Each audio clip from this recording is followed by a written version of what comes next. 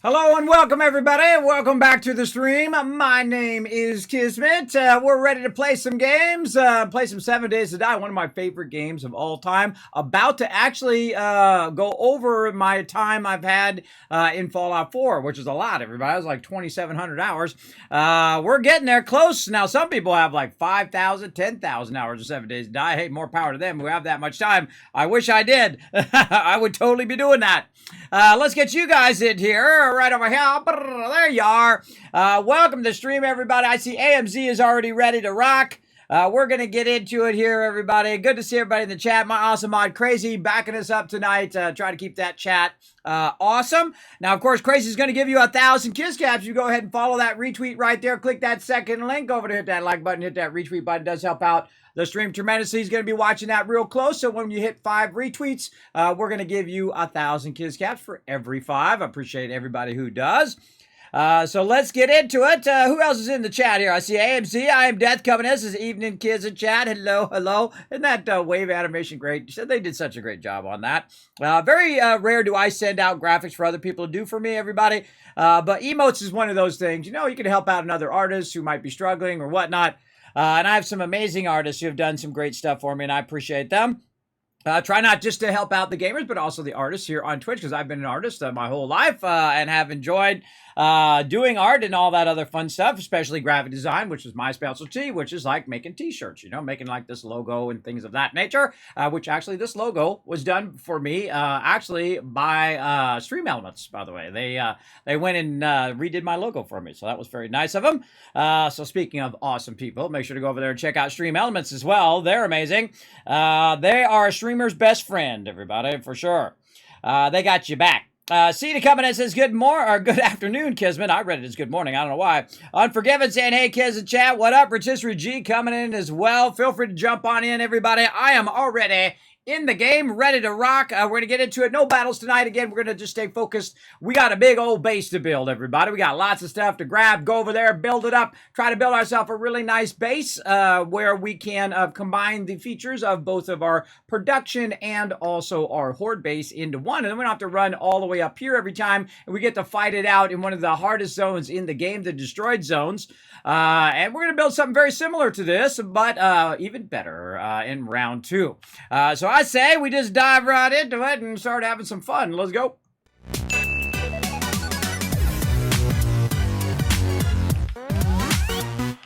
All right, now the first thing I'm going to do is do my standard stuff over here where I punch the boxes because I've been playing too much Planet Crafter. You know, the funny thing is about that Planet Crafter, it took just as long to process that video as it did to actually play the game. That thing was processing for a couple days. That thing was going for a while. Now what we want to do is we want to get prepped and ready here. We want to get our auger in here. We want to get our chainsaw. Is that my new drone or my old drone? I think I already got a drone going. I got to get my drone back here. Let's see. Let's take all this stuff. And then check and see. Oh, I got to turn my sound on. Oh, wow. It just barely fits in my inventory. All right, let's go ahead and pick up our little drone, buddy. Please don't leave me in here too long. I will try to. All right. And then I found a level 6 here that one of my crew has gotten. So I want to compare my level 5 here, which I think can have one more modification on it. I think, oh my God, I got too much stuff in my inventory now. Hold on. Let's put some of this iron back, and then we'll come back to that. All right, so let's modify this. And, oh yeah, we might be able to put another cargo pod in there. Oh, that'd be awesome. Also, it heals me as well. So we'll go ahead and modify this. Yeah, see, the great thing about a level 6 gives you another modifier slot. So now we can have a bunch of these. Now, there's something weird about this that we had to learn. I think you have to double-click it or right-click it. What is it that we had to do to make that work before? I can't remember. I think it was like double-click or drag it in there or shift-click it. Shift-click it is what it was. Yeah, you have to shift-click it in there for it to work. Okay, now we know. Now, we have a bunch of stuff down here, like drones and things like that. So we're going to take another cargo mod out of here. Modify our level 6 here, and then shift-click that in there, and there we go. We got even more room in our drone. Awesome. All right. And there we go. And then we'll go ahead and put our level 5 back for future peeps who need a drone. And we'll do that. Oh, and we got to take out, I almost forgot to switch the color as well. There we go. And so we're going to get in here and get it going. See my team coming in here. Let's see if we got any invites yet. Oh, I forgot to put the password up there. I'm so bad, everybody. I'm so bad. My brain don't function on all cylinders anymore, everybody. So I just try to do the best I can do. Let's give them a new password. All right, there it is. And it's April the 16th. There we go. Save. Boom. There we go. All right, now the password's up there. GG. Let's go ahead and talk to everybody. Password's up, everybody. Feel free to come on in and join us. Thanks, Kismet. Yeah, it's all right. Sometimes, you know, my brain doesn't fire on all cylinders. You know how it goes. I do the best I can do. All right. You know, it's very hard to be a streamer and also play games at the same time because you're distracted by about 50 things. And then also I have sleep apnea and vertigo, so I constantly am just trying to focus. You'll see me really, really trying to, you know, bring all my power to focus on what I'm trying to do in the moment. Because I get so easily distracted. It's actually incredibly frustrating when I get off track. And then I'm like, what the heck was I just doing, right? Some of you know what I'm talking about. All right, so we'll go ahead and right-click that little robot over there. There we go. And the greatest thing about our robot is the actual space here. And then we're just going to, we can put all that in there. Let's just put it all in there. Oh, wrong button, this one. There we go. Put it all in there. And then when we need it, we'll have it. Just as easy as that. We're making some progress. Now, our goal is to get level 6 everything and all of that. But one of the first things I do when I get in game is I go into kind of like crafting mode. So I'll jump in here. We'll go ahead and get this into here. And look at all that. Yes, we're going to need lots of forged steel. Let's keep that steel going. And then over here, same thing. And we'll get our forged steel going there. All right, now we're looking good. And that's already in there. Nice. We'll get that rocking and rolling. Whoa, hey, look at that. Wow, lots of bullets. And let's get some more bullets going. All right, boom. Very nice. Let's check our lead box. All right, again, doesn't do us any good sitting in the box. Let's get it out of there and let's get it going. So I like to build this up and just let this stuff run and run while I'm off doing other things. And that's a nice way to do it. Let's just cut this. Let's just take this one as well. And then what we'll do is we'll cut this one in half. Then we'll cut this in half, and that should balance both of those out. Take these bullet tips. Holy mackerel, I need another box just for bullet tips at this point. Because I think our ammo box is getting pretty full. Yes, holy moly. All right, let's not let it get too full here. Let's go ahead and grab a bunch of this out. We'll grab some gunpowder, as much as we can take out of there. Open. So the cool thing is you can just open it into your inventory like that. And then we just queue up a whole bunch of stuff. Again, it doesn't do us any good sitting in its raw form, sitting in the box here. I could have just done this. Boom, there we go.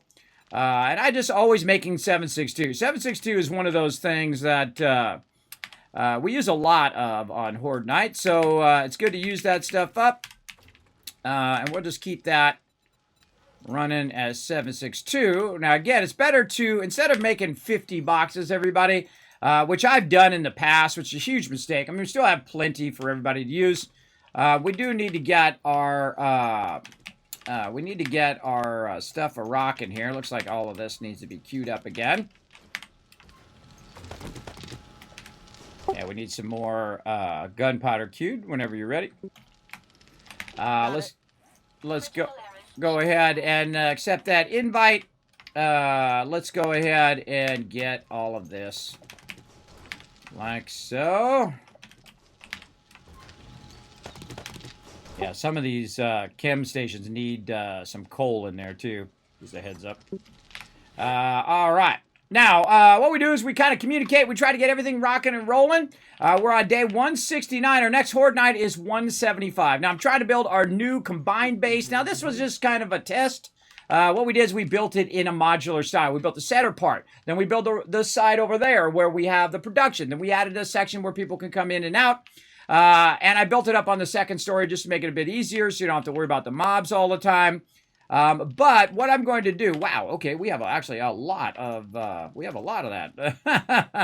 All right, let's make some more. Let's make some shotgun ammo since we have a bit of stuff here. So let's get that going as well. What else do I need? Oh, one more gunpowder, which I actually have in my inventory, but I have not undone it yet. There we go. And so, again, you always want to get this stuff rolling because some of this stuff, you know, it'll take like an hour or two to get this stuff running. And we just want to have enough room here so we can fit everything in here. Okay, maybe a little bit more. A little bit more 762 here. Now, eventually, if you are outpacing the use of your stuff, you will eventually get to a point. Wow, that's not enough stuff. What else do we need? We need a bunch of this and a bunch of this. All right, there we go. And so you'll outpace what you're using. And that's what you're trying to do, right? You're trying to build it up and then try to run it out. Build it up, run it out. And I try to leave enough so that other peeps can come in here and build 9mm and build all of those other things that we want to do as well. But I don't like creating 15 boxes for stuff, because otherwise you got to go in this box to get something, go in that box to get something, get this box to get something, and that sucks. Too many boxes can be tedious on all the people who are doing it. Now, when you get to the stage that we're at, where we have tremendous amount of resources, then you will have to start scaling up those boxes, because you'll just literally run out of space. Wow, look at these bullet casings, too, coming in. Wow. Let's go ahead and get that going. Now, let's see if we've got any cash. We got any cash for lead? For brass? Gold. Yeah, you know what I mean. Dukes for brass. Yeah, there's about 500 grand in the trade box if you want to take some of it, Kismet. All right. I'm just going to take a couple. Wow, look at that. That's awesome. I don't think we've ever gotten to a point where we had a full box full of Dukes. But what I'm going to do is just put it over here so that it's doing something while I'm off doing other things. Then we also have a lead one here. More bullet tips. Let's go. But now we don't have enough lead right now. We're also low on lead. Just a heads up. So I'm going to go ahead and now these are not set in stone, these boxes, everybody, are these forges. You can always switch them out for other things. And that's what I have a tendency to do. I'll switch them out for whatever's convenient at the moment. And we'll let that run and run and run. Same thing over here. We'll let this run and run. And you want to get to a point where you're setting this stuff running while you're busy, especially if you're solo playing. If you were solo playing the game, standing around in the forges is eventually going to mean your death. That's for sure. Let's use up some more of this stuff here. Like this, and we'll just start some more over here. Again, we'll just let that run. All right, there we go. Can anyone make those pocket mods for the clothing? I think that's one of the things we haven't found yet. I don't know if we've found those pocket mods yet, have we? I mean, the level 3 one, anyway. I mean, you can make the basic ones, the patch ones that go in your clothing. You can make those. I normally run 8 boxes when doing that. 8 to 12 stupid fat figures. There you go. Yeah, I start with 5 drop boxes, and then I start with the basics: weapons, food, and then I combine food, water, and meds, because you're not going to have a lot in the very beginning. But eventually, because we have so many peeps, we scale up to a level in which we have an insane amount of stuff running simultaneously, for sure. Anyone could make the basic one. Oh. Heads up to AMZ that you're not in group. Just heads up, don't want to miss out on XP. Yeah, no, yeah, you're right. All right. I can make the clothing double pocket mod. So we got that. What do we want to do here? More. Wow, I didn't even put any iron in that one. Apparently, I just skipped it. Apparently, I'm taking it out instead of putting it in. I don't know what I'm doing. All right, let's put that in there. I must have skipped that one. Then forge steel, boom, there we go. Now, we want to get a lot of steel going because we're basically going to have to replace this current base and the Killbox over on the other side. So I'm backlogging just absolutely tons and tons of resources.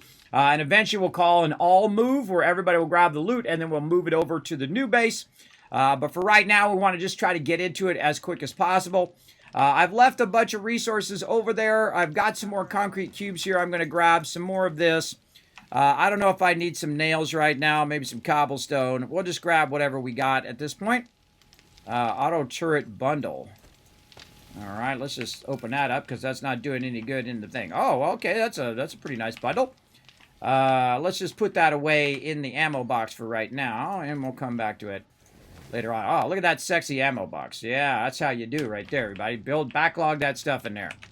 It'd be nice also to take the raw ammo and put it back as a box, right? To convert it back to a box. You know if we have that ability yet? I haven't even tried it. I just thought of it. All the stuff that modded 7 Days to Die Out is crazy. Yeah, we played modded before. But I don't typically play mod. And the whole point is you're playing an alpha, right? You're playing an alpha version of the game, and it's to test the current version of the game. And then if you see something you think you should add or suggestions or whatever, now they do their own thing at the Fun Pibs. But I do like to play like that, like I'm, testing the game, because that's really what we're doing, right? We're pushing it to its absolute limits. And that's what I try to do. All right, now we need to go ahead and find out where my little robot person went. Where you at, robot person? Is that my robot person? Yes, it is. Okay, sometimes I can't tell. All right, into the storage we go. How are we looking on food? We got food and water in there. We've got our stuff here. We got some ammo, looking good. Speaking of boxed ammo. We have some stuff there. We have splints and things like that we might need. We got some gas. We got our... we got some blocks in there too. Okay, cool. And we probably should be making some more. Let's go ahead and get some concrete here. Now, again, we're going to stop concrete production, and we'll start our concrete production again over in the other base, just so we have a bunch extra. But we'll go ahead and start another 700 there in case we run out, just to kind of think toward the future. We'll use our turrets in the future. I'm making now. And I think that's probably good for now. Oh, we can bring our steel door. We're definitely going to use that. And we will use our motion sensors eventually, our wire relay, not the timer relay, but the wire relays. We'll use those. I don't think I'm going to be using any blade traps. Definitely barbed wire and stuff like that, but not during the building phase.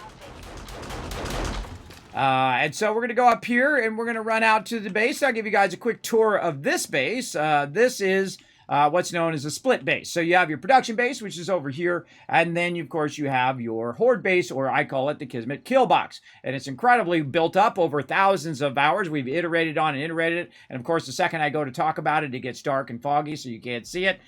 Classic game move there. So we definitely need to get some of our stuff that I put away somewhere. Let's go ahead and go back in our box here. We're going to need our flying vehicle. I need my motorcycle, which is probably out here. Yep. And one of the cool things about having the drone is that you don't have to keep a bunch of stuff in your vehicle. And so you can very easily just kind of switch out, pick your vehicles up, and carry them around with you. Which I know, suspend disbelief, everybody, that you can carry a helicopter in your pocket. You know, it's like a magic. It shrinks down. You put it in your pocket like, something out of Ant-Man or something. You get the general idea. All right, now our base is really, really far away. As you can see, it is way down here. There we go. It is way down here by this massive city with tons of tier 5s. Tier 5s over here, tier 5s over here. But also, look at this. Another city here, another one there, another one there. Really good spot. To move our base to be kind of the center of all of that loot and all the questing that people are doing. Now, of course, by the time I get this done, they're probably going to move to another spot, but that's a pretty good spot. And also, Horde Night at the destroyed zone is pretty crazy. I've done it before in the past. I've built many a base in every single type of zone over the years and had lots and lots of fun doing so. So we're going to run out here, and we're going to take a look. Now, it's about 5.5 kilometers away, and it'll take a minute for us to get there. There we go. Yeah, I don't use mods. Usually I use mods when I've run out of things to do in the game, right? Like in the case of like Satisfactory, I don't use mods there either, because then I haven't run out of things to do. Same thing I do like in Fallout 4 and other games like that. I don't go straight to mods. I feel like some of those mods are like cheating mods, like it makes it easier, but some mods actually make it harder. So I prefer the harder part myself. I don't like anything that's going to give you a super advantage or anything. Probably one of the main mods that we used to use in the past is just the one that shows you your food and water down there. That was a good mod, and then eventually now they've added it so you can see your food when it gets low. So that's very, very useful. You can also see it in your bar, by the way, down below when you're looking at your panel bar. You can see your food and water down there. All right. Now, we got a ways to go. Now, we got to cook here because we got about 5 days until Horde Night. And I'm not sure this base is going to be ready for Horde Night. And I'm going to tell them when it's going to be ready. Because this one I'm not building in stages. I'm building the whole thing at one time. This way, when we go to put down our spikes and all that other stuff, that stuff will not be in the way of when I'm building. One of the most annoying things to do when you're building is have to go over those defenses and have to build out boxes. And you got to take all the boxes out. It sucks. It sucks when you try to build because you're just trying to run along and do all your stuff, and there you are running into spikes and running into barbed wire the whole time. So I try to go as long as I can without putting those defenses in, just because I'm going to be building. So we're going to build it all out at once, at least the interior part. We have a main production base in the center. Then we have a mini kill box, and then the actual bomb wall or the extended kill box that we're building in this particular one. Now, I do have an actual thing here, and someone called it a circuit board, which I thought was funny. The actual thing, this right here, came out of my brain, everybody, right here. It took me about 5 hours, by the way, to put that together in a program called Illustrator. And you can see right there, there's the interior of our base that I'm working on. So I've already got it all figured out what I want to do ahead of time. I just need to get over here and get it done, right? Because it does take a physical amount of time. Now, you got to think I worked on it for about 7 hours last time, actually building the base, not just drawing it out for 7 hours, which that was a whole different process, but actually making the base. And, of course, that takes a lot of time. We're going to cross through this city here. Look at this. Nice. And so basically we're going to build another base which is more appropriate for when they're doing their tier 5 quests so that everybody can get tier 6 stuff, right? And this what you want to do at some point in the game is actually move, not get too tied down to one single base and say, oh, well, this is my base and this is where we're going to work from, and it'd be too kind of hard line there, everybody. I like to move where the action is. I'm all for it. And I've built and I've converted tons and tons of locations that we've taken over, and there's hundreds more now that we've taken over and converted into a base and made Kismet Killbox. I made towers and power stations and spinning blade traps and moats and all of that stuff we've done in the past. Instead of giant aqueducts with a submarine in the middle I built one time. Yeah, it was a lot of fun. I think it was Pokey who came in and was working on the submarine. While I was building this big channel, he came in and built a submarine right in the middle of the channel. So, a lot of cool builds that we've done in the past. Now, normally I don't build a base in the destroyed zone because it is pretty a hectic place to build anything. Because you're going to have your higher level mobs. Plus, we're on day 170 right now. We're over 200 game stage. So, mobs are going to be more aggressive and tougher while we're over here. Now, of course, we're stronger because we work together as a team. We have our weapons, we have our ammo, we have all of that stuff on lock now.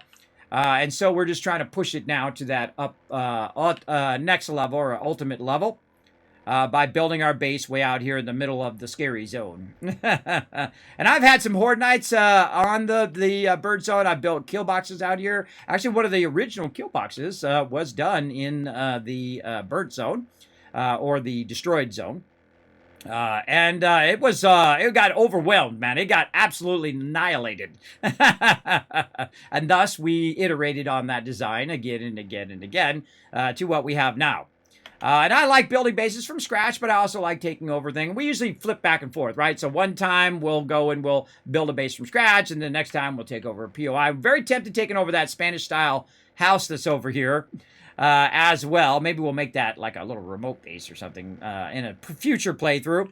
But for right now, we're going to go ahead and try to finish up. And now we've got the basics already down. We'll go ahead and fly over the top here. Thanks to Alan coming out and, of course, clearing away some of the destroyed zone out here on the outside. We're going to be extending this out. We'll just give you a little bird's eye view first. Let's get up a little bit higher. There we go. Not too high or it'll go fog. Now, as you can see, the interior of the base is kind of sunk down. And then we have our 2 kill boxes on the outside. Now, again, I don't build fancy because fancy costs way more resources. And, you know, this is people's time and effort and my time and effort to do it. Now, I have built fancy in the past before, giant glass structures and glass gardens and all sorts of fun stuff. But I feel like when you're doing something, you want to have it be the minimum amount of resources. That takes the minimum amount of time. And that's what this base is all about. How to get the features of all the bases that we've built in the past in our current base into one spot and use the minimum amount of resources for the same or even more benefit than you had before. Now, very rarely do I ever build the base at the ground level. It's a very dangerous thing to do because if mobs break into your base, they could potentially destroy your base. Now, I'm also taking a risk by using the bulletproof glass because it is only 3,000 versus 6,000, 12, or it's 5,000 to 10,000 that you could do with cement, and you could double line it and be that as well. But we were testing out some different ideas, and those ideas are like using drawbridges to come down to cover up our resources, but the drawbridges are too tall, and thus it would make it difficult for us to just have it where they could drive up on the top of the base and drop it off into the drop box, which we're going to be doing eventually. But right now, we need to figure out the height of the base, right? How high up do we want to build the base? So that we're far enough away from the bombers, so if the bombers do blow up, they're not going to kill people that are standing right above them. So let's get out here and let's start with first things first. Let's figure out the overall height. And you can see I built it to a certain height, and then I stopped for a very specific reason so we could talk about the height of our base. Now, while I'm out here, there's going to be tons of mobs who want to come over and give me a big old smooch. So we're just going to keep the turret down and watch out for my back. I'm just going to be building, everybody. If you guys need anything, just let me know. Just say my name a few times, and it's like Beetlejuice. Just say my name a few times, and I appear. Okay. Now, this whole part right here is going to be raised up, right? This will all be concrete out here to fend off the mobs, and we'll build out spikes and all that stuff later. But the the floor of the base is here, right? Is at this level. And so when you're standing inside, you're actually going to be up a bit, because this is all taken out so we can put concrete in here eventually. But the actual height of the base, when people are standing up at the top, and then also when we go to do our ramp, we need to make sure that we have the proper height so that that ramp will match up to the top. So the standard height that I typically use is 3, right? So if the mob is standing right here, say you have a bomber, and I usually build for bombers because those are the ones who do the most damage. So if the bomber's right here, he's going to do 1, 2, and then 1 more up on the top there. Let's go up here. He's going to do damage to right there, right? And how many blocks is that? Let's go look. That's 1, 2, 3, 4, right? So that's 4 blocks up. He's going to do damage. He's going to do damage in a kind of a 3x3 pattern around where he blows up. And that's why we have this outer wall. This outer wall is called the bomb wall. And normally we do it just straight up and whatnot. But in this case, we're going to do 2 layers of Killbox as opposed to just being spikes in there, which is what we normally do. So I'll do a little variation. And so what I'll do is I'll go up a 6. Now, why will I do the other one? Well, this is basically just a safety factor so that if it does do a bomber or mobs down there try to shoot at you, you're up high enough to where you can just shoot down, kill the mob, but the mob is not going to be able to hit you or blow up on you if it's a cop or whatever it is. It won't actually be able to blow up and kill you. You will still take a little bit of damage, though, sometimes, depending on what's going on in the moment. Especially if the mob climbs up on another mob and then blows up, it could still hit you up there. But 6 is about the standard that I will do. So let's go ahead and go in here, and I'm hot right now.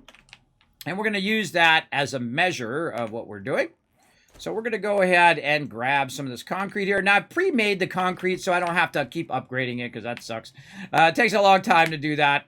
And then we're going to copy the shape and then the rotation, and we're just going to run this up to the top. Now, before we do the top one, everybody, that is going to be the top of the actual base itself. Now, do you want that to be flat? Because if I leave it like that, people are going to be falling through the base, right? So keep that in mind. I suggest a square block, or you can use one of the new ones that they have which is basically the two-sided plate corner right here. And then you can go ahead and rotate it around like that if you want. Now, one of the problems with using plates is the fact that if I do attach something to that, it'll be floating, right? So if, say I wanted to put like a Kismet candelabra or something up in there, it'll be floating because it'll be attaching to the bottom of the box and not to the top, because it's not going to fill in that empty space, right? It's very much like Minecraft, where once you put a block down, whatever that shape is, that's what that particular block is taken up, and you can't put anything else in that block.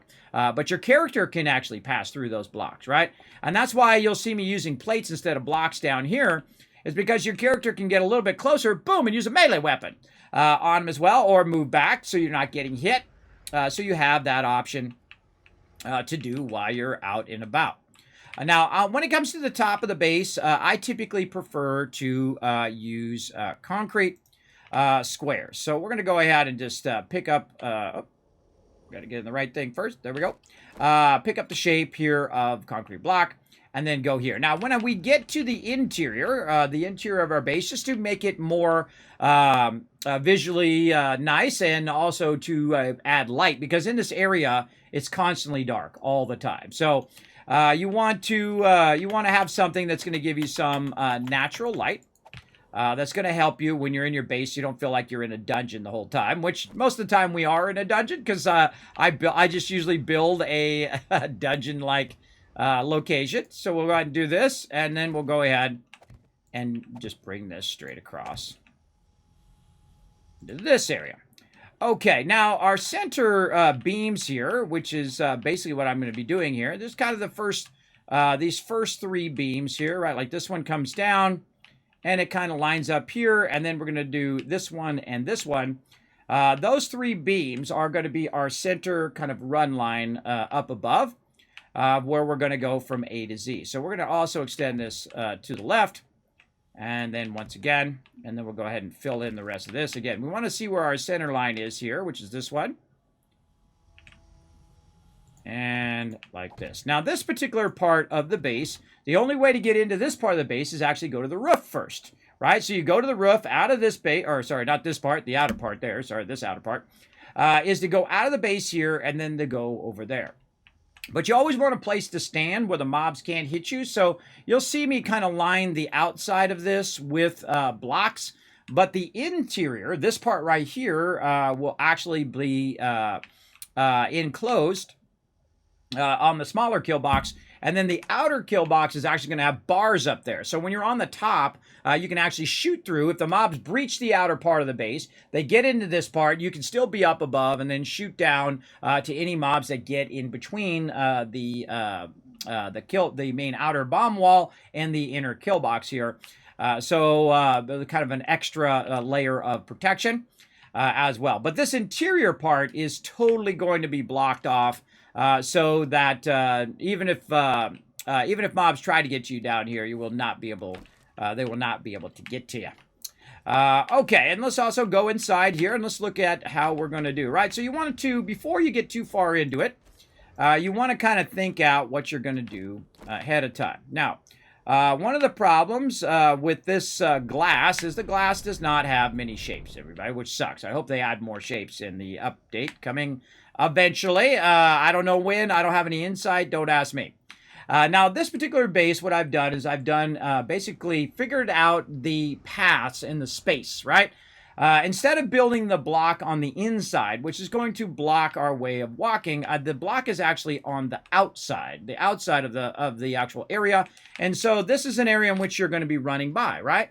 So it doesn't matter if there's something there or not, because it's a plate. So basically it gives you that extra room here in the kill box, which is where you need that run space to kind of run back and forth and find the mob, shoot the mob, and whatnot. Now, this is going to be fairly tight right here. It's a little bit bigger on this side over here, but this is really a fallback position, not a primary position. It's also great if you can come out and you see a mob out there and you can go ahead and tag and wipe out that mob as well. So that's the whole purpose and the design thought behind the way that I'm building the base here. So let's keep on rocking over here. Let's make sure that we don't accidentally use our cement here. There we go. We want to get up here. And again, we're going to try to align the lower part of the base here to the upper part of the base. And we're going to build it on the outside. We're going to start with the support here, like this. And then we're going to go ahead and bring that central support right into there. All right. Now, one of the things that I want to watch out for, and if you make a mistake, everybody, and you're like, oh, no, I don't want to do that block, you can just take it right back out. The only problem is when you're taking out blocks, remember it is an alpha game as well, that it can cause a cascading effect where it'll start to pull down the rest of your base if you're not careful. Now, in this particular case, what I want to do is I want to actually have that inner wall be glass, right? So I want this part right here to be glass in the actual base itself, or the top part of it, the top part of it to be a glass as well. Now, we have to decide, since this block, since these blocks here, these glass blocks are in the interior where this is, do we want to go in and repair that and leave that in? Because we got a little bit of cement here. I can always, did I get it? Yeah, I did. Yeah, I did. All right. We can always go back and repair the thing as well. Or not. Oh, I didn't get it. There we go. All right. Got to go the correct direction. All right, so we can right click and we can repair it. Because I want this center part here. This is the fallback position, so no mobs can hit you from up above. And then you're in here like this. So we just want that to be blocked off, basically. And again, we could put stuff in there, but I'm also going to be putting lighting and all sorts of fun stuff in the long run. That's the long run stuff. But we want to kind of line that up. Now, in the interior of here, up here at the top, we also want to think about, do we want to use a block for our glass, or do we want it to be plates, right? So plates is going to give you more room, right? If you go ahead and use a glass plate here, we can go ahead and rotate that around. But again, as we build out the ceiling, when you try to attach stuff to the ceiling, say lights or anything like that, or maybe you're going to run power or anything of that nature, it's going to be floating in the air, and you don't want to do that. So again, what we're going to do is we're going to go ahead and go with our glass block shape. And this way, when we go ahead and add stuff to the top, we'll be just fine. Now, also, I have to watch out for the structural integrity of what I'm running across here as well. Now, most of the support blocks over here, which are on the interior of the base, are going to be concrete. So the concrete is what's going to be holding up the actual base itself, and right here. And I've also dug way down into here. You can see these are really deep, and the reason why they're so deep is because we're going to be putting things that stack 3 high, which is our chem stations. So you put your chem stations in there, and then you put in your workbenches, so you have to fill it in a little bit for your workbenches, and we'll get to that. Now, the other side over here is just all boxes. These are floor boxes, which I rarely do, but they are working quite well in our current base, so I'm going to try them here in this base, and we'll see what happens. We'll see if they eventually break into our base and destroy everything. Well, that's all part of the fun, finding out what's going to happen later on. So, now down along these support lines here, I've got a bunch of run lines that I need to do to support the glass up above. So, you can see that I've already got a support here in the corner, and notice that this one here actually is in this block, actually in the corner, but I've reset it, I've kind of set it in the corner where you can still run by, right? So if you were going in there, you could make it past there. The same thing with this outer block that's right here along this edge. You can't put anything there now because now it's blocked because of the block, right? But you can still run there. So I'm thinking of how to best rotate stuff so you're getting the maximum advantage of your space, but also still have the same strength and durability that a square block would be.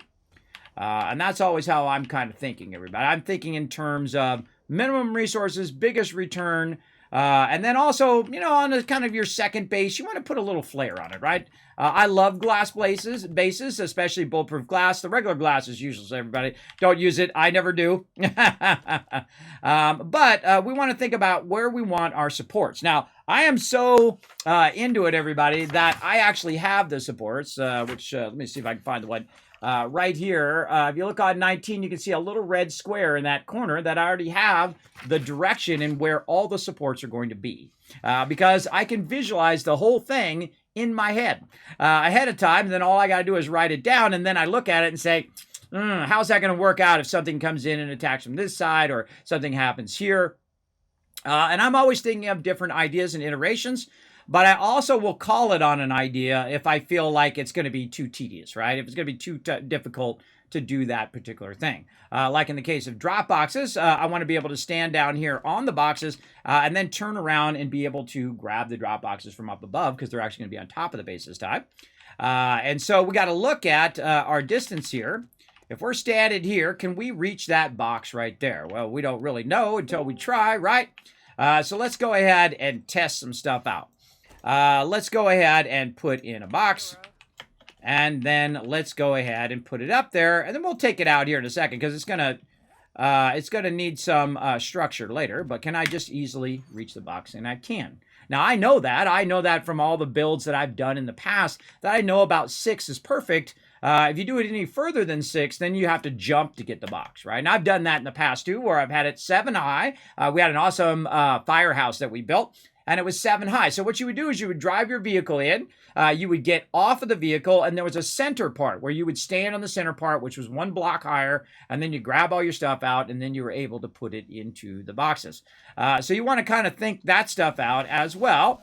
Now, taking the box out, I got to do the jumping, but actually accessing the block, you can do it from that 6th block down. So that's another thing I'm thinking about, not only the width and how I'm going to do that, but also the height, how far things reach and all of that. And that's just from doing a lot of building, literally doing thousands and thousands of hours worth of building to kind of think that stuff out. So let's go ahead and get back to working on our supports first, because we're going to put all of our supports in the interior. And then the cool thing about this out here, everybody, is that the Killbox itself is acting as the support for the rest of this, because the rest of this is just going to be basically filled in, right? The only thing that's going to be open is this part, so you can shoot through there. And then, of course, we'll go up onto the roof, across the roof, and then down into the outer kill box during Horde Night, or we can stay up above, one or the other. So those are my thought processes on that. Let's go ahead and just pick up the shape from over here, or we can actually go like this. We can drag this over now, and then say, copy shape. Now you're like, well, Kismet, why don't you finish out putting in the roof and doing all of that stuff first? Well, I do stuff in what I call priority order. What's the most important thing to be doing at that particular moment? You always want to start with your supports. Absolutely. And I've already thought out the supports, what the distances are. The common distance that I use is I use a support, and then I go 5 as a gap. And then the support is going to be at the 6th one. See the kind of pattern that's happening here? This is what I call a 5 pattern, right? A 5 gap pattern, where you have a gap of 5 there and you have a gap of 5 here. And it makes like the strongest base that you can have. Now, you can also gap 10 with concrete. You can go 10. Actually, some items, like your scaffolding, can go 25 without a support. You put a support on both ends, and it's like 13 this way and 12 that way usually. And then, boom, you have about 25 gap across there. So really can stretch the limits if you want to. I don't like to. I like to have a nice, strong base, right? So one of the pillars gets knocked out, you still have other pillars to pull and hold that up, so it doesn't cause a cascade failure. Now, I'm going to be looking at my thing here, and what we're doing is we're going to look at it this way, and we're going to go ahead and go over here and start with this support here. Actually, I could probably go back to simple rotation. There we go. And then put that one there on the right inner, and then this one here on the left inner. And then, see, I'm just basically putting in the supports. Normally, you put a square in there, or you put a round piece, whether it's 100 or 50 size in there as well. I typically try to get supports where you can't even see them after a while. Paint it black. You most likely never see it again unless you were looking for it. This one here in the back is going to be to the right side, right there. And this one, of course, will be into the corner. All right, yeah, this one is in the corner there. All right, very nice. And then this one here. Now, we're going to look across to the supports that we're using on the other side to give us an idea of what we're going to do. But I'm basically just putting those on what we call the inside. Are the campfires still lit? And right there. And then over here. Boom. All right, looking good. And then we have one more support here in the center. Now, we're going to look at our other support there and just kind of copy that. And then you can see all the supports are fairly symmetrical. It doesn't matter because that whole block counts as a support. Then we're going to upgrade all of this to steel eventually, and it'll be like 10,000. The supports will be just fine. The biggest if factor is going to be the bulletproof glass, right? Because the mob's going to hit from afar, but if those bombers got to the bulletproof glass, boom, that would be it. So it adds a little bit of extra pressure for my peeps to make sure that the bombers never make it to the bulletproof glass. Now, this is another one issue that I wanted to talk about, and that's why I stopped where I'm at. And that is the actual top part of the base is not actually using the concrete as support, right? The under part is, and it should be fine. But wherever you have your supports, I suggest, even though it might not look exactly all symmetrical, I would actually take this out if you want to be sure. And then go ahead. Oh, it takes a minute. And then go ahead and just, you know what, be on the safe side. Put your concrete block in there like that. And so a portion of the base is going to be glass, but also wherever the supports are, those are going to be concrete because you want to have that maximum tensile strength at the top where it's holding the side pieces as well. That's what I like to do. Of course, it's your base. You do whatever you want. For me, I always like to have that extra factor. Now, there also needs supports down the center here, and we're just going to line it up based on kind of usage of the base. Now, I was going to put some drawbridges there, but again, they were too tall, so I was going to turn it in toward the drawbridge side. But now it doesn't really matter. But you kind of think about how people are going to be moving through the base, and I would say they would be, you'd want to be in line with the rest of your poles that you're doing here. And the same thing over here, probably kind of favor the interior of the base like that. And there we go. Now we've got our solid supports going all the way around the corners of the base. And so we'll want to go ahead and just fill in the rest now. Now it just gets easy. Now, if you notice, I have two separate types of blocks down there. I have both the square block and then also the concrete block, which is helping us build. Now I need to get to town, or get busy here, going to town. There we go.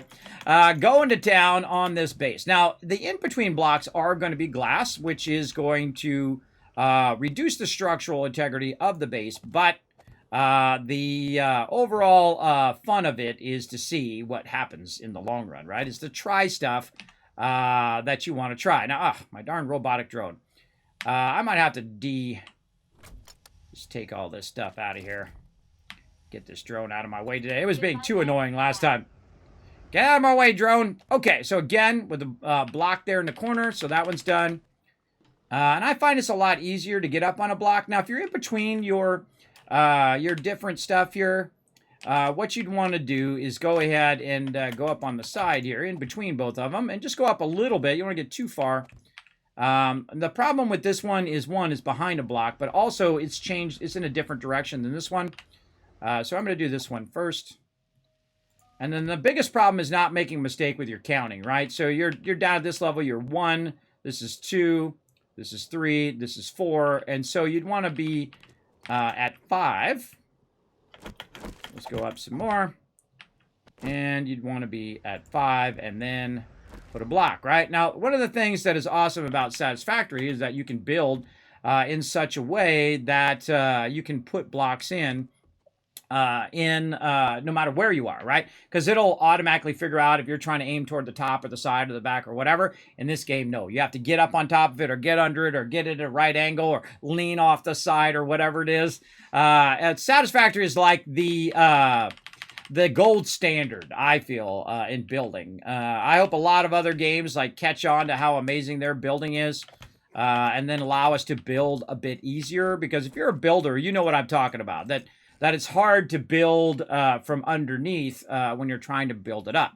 Now, what I could do is just bring the block across and then also go down. I'm not a big fan of that. Sometimes you might end up with pulling all the rest of it down as well. But there we go. So again, we're just putting in support poles.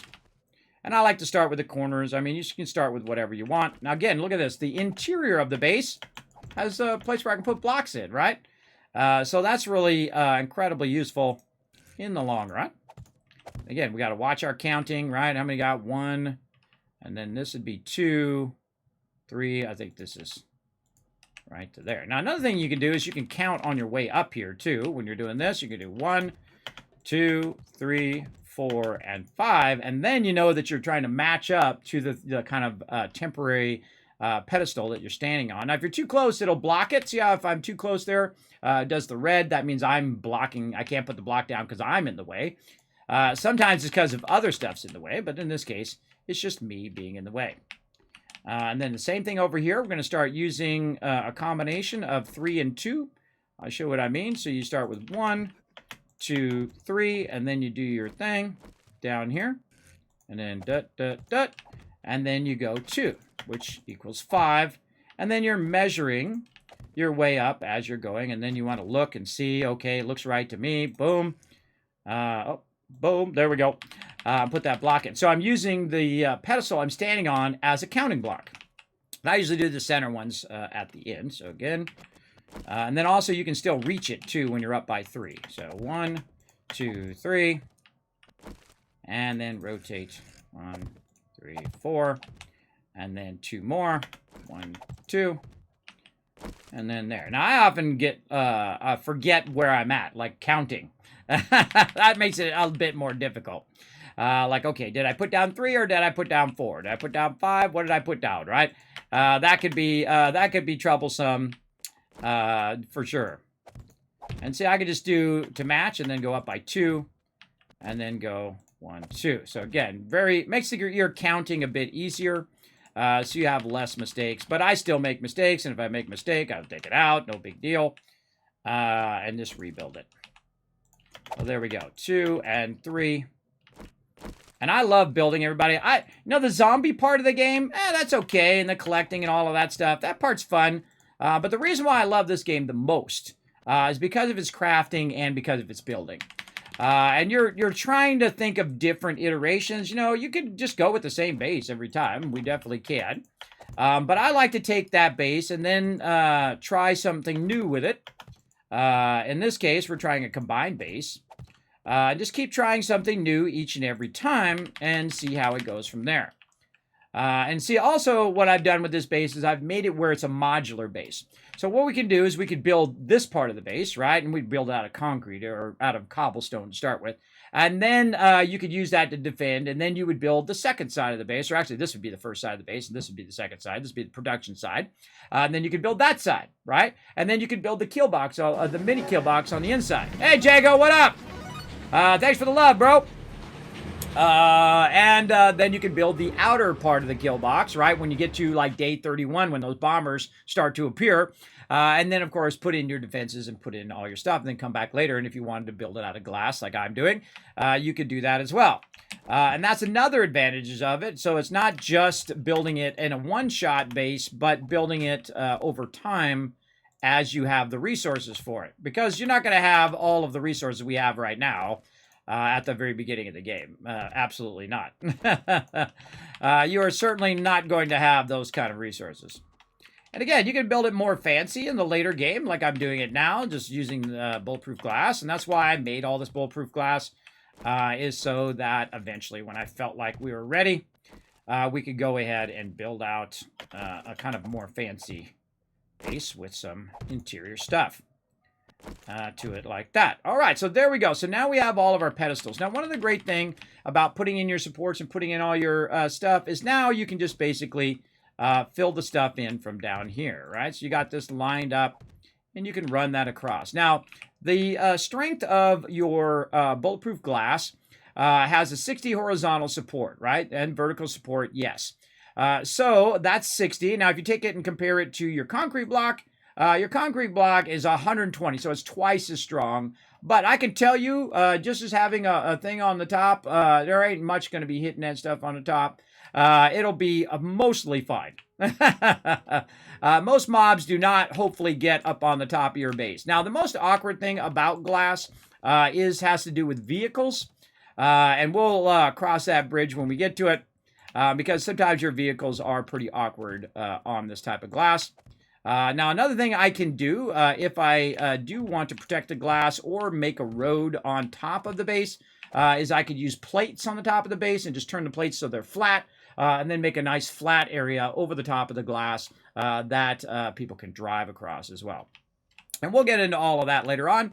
But let's go ahead and just get all of our main cross supports in. I always start with my supports. I start with the cross supports like this.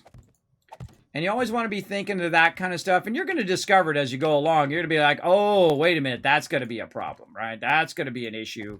That's going to do this. That's going to do that along the way. Especially like when you start using plates as your ceiling and then realize that all your stuff's going to be floating off the top of those plates. Now, one of the things also that I try not to do is put ladders along a support line. If you put a ladder along a support line, then you're just not, there's no support there other than the ladder actually is acting as a support along the thing. So I try to build bases without the ladders along the support lines. And again, this is a bit more fancy if you're using bulletproof glass. Bulletproof glass uses a lot of resources, so it's not for the fainted heart, for sure. And there we go. And again, so really all of your blocks will be just fine if you're using a 5 gap between your supports. So this would be considered 1, this would be 5, and then this would actually be considered block 6, right? Or that'd be block 0, and this would be 5, and then this would be 6. There you go, probably a better way of saying it. It really does help you a lot because no matter what material you're using, whether it's cobblestone or wood or whatever, you'll always have a nice strong base. At least strong enough to get started, and then of course you'd eventually want to get it to concrete, or in this case, some bulletproof glass. And there we go. And you're like, Kismet, how do you know this works? Well, I've built many bases that had the same exact thing as I'm building right now. So I know that it does work. Boom. Now, the outer kill box, now it's pretty dangerous to build a glass house in the middle of one of the hardest zones in the game, right? Basically, the outer kill box is mostly going to defend the base all the time. Plus, we'll have turrets and things like that that we can do what we call the Hail Mary. The Hail Mary is if they breach the base, we flip on those turrets, and we just have crazy tons of turrets going off to fight back the Horde if my team cannot fight them back. Now, lately, my team has absolutely been destroying Horde Knight. It's really like not even close, everybody, to it. Now you can see we've put in our central supports. Now, we need to think about, before we get too far in and we start filling everything in, where is our ladders going to be, right? And I have it on this one over here, where my general ladders are going to be as well. Just got done with an Easter party. Awesome, Paul. Happy Easter, everybody, by the way. Let me catch up here as well. Hey, Crazy Aussie, what up? Thanks for coming in, hanging out. Sorry, I get a little focus. Resident Evil mod for Fallout 4 called Fallen Evil. Cool. I'm not playing any Fallout 4. Maybe Christmas time we might do it again for St. Jude's Children's Research Hospital. We'll see, though. We'll see. So my ladders are actually in the, and I have it on the map. It's probably going to be too small for you guys to see it, but I have it thought out. Like, when people are sitting here and they're going to the boxes, right, and they're working on the boxes, they're going to want to get up to the next level here, right? Now, how do they get up there? Well, what you want to do is you want to have your ladders kind of offset, and I have it set right here.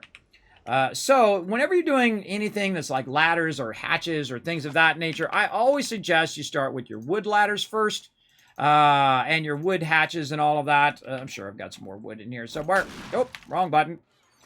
Too much Planet Crafter, everybody. Let me put some of this stuff away in here. Too much stuff on my character.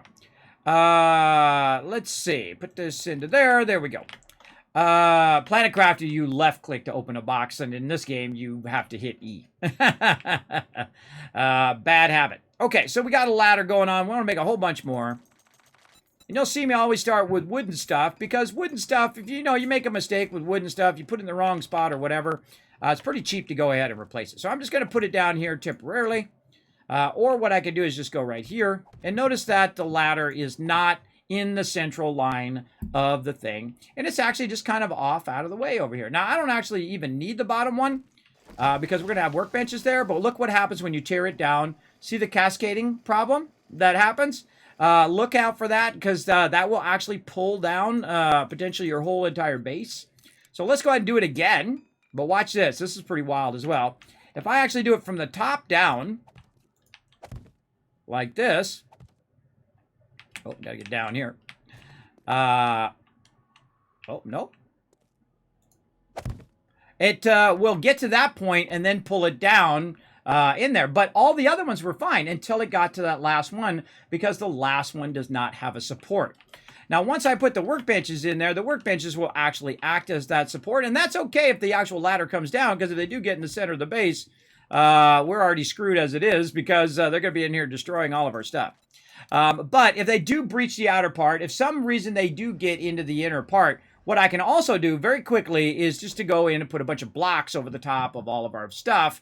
Or you could just put some of your stuff so you can pick it up later. But that would suck to have to block all that out, and then you'd have to take it all out and all of that. It would be pretty sucky. So we have to make sure that no mobs make it to the interior of the base. Now, another thing I can also do is if they do start to breach the base, I do have the ability to put blocks on the interior of the base. So that also adds an additional layer of safety. So say they blow out this whole part here, I can just go block, block, block, and then now the interior of the base is safe, right? So they can at least get through there. So we do have that backup factor of the whole outer lining of the base, except for the corner here, because that's already concrete, is that we can go ahead and line that outer part of the base if they do happen to breach, or for whatever reason we run out of glass or whatever it is, we can't replace it with the glass. So good to know about ladders, but really all we need to do is have the ladder get to about right here anyway.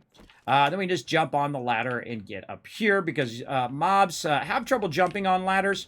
But you actually don't even need the bottom one. You can actually get on the ladder from up there. You actually have a 2-block jump that you can get onto those. So we're going to have those off to the side, and eventually they'll be supported by our benches, which will be right there.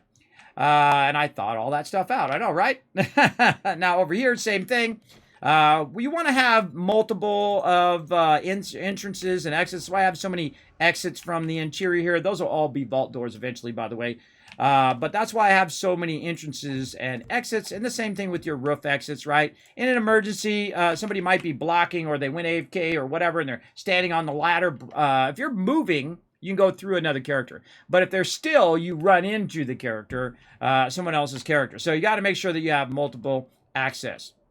Now, one of the things I always like to do, too, when I am doing a ladder, is that the ladder goes to a landing, and then you're on that landing. Instead of going into the door, sometimes people put the trapdoors like this, and you come up the thing, and then you end up like right where the trapdoor is.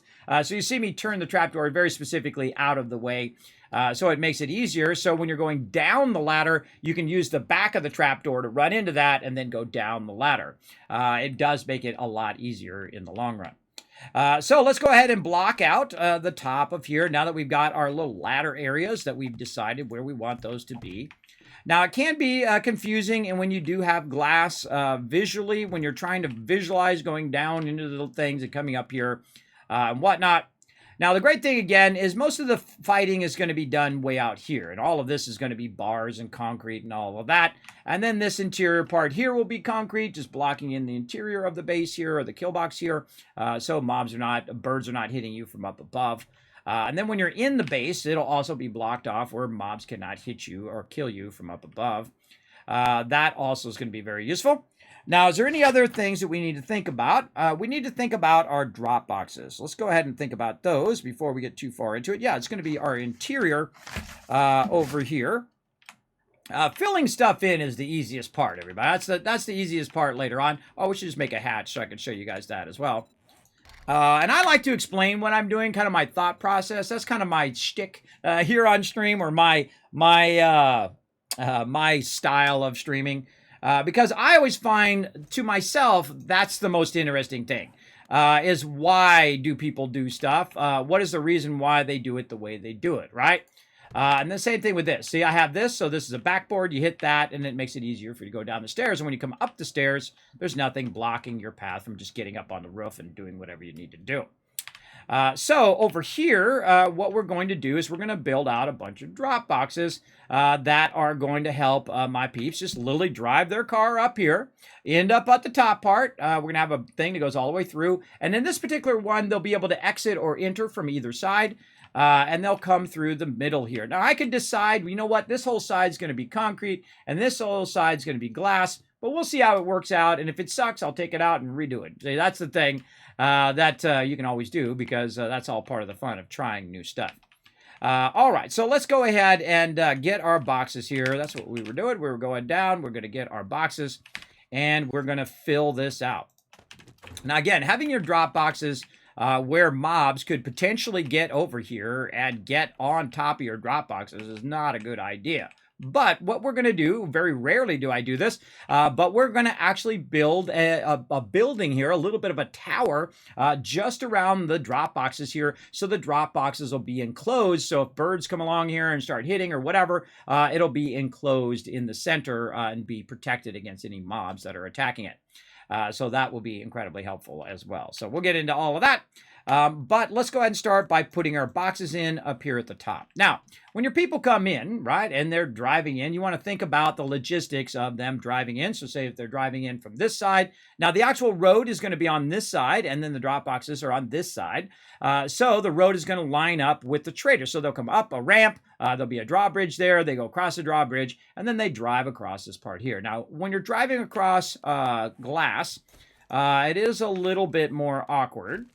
And then also you have a problem of putting your flying vehicles down on glass. But that's where the cement comes into play. So it's easier to put your stuff down and go for a little drive up on top here. And you should be just fine. The same thing with your flying vehicle. If you're trying to put your flying vehicle down. Oh, I didn't pick my flying vehicle up. Where did I park it? Where did I park my flying vehicle? I think over on this side. Where did I? Oh, down here. I can see it now. It's over this way. There it is. Over there. So what we can do is go test that as well. Again, before you get too far, before you build out the whole thing, if you notice, I'm doing a little mini testing as I'm going along, right? I'm testing this. I'm testing that. Do I want to do this thing? And do I want to do that? All these iterations make a difference in how high quality your base is. At the end. So let's go get our flying vehicle. Oh, fell down in the hole again. Let's go get our flying vehicle and run out of stamina, apparently. And run up here and get up here on the top. Now, again, if I try to put my flying vehicle down, this is where it used to have the problem. And I've done it since this. But as you can see, you cannot put your flying vehicle down on glass. But when we get to the concrete, we can, and I thought about that ahead of time, everybody, and that's why I'm using the concrete blocks there, so that people who want to put their vehicles down can do that, right? They can put their vehicle down right there, boom, be just fine, and then fly the heck out of here. Let's grab it before it falls off, and then fly out of the base, right? So really, they'll put it down on this side, because what I'll have is I'll have a bit of a ramp that's a takeoff and landing here as well, kind of off to the side, out of the way of the kind of drive path of our Jeeps. So I'm thinking of how people are going to fly in. I'm thinking of how people are going to drive in, how they're going to drive in on a motorcycle, even on a bicycle, how they're going to get in. So I'm incorporating all of these factors into it as well. So there we go. And let me go back to your question too, before I get totally distracted. Favorite mods or blah, blah, blah. Let's see, there was a question back here, and I think I got distracted from it. Let me go find it.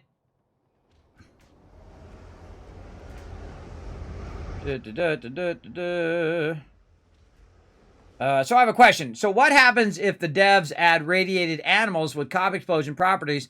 How do you defend against that? What exactly would be your tactic if it's a 6x6 explosive ratios? I would just make the bomb wall out further, right? So if it's 6x6, instead of having it 3, you would then extend it out to 6, right?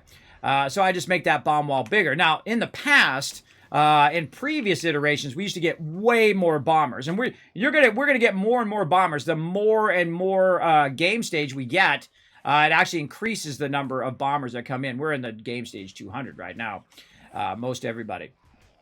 So more and more bombers are going to come in. And I've actually made a bomb wall and then made another one and another one and another one, another one. And I had 5 layers of bomb wall, and I've seen them breach all the way through. That's how many bombers used to come in. I mean, they would come in packs of 3 or 4, and they would go boom, and that's it, man, because you couldn't kill them fast enough because we hadn't discovered the rocket technique yet. Where if you see a bomber, boom, you rocket them, it knocks them down. Then you have your buddy shoot another rocket, boom, they're dead, just like that. And that's what you use rockets for. And you use frag rockets so they don't damage your base. But you want to knock them down before they get anywhere close to your base, because the mobs are so tough that they just go right through your spikes and right through your defenses. That does nothing to those mobs. They just walk right through it like it's nothing.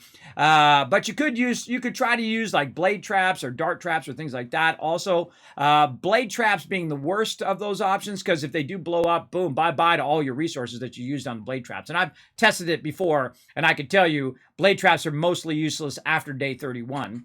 Early days, great. I like to do reverse blade traps, where I have a pole that's coming down and the blade traps are facing downward, so it hits them right in the face because they'll literally just walk right into it, bam, and then they're dead. And that works pretty good. Oh, look at that guy down there getting shot.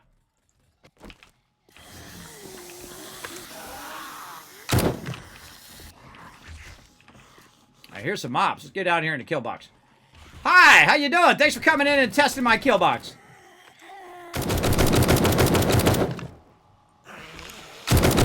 Whoa, God, that made me jump. Everybody got back up again. Oh, that made me jump, bro. So yes, yeah, that's what I would do. I'd just extend it out, or I'd double line it or triple line it, for sure. Yeah, Ro came in. Did he host the channel? Thank you, Rose. Ro, thank you for the host. I combined his name with host. Roast. Thank you for the host, Ro. Sorry, I got totally distracted. My mods are supposed to give me a heads up when I get distracted. But that's okay. Hey, Kismet in chat says Taurus TDK. How's everyone doing tonight? Doing awesome.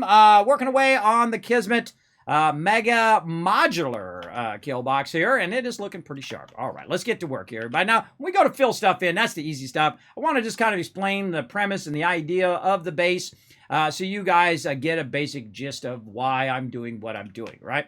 And I feel like that's always the most interesting stuff that I like to watch, so I'm sure that's why most of you are here also. To kind of learn some techniques that you might be able to use in your base. Now, of course, give me credit for the things that, I came up with here.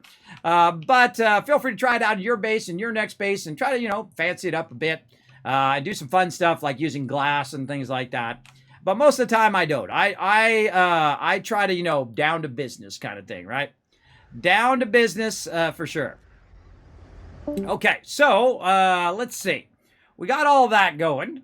We are working on the drop boxes. That's it. Okay, so as people are coming in and out, that's what I was trying to get to.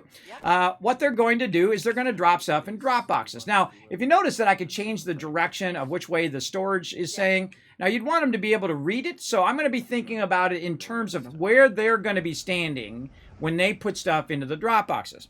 Now, I actually have all the drop boxes right here on the thing. The actual first box, and if I turn it the right way so it's facing me, the first box is actually not going to be the drop box. I'm going to go ahead and put that one down. This one is actually going to be the fingers. Come on, work with me here. There we go. All right. This is going to be the trade box, right? So anything that we need to trade, or if they need to get cash or whatever, it'll be there in the trade box. So unlike the ones we have now, which are in the floor, our drop boxes are going to be up here at the top. Now, the thing after this is pretty easy. Is we're just going to go ahead and put a whole bunch more boxes. You're like, Kismet, your box is going to fall down. Well, what I'm going to do under the drop boxes is I'm going to actually support them extra just to make sure. And this is something that we've tested in our base that we have now, where you put the boxes in and then you put a whole bunch of supports underneath just to add an extra bit of support, because boxes are pretty weak as a support thing, right?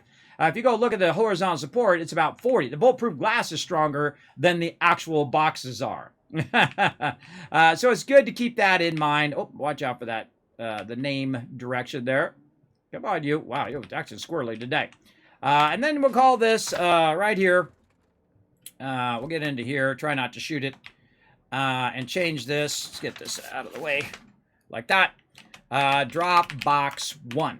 Now, I don't need to call all of these Dropbox 2 and Dropbox 3. Everybody who's ever played with me knows that's basically what it is. If I put a 2 on there, it knows. Oh, look at that. See? Something went horribly wrong, everybody. Now, this is why you want to test it. See how it auto-rotated my boxes? This is one of the most annoying things in the game. It auto-rotated my box depending on which direction that I'm in, right? It didn't just keep the orientation of the other thing. So now I have to make sure you test it before you go too far. And if you screwed it up, take it out, everybody. Take it out. Do it again. Like that. All right, nice. And then we'll watch our direction this time of how the storage boxes are going in. Make sure you're watching the label direction. And then when we go in and do it, we can go ahead and put in 2. Let's switch. There we go. All right. And then we have 3. You get the general idea. Now, once you guys get the general idea, then I'm going to go ahead and speed up. I hope you don't mind. Right over here. Now, currently we have 10 drop boxes in our other base. But this particular one here, I think it's going to be 14. Yeah, this one's going to be 14 drop boxes. So we're basically adding another 4 drop boxes. And notice how where I'm standing makes a difference. In the direction of the text. I'm not rotating it at all. It's just where I'm standing. All right, there we go. So we're going to have 14 drop boxes just to give us a little bit more room here as well. Oh, come on. Oh, God, what the heck? There we go. All right, that was weird. And then over here, number 6. Number 7. And yes, I thought this all out ahead of time. And I like doing that every now and again. Sometimes I just build bases based on what's there. And then sometimes I kind of pre-think out the bases. It like comes to me. Like I'll go to sleep thinking about 7 Days to Die, what I want to do on the base. And then I'll wake up and go, oh my gosh, wait, hold on. Let's go try this out. Right? And then I'll just build it out and visualize it in my head in 2 dimensions. And then also think about it in 3 dimensions as well. So basically what they'll do is be able to drive up here on the top, roll up here. We'll have an actual roll door here, which is why I brought that roll door. They can roll that up during non-horde night and just leave it open. And then during horde night, of course, we'd roll it down and protect our drop boxes. Now, beyond the drop boxes, here in the back, what else would you need on horde night? Well, I don't know if you can see it in there, but you can see some kind of darker brown boxes there. Those dark brown boxes represent the boxes that we're currently using on our Killbox, which is our ammo, our missiles and rockets and all that other stuff. And that also is going to be here on the top. In fact, I actually have them all written out exactly. Oh, over here. Here we go. See, even better. I have it written out exactly how each and every box and what goes in every box and what every single kill box is. I don't know if you can see that. There we go. Something a little bit better. So I have it written out exactly what I want each box to be. Because I've already looked at what we already had before. And then what we're going to do here. Now, I'm also going to take it to a little bit of an extra degree as well. Because now that we have a lot of resources, a lot of food, and a lot of water, I'll have separate food, water boxes. So if people need water, they go in the water box while someone else is in the food box. Because you cannot be in the same box at the same time as someone else. So we're just going to go ahead and add some more here. And we're going to have plenty of support with this all across here. But we'll go ahead and put this down here. What is the first thing that people are going to be looking for when they're up here? Most likely they're going to be looking for, once they drop off their loot, they're going to be looking for food, water, that kind of stuff. I actually have it the reversed way right now, which is ammo. But if you're just popping in here, right, now my goal for people who are scavengers are to come in, drop off the loot, grab food, water, ammo, whatever you need, and then you get in your car and you drive off and you go loot some more, right? Because people have certain roles they like to play in the game. And so my job is to facilitate their greatness, right? Is to facilitate their ability to run in here, grab what they need, drop off all the other stuff, and poof, they're out, right? Because they may not be crafting anything, or they might be looking for something for them to use. They might have ran out of ammo or whatever. Normally I would put food, drinks, and all of that first, but in this case, I'm actually going to make it where it's more for Horde Night. So we're going to start with 762. All right, 762 AP. And I could just say ammo, but I think everybody knows that 762 AP is ammo. And then this is going to be shotgun. Just to make it real visually easy for people just to glance at it and know exactly what it is. This is going to be 45 and 9mm AP. Right there. And so on. Now, all the boxes are locked right now. And this is rocket right there. And then over here, this one's going to be turret. Right? And I can call it turret ammo. But after the first time someone comes over here and uses it, I think they're going to know it's ammo. And very rarely do I separate ammo. Usually I keep it all in one box. But because we're building such a backlog of ammo for Horde Night, that we're going to start separating that ammo out. We'll also have ammo down below as well, so you don't have to look up and get the ammo if you don't want. A lot of this ammo here is also AP ammo, which we typically only use on Horde Night. Because it is quite expensive to make after a while. Now, in the back here, we got our food. Then we have our drinks. And so on. Now, in this particular base, normally I would start earlier, kind of filling up the base and putting stuff in the base. But in this particular base, I'm going to build it all out first because it replaces a current base that we have. I just try to build it all out and try to put it all in and whatnot. And then this is Killbox repair. And that we'll put on 2 lines. We'll try to put on 2 lines anyway. To kind of visually make it a bit easier. So there we go. All right. Very nice. Now, another thing again, instead of filling this in with glass, I could just make a portion of this into concrete right across here. On this interior, just to make it easier for people to put their stuff down. And so that's what I think I'm going to do on this particular section.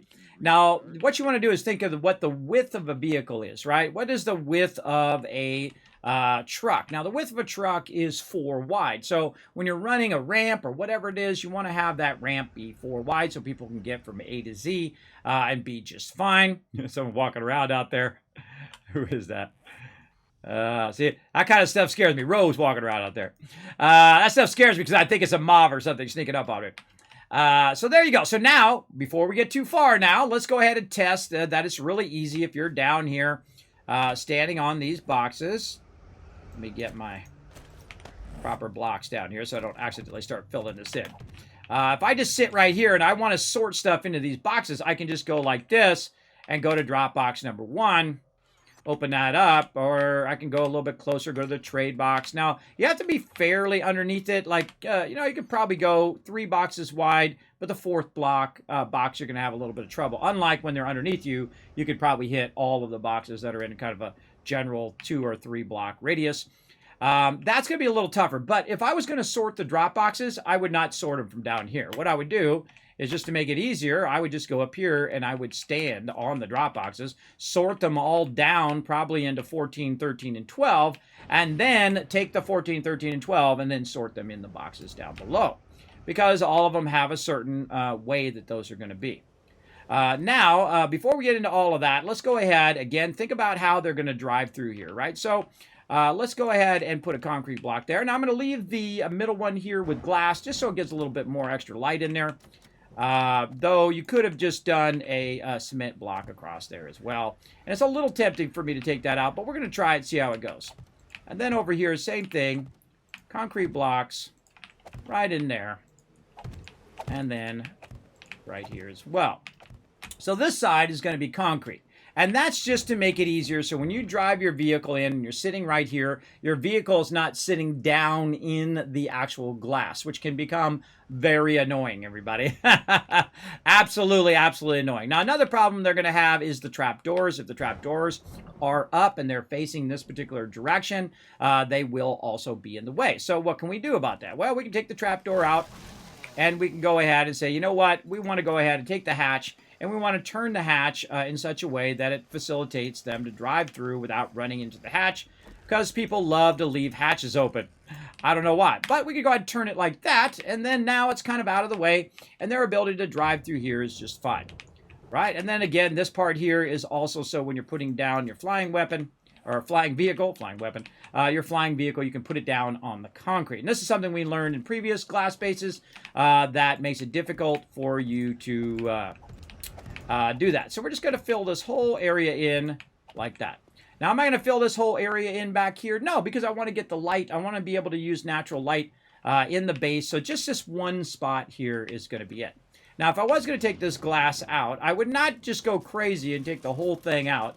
I would only take one block out at a time and then replace that block with a concrete block.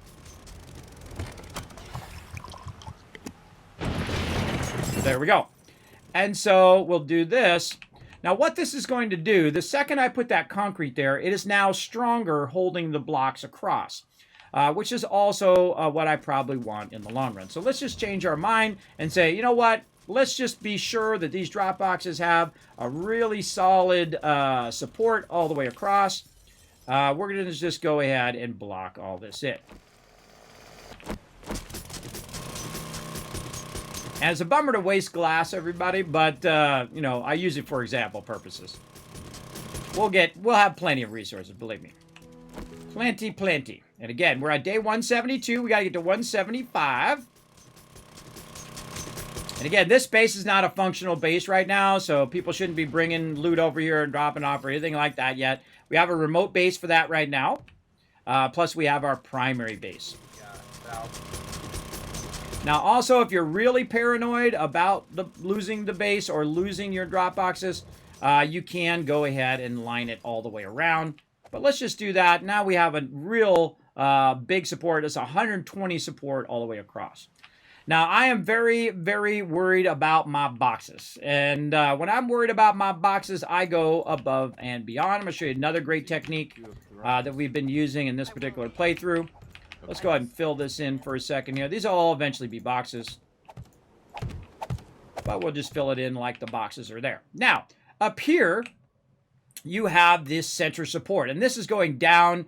And this is actually going 3 more down. Actually, I think it's 4 down. 4 down on top of this. It's actually sitting on top of actual stone. Now, a lot of times, when you're building in a place like sand and things like that, especially sand, you want to go all the way down to bedrock because that sand could become unstable under there and your base fall down, especially if you're trailing under your base and you're doing stuff under your base, which is sometimes a problem. You want to watch out for that.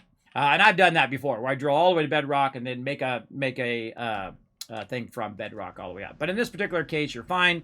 The thing about destroyed stone is it's about as strong as sand, or not sand, but strong as soil. So it's about the same as soil, right? So it's about 200 damage it can take before it gets destroyed. It has a lower structural range than something like stone. So if you drill down in your stone, it will create a bit of a more of a support. But the actual destroying of the thing should not be anywhere close to the interior of our base. There should be no bombers who make it past the exterior of our base, right? If they do, that's our fault. That's our fail, right? But you know, I always have like backup plans, right? Backup plans just in case those type of things happen. And the same thing here with our drop boxes. If the glass should fail or should something start to fail, we would want to have a backup plan to keep those from getting wrecked. Now, one of the things that I use right here, probably one of my favorite blocks now in the game, is this part right here. And we'll just copy that shape and then we'll go look at it. Is the double pole right here. It's what makes the Kismet Killbox possible. We used to use a single pole because that's all they had. And then we double line that pole and it'd be fine. But since Alpha 20, or actually I think since Alpha 19, they could actually start getting through that. So now we need to use the double pole so it makes it where they can't get through. But we can still shoot them and blast them. Like I can shoot a mob. Oops. I can shoot a mob from really far away. We'll go to my weapon. I can shoot a mob really far out there. From the Killbox because I can shoot through both of them like that. I'll take that out later. But we can also use these as a support system. So we can use the center here as our support. Oh, not copy shape. My bad. I meant to copy rotation. Copy shape and then copy rotation. No, all right. Not going to let me do the rotation. Fine, rotate it.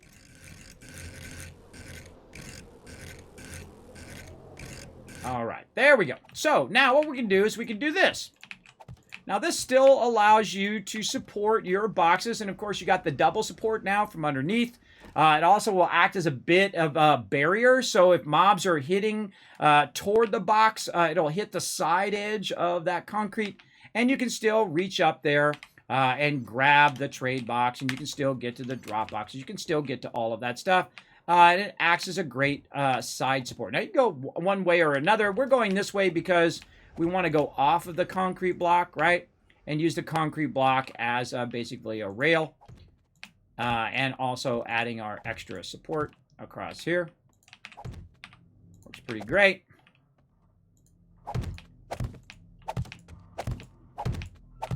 And we'll run it all the way out to the edge.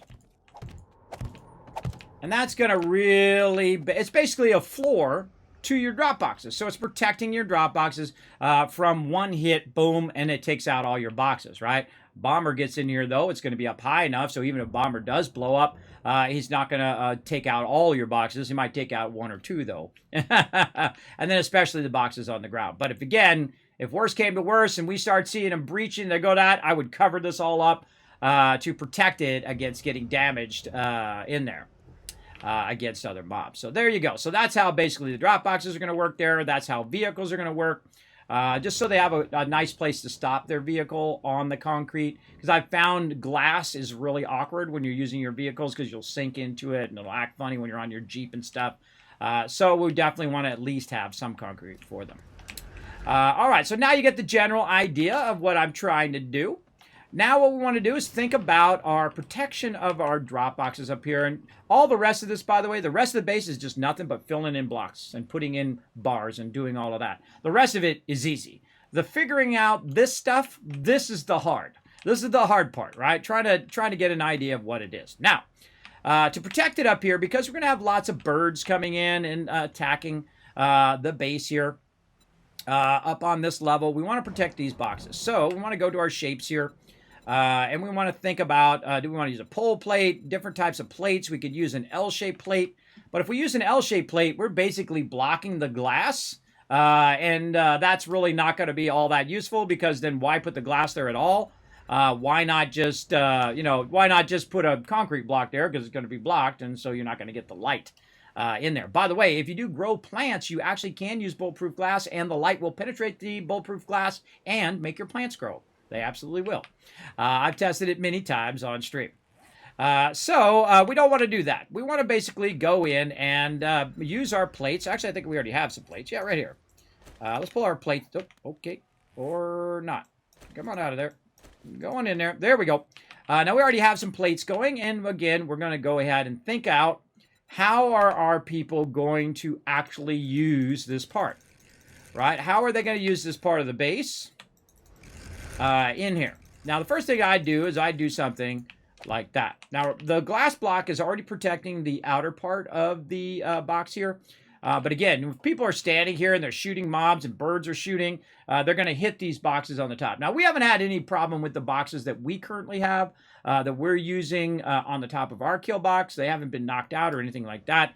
But I feel like over the long run, it's going to get more and more insane. So we want to think that out. Now, I have a separate diagram. I don't think you can see it in here. I have a separate diagram that shows where all the doors and all of that stuff's going to be of this particular part. Now, they're not going to be coming down the center here, so this actually is going to be like this and be right there. Now, we need to get our door. Now, our door here, our door down here, our door is going to be this awesome kind of lift door that we're currently using for our base. And this door is amazing, everybody. It's actually one of my favorite things now in the game. We'll just put it down here. And you can go ahead and try to lift it. Now, the problem is, see, I'm trying to lift it. It goes away. So this particular door is not a manually set door. This is a powered door. And that's why I brought it, because this is actually not what you want to do. I mean, it'd be nice to use a switch and do all that, but it's more convenient for my peeps to be able to roll it up and roll it down on their own. So we're going to use a non-powered door. But the cool thing about powered stuff is when you put it down, you can always pick it back up. Unlike unpowered things, once you put it down, it's done. Now, this is basically a roll door. That's going to roll back, right? Now, there's another door that we're using that is it has like a little piece at the top, and it rolls up into that piece, which I actually like a lot better. We're going to use that one in the long run, and it's just basically going to be a roll door there for them to come through, and then also a nice big white spot for them to go here. Now, the rest of this is going to be glass, so let's go ahead and get back to our glass blocks, and you get a general idea of why I'm doing all of that. Little mouse jump there. You may not be able to see it, but there's an extra block. Saw my mouse jump all over the place there when I went to click in there as well. Let me catch up on chat here. It's okay. Having trouble loading tonight, but still working on it. Oh, sorry to hear that, bro. Sorry to hear that, bro. I don't know. I don't know what's up with your system, man. How old is your system? See, if I got like a... This is what I would do, everybody. If I got like crazy rich, I would just go buy all my peeps' Origin PCs. And then I get a whole... I have them sponsor the channel, and I give you guys a whole bunch, too. You know, you got to have the big dreams, right? You know, the lotto dreams, as I like to call it. You know, if you win the lotto or, you know, suddenly become crazy successful. That's what I would do. You know, a lot of big streamers, they just, they don't do that stuff. Some of them do, though. Some of them go give back to the community. But, you know, some people just take the money and run kind of thing. There we go. All right, that side looking good. Now, let's test it out. Let's go ahead and take our motorcycle and try to put our motorcycle down over here. See, cannot put it down over here. Cannot put it down over there. But you can put it down here in this nice little cement block. We'll get on that. We'll roll forward. And then we'll go ahead and just stop here on the bulletproof glass and see if it does okay. Actually, it does better than it usually does. Before, it used to sink down in the glass. So that's always makes me nervous. And that's also why I make it a block and not a plate, because I've actually glitched through the plate before and also went down. But that's working wonderfully, right? Very, very nice. There we go. That is all working good right there. So we got all that done. Now over here and over here, same thing. Just get the glass going on. And we'll try to get the interior of our roof done here. Interior base done. Like this. Now remember, we already put in all of our supports first. So all we really need to do now is do block filling. Now the really funny thing that happens sometimes, if you're not paying attention, is you'll accidentally leave a hole there. And then people can't see the hole because, you know, because of the pattern that's on the bulletproof glass, all that little, like, scuffing. And you forget a block and then, whoop! You end up falling down in the block, which I think is pretty funny. But I'm not going to do that on purpose. I'm going to go ahead and fill all this in now. Now, your production base is probably the first part you should fill in because, obviously... you'd want to be protected against mobs while you're in there, you know, doing your forges and all of that.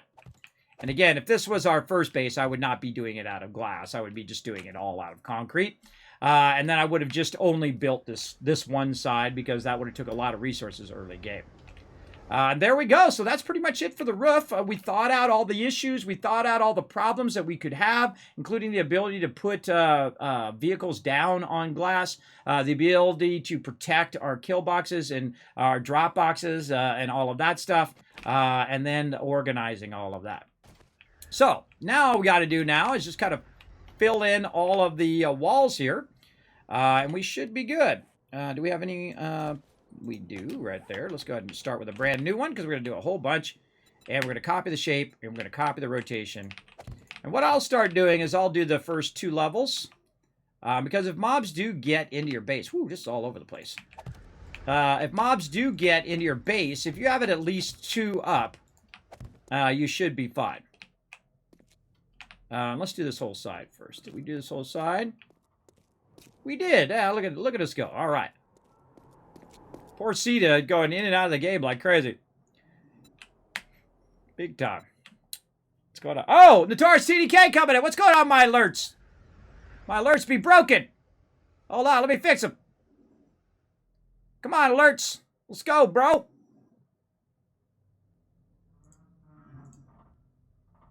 What the heck? I just saw you brought a massive bunch of love in there, but it's broken. Always something, everybody. Always something.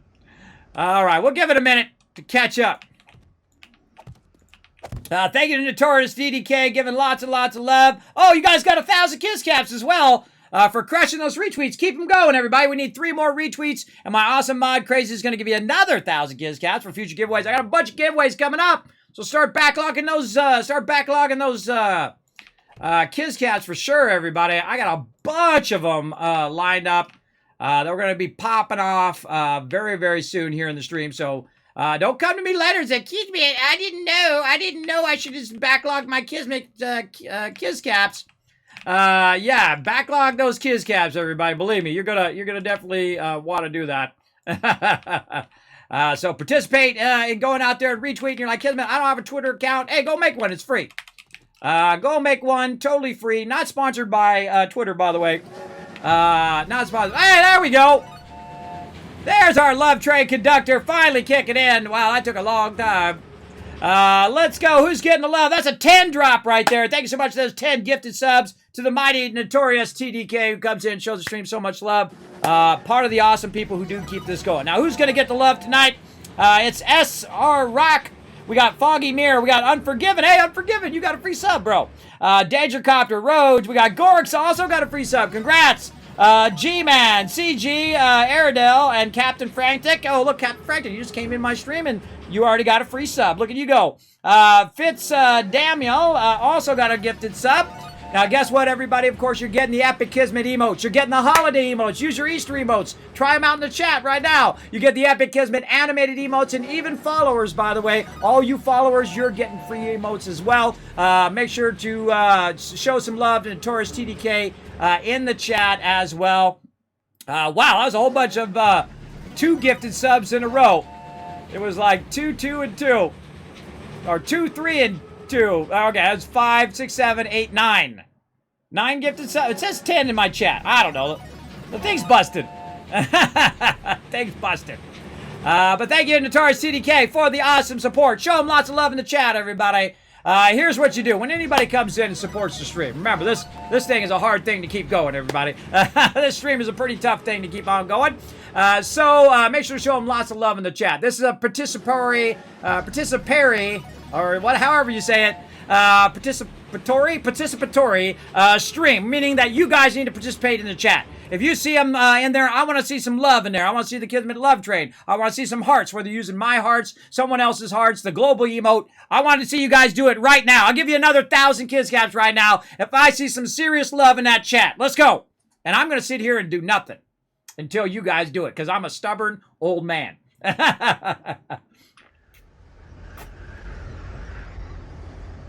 Let's go, everybody. Come on, blow up that chat. Take a moment.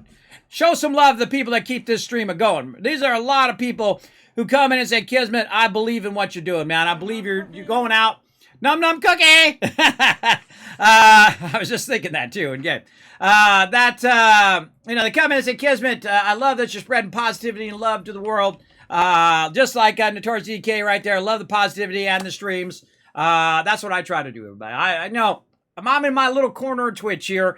We just try to bring you guys love, inspire you guys to go out and do what you love to do every day. I've been lucky enough to do that in my life, and I'm doing that right now, which is hanging out with all of you, streaming, having a fun time, building, sharing my ideas and my thoughts on how I build and the things that I've learned over thousands of hours of playing 7 Days to Die. Now, there's always more to learn. I always leave my mind open to learn new things and push forward in everything I'm doing, not only here in game, but also in IRLs as well. So make sure to show lots of... There we go. All right. Crazy. Give him another 1,000.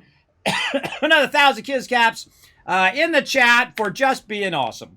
For showing that love in the chat. Again, thank you, Notorious TDK. Thank you so much to everybody who comes and hits that. Now, of course, we hit that goal. Whenever we hit that goal right here, we're going to find the correct screen, and we're going to do some sub-goal fireworks. Yay! I love fireworks, everybody. I never get tired of fireworks. I don't know. I grew up next to Disneyland, too. And I've seen fireworks hundreds and hundreds of times. And I never get tired of them. I really enjoy them. Now, here on the side of the base, here up on the top, I want to watch out that I actually don't put that there. Because I want to put square blocks all the way across. So I got to make sure that if I do the side here, that it stops one block down like this. so that it lines up properly so when I run those across the top. Or I could just run those across the top and then we wouldn't have that problem, right? So let's go ahead and do copy shape. It doesn't really matter about rotation on a square block, but whatever, we'll do it. And then we'll run that out. And we'll go ahead and line up all of our supports as well. Let's put this block in here so we can jump up here a little bit. And we can go ahead and get our other blocks in there. Man, always need a bunch of different types of blocks. And this one. Get our other block here. Again, our outer blocks, we definitely want to have them protecting the inner part of the base. There we go. Nice support run across there. And of course, this is the support line here, which means this whole center block is a support line. But I put these in just to make it easier for people to walk around in the interior of the base. Still just as strong as if you put a square block in there as well. So very nice. All right, that's looking good. Let's get back to putting our glass in and see if we can just kind of hurry up a little bit on this glass. Remember, this is actually on the outside of the glass, so you got to be real careful that I don't accidentally put it on the top. But again, we'll go ahead and just kind of finish in the interior here.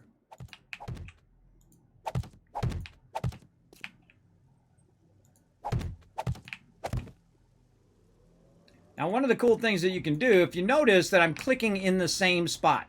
Now, one of the greatest tips I can tell you for building is you can see that I'm aiming at the side of the block, or maybe you can or can't see it because it's glass, but I'm aiming at the side, and if I right-click, it's going to move it down by 1. If I right-click it again, move it down by 1, and right-click it again, it'll go down again. So you can actually do fairly good lining up of your stuff and do it all in sequence, 1, 2, 3, just like that, nice and easy, which is why I did the first 2 by themselves, and then I'm doing these 3 like that, because it just makes it quicker for when you're putting in your stuff like this. See how much easier that is instead of, aiming at each individual block. You get the general idea. And this is starting to shape up now. Again, this is a lot of time and effort to collect all these resources, a lot of time and effort to build the thing as well.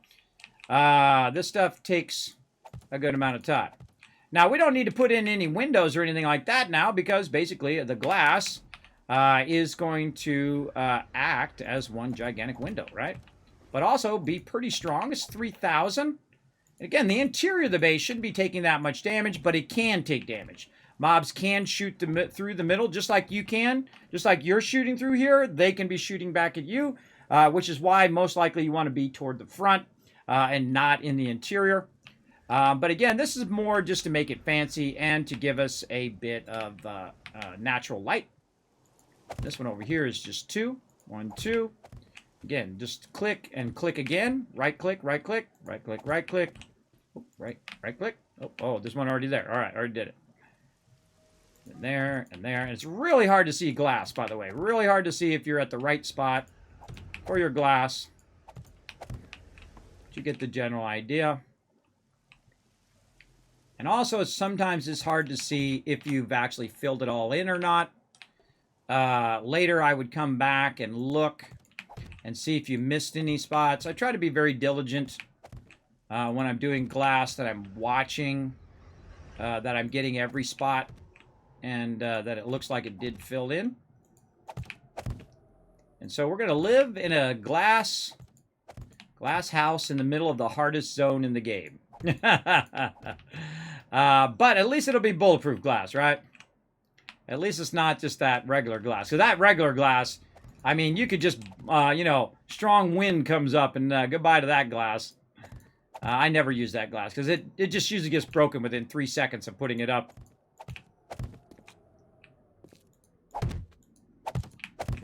Another nice thing about this game is this is like the most relaxing part of the most relaxing part of the game for me is the building part.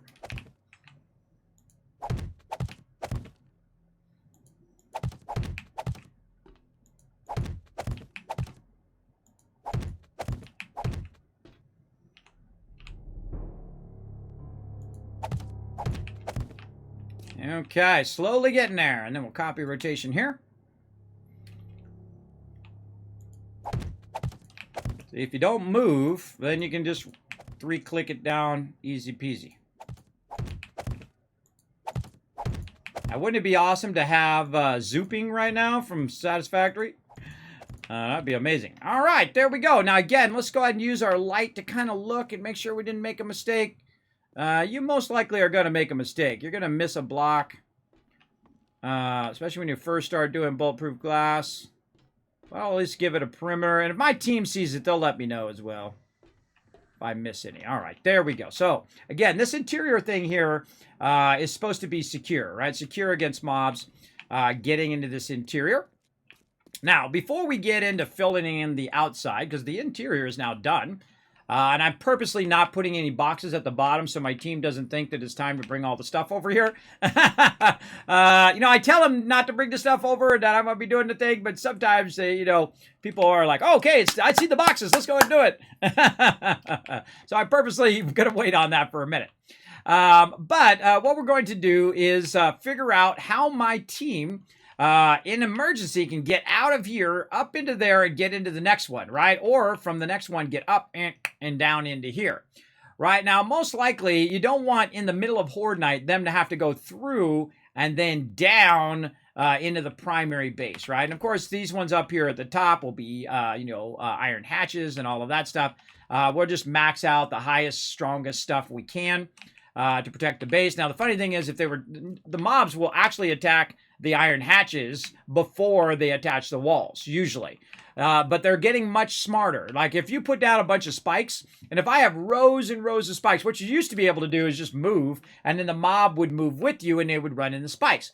But they're so much smarter now that if they see a gap in the spike, they will actually, instead of running over the spike, they will go through the gap of the path of least resistance. If they see a block is damaged, like if this block is damaged and this one next to it is not, they will actually go for the more damaged block. So you need to keep that in mind when you're building, right? And have those backup plans in case things go horribly wrong. And they will. They absolutely will go horribly wrong. And that's okay. That is okie dokie. Okay, so we got that going. Now, weirdly, it still rains inside your base with glass, though it shouldn't be doing that. But, that's how it goes. Food and water is the other thing I needed to do. And I have some on me, which is funny. And let's get that going. And then right here. Hey, Bo, what's up? Thanks for coming in, hanging out. First of all, that means... First of all, hi, Kismet. That means tip of the hat. All right, there we go. I'm assuming that's what you're trying to say. Look at all that love for you in the chat. Holy moly, lots of love. Hey, Hop Along, what up? Thanks for hanging out. And make sure to say thanks to Taurus TDK for all that awesome support here in the stream. I think I owe you guys 2 fireworks, right? We hit it twice. We hit 5 subs twice. Yeah, we're at 11. All right. 4 fireworks for all you guys. Hope you guys like all my cool graphics that I do here in the stream. I did that from scratch. All right, so we did that. Now, again, we want to figure out how they get up from down there to up here. Now, we have the, again, interior ones, so they can get from the interior ones. But we probably should sync up where we're putting our ladders across over here, so we also have a ladder, but not on the support because it's not going to work right here, because if we try to put a ladder there, that block is already blocked on the outside, because when you're doing blocks, you're thinking, is the block going to be on the inside or is it going to be on the outside of where your base is? In this case, I'm building my blocks on the outside to make more interior space for the base. So it's going to be right here in the center. Now, most people are going to be running down here because if you notice this block here, this is going to be a turret stand, and I'll make it round so it's easier to get around. But this is going to be a turret stand for people to put their turrets in case we got to Hail Mary some of these baddies, right? And I'm going to put a lot less turret stands on the interior and then put more of them on the exterior because there's more space there, so you won't run into it as much. We need 100 rounds, so we're going to put 100 in there. We need our 1mm pillar like that. Of course, it'll be concrete. But it's much easier to run around when it doesn't have sharp corners, and when you're trying to run around here and you're trying to get where you're going, right? You don't want to have to run into that all the time. So when you're getting shot at, you'd want to have the ability from anywhere to get up to the top, which is why I haven't filled that in. So we probably want to do what basically like a cross thing of our getting up to the top level and sync it up to where we have our ladder there. Now, I'm not going to put in 2 ladders like I have there. I'm just going to put it on all the various sides.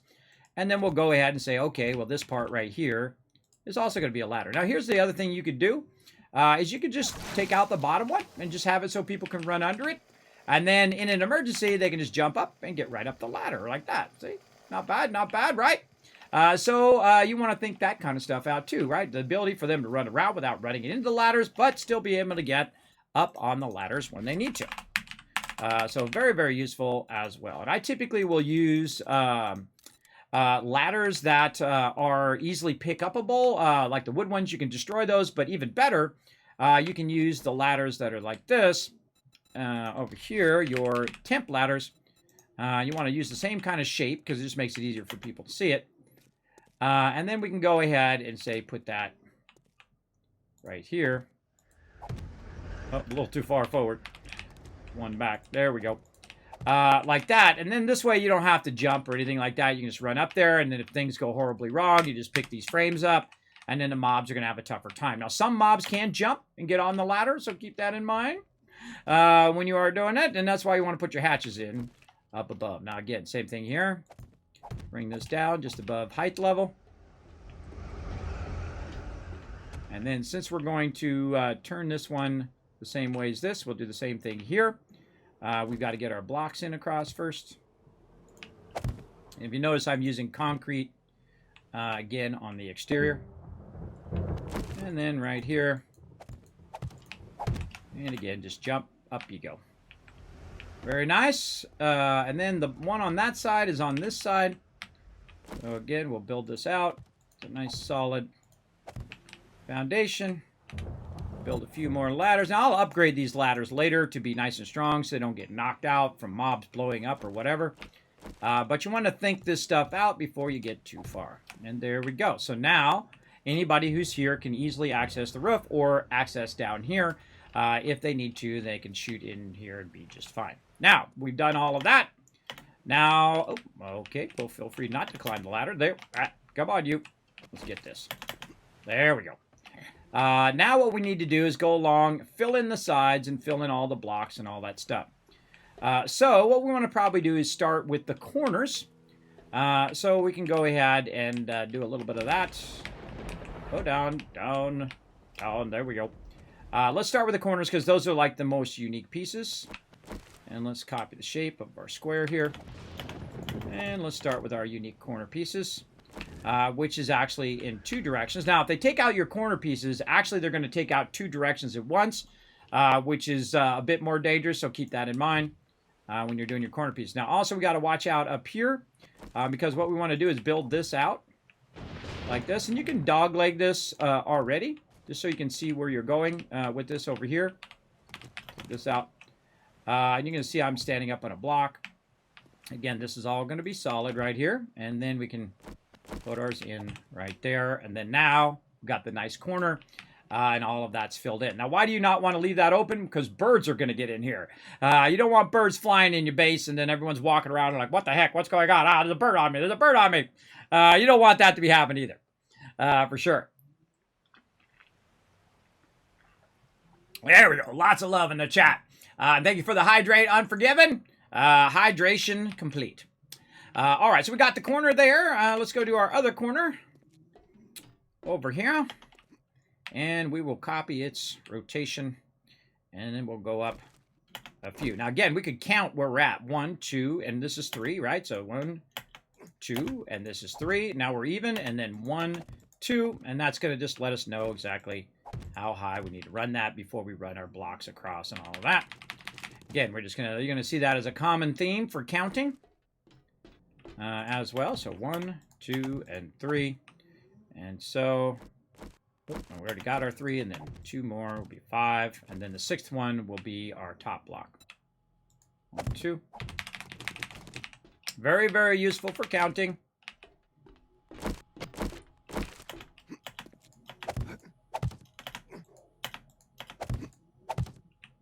And copy rotation.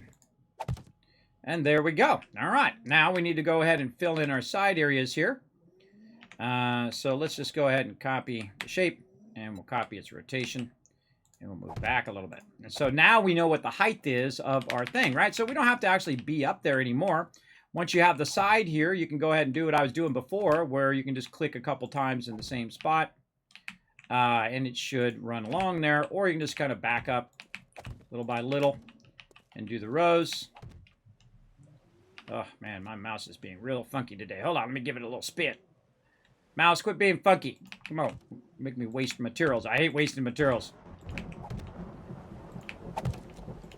And again, this Killbox will not be ready for Horde Night. I can tell you that already.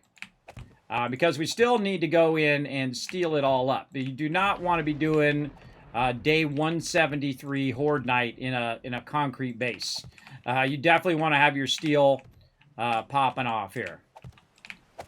All right. Now we're getting somewhere. Really starting to fill in the interior. Like this. You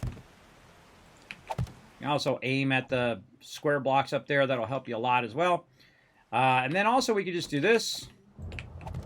Start to fill in the top blocks by using the pre-existing block that I have there. All right, you can pre-fill those in if you want.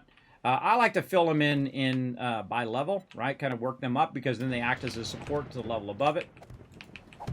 Just a bit easier. If you go out too many concrete blocks, it'll actually fall down. And then we've got our support here, so we'll go ahead and utilize our support. And go like this. But it is easier if you have the square blocks up there because you can aim at the square block. But I just do it like that. This particular spot here is also, the gap here is really small. And that's just because we have a separate layer for that smaller gap. So here we could just do this. Do a bunch of this. Do our cross connection here. Like this. And see, the hardest part is trying to get this on top. Now, if you really do good, you can aim right at the very edge of this and try to get it on top of there. I've done it before, see, like that. It's really awkward, though. I wish there was an actual system in the game that would allow you to better do that. But such is the way it goes. And then we'll do our side support there. And then again, we can just run this across what we've already got. And then we can just go back and just fill this in as we go, because when we get to the other side, then we'll be all done. Then we can aim up here very quickly. Very nice, very easy. And then just aim at the side here. And since there's already blocks that are next to it, it'll make it easy to fill that whole side in. All right, same thing over here. Let's go ahead and copy our rotation. And mouse. I'm a little tempted to switch this mouse, which is my Razer mouse, with my new Corsair mouse that I have. That is awesome. I've actually been fooling around with it over the weekend, and I've been programming a bunch of stuff that I use for video editing, like when you're editing down some photos. And man, it made it like twice as fast. So that Corsair mouse is awesome because I can set a whole bunch of buttons, a whole bunch of keystrokes to the side buttons of the Corsair. And I can do the same to the Razer. But it just works so perfectly. It just works so good. And thus I don't have to hit Alt and Option and all of that kind of combo stuff. I can just press one button and it does the key combo. Even if it's like a 3-key or a bunch of keys combo together, it'll do it for me. So very nice, sped up a lot. I actually got 2 videos going that I'm going to be working on, and my Patreon peeps will get to see it first. They'll roll out there first, commercial free, and then they'll roll out to my YouTube channel sometime later. Whoa, oh, we're having a party out here.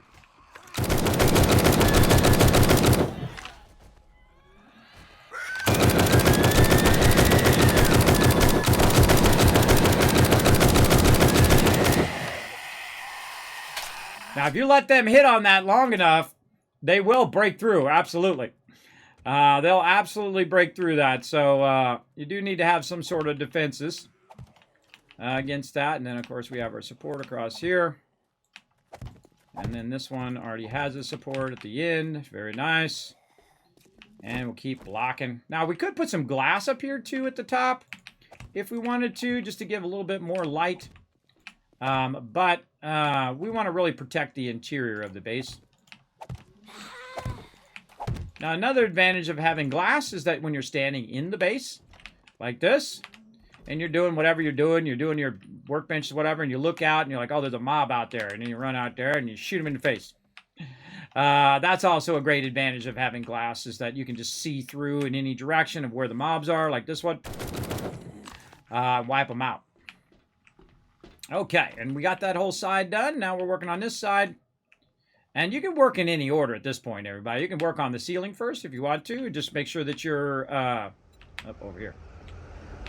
That you are making sure that you're doing your supports first and your cross supports all first. And then come back and do the sides. I like doing the sides first because I feel like the top is probably the easiest part of doing any base. For sure. But using the square blocks here at the top is really useful. And then also you want to do your cross supports so that it doesn't make that line fall down because it's hanging too far. And like that. Remember this interior part here. We want this to just be fully protected against any sort of onslaught. And we're getting there, everybody. We're getting there. We just got to basically rinse and repeat here all the way around. And that's it for that. And let's go up here and take a look at our handiwork. There we go. And so the exterior of the base is going to be concrete. Now, the rest of the exterior of the base is also going to be concrete so that when people are standing on it, and if there are mobs down below, that they can be safe standing here on the concrete. Like this. Now, you could put, like, murder holes in here. You could put dart traps was another idea I had. Just lining the whole top outer edge of it with dart traps. And then if mobs do get into that interior, you could flip those dart traps on and then wham, wipe them out. Another fantastic idea, maybe for a future build that I might do. We'll see. We'll see how it goes. And we'll just fill this in over here. We'll come back to that long side there.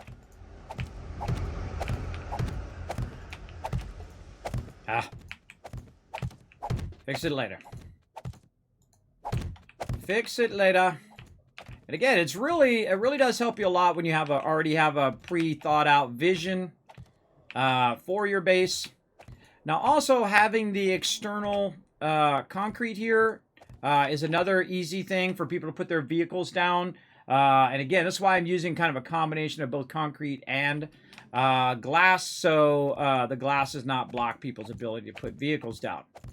And again, I've learned that in previous bases long ago. So we're going to make a good, solid combo of the outside there. Those extra things happen, everybody. They happen. But we can easily take it out. Take them out. Let's do it. My Logitech G600 has the same thing as well. Not sure if you answered my question about vultures puking on the boxes. How do you defend against rad vultures if the boxes are up on top? Yes, I did actually answer it before you even asked the question. Earlier, I said that we're going to, very rarely do I build a tower on top of the base, but we're actually going to build a tower to protect this, and then, of course, the rolling door that'll be there. And then also you can be up on the tower if you want to do sniping from up above. Be a little Kismet tower up there, as I like to do every now and again. I don't do too many towers anymore, but there'll be a tower there to protect the whole top of the drop boxes, so it'll be enclosed. So if mobs are attacking or vultures are attaching, that's why I put this block here to represent the walls that'll be around there. And those will be concrete. I could make it out of glass, but there's no reason to make it out of glass. What you want to do is definitely concrete that in because there will be a lot of mobs shooting up here and a lot of people standing up here. And if they're standing on the glass or they're standing here, it'll shoot past them. It'll aim right for those boxes. So important to have that protected and closed. Now, another thing I could do, and another thought I had, was to just do a drawbridge, right? To maybe put this as concrete, put a drawbridge there, and then on Horde Night, you just click the drawbridge, and it puts the drawbridge down over the boxes to protect the boxes. So I was thinking of doing that, but I thought, tower would kind of give it its own unique kind of style. But something I talked about earlier that I was going to do in the interior of the base was to do drawbridges. But I would have to elevate the floor a little bit to do that. And if I elevated the floor, I'd have to elevate the drawbridge, and it would cause a perpetual rising of the base because you'd have to keep rising and rising and rising it. And you could just leave it the same. But the problem with the thing is that these boxes would be one too high to be able to get to the drop boxes. So I decided against that. But drawbridge would work just as good because you put a drawbridge over the top of it. And if they do try to hit the boxes, it would hit the drawbridge instead. How do I know? I've done it in past phases before. Especially entrances. We would have ground entrances, and we'd have our base underground. And so you would roll up. That would pop up, or you could automate it where it would pop up, or you just manual click it and it would open, and then you would go down in there, and then you close it behind you, and then you go down in the tunnel, and then you tunnel all the way down to bedrock to our primary base. So very, very fun. All right, so we got the internal Kismet Killbox going here, the mini Killbox, where we go down in here eventually. Get down in there. There we go. Go down in there, and now there we go. So we have the internal base good to go. We've got our side supports here, or under supports, just to make sure our boxes don't get hit or fall down for any reason. We've got our outer part here, and then we've still got a lot to build on the exterior. But really the rest of this is going to be a whole bunch of bars. So we want to go ahead and make a lot of bars, not iron bars, just wood bars. Where is our wood bars? Bar. Huh. We have wood stairs, but no wood bars. Iron bars centered. Huh. Guess we just got to use our frames. All right. So what we're going to do is use our frames here to make some bars. Oh, and speaking of bird. A bird? Oh, I thought I saw that as my vehicle. What we're going to do here in this section is we're going to make sure that we do our center supports first and run those out. But in between all of the support lines that we're going to have running along, we will have also bars filling in the interior.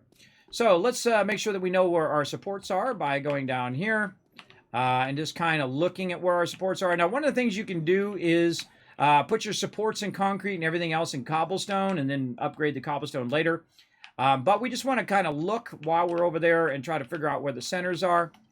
So let's go ahead and go to the exterior of the base out here. Now the same thing we're doing here, we should be doing in the exterior of the base. We'll just jump down, hopefully I don't break my leg. And we can just see where that center line is right there. And so before filling all this in, we'll just go ahead and do all of our center lines so we know where that is. And if we do it right on the edge here, we can go ahead and get that to the exterior if we want. Now the exterior of the base, actually the plates are going to go all the way up to the top, and basically this plate here is on the outside. Hey, what up, guys? We really need to bring that outside part up. See, they know which one's damaged. See that? They went right for the damaged one.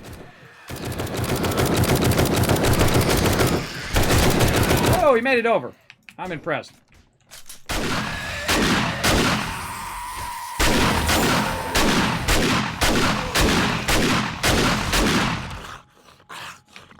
That's what happens when you're building a base.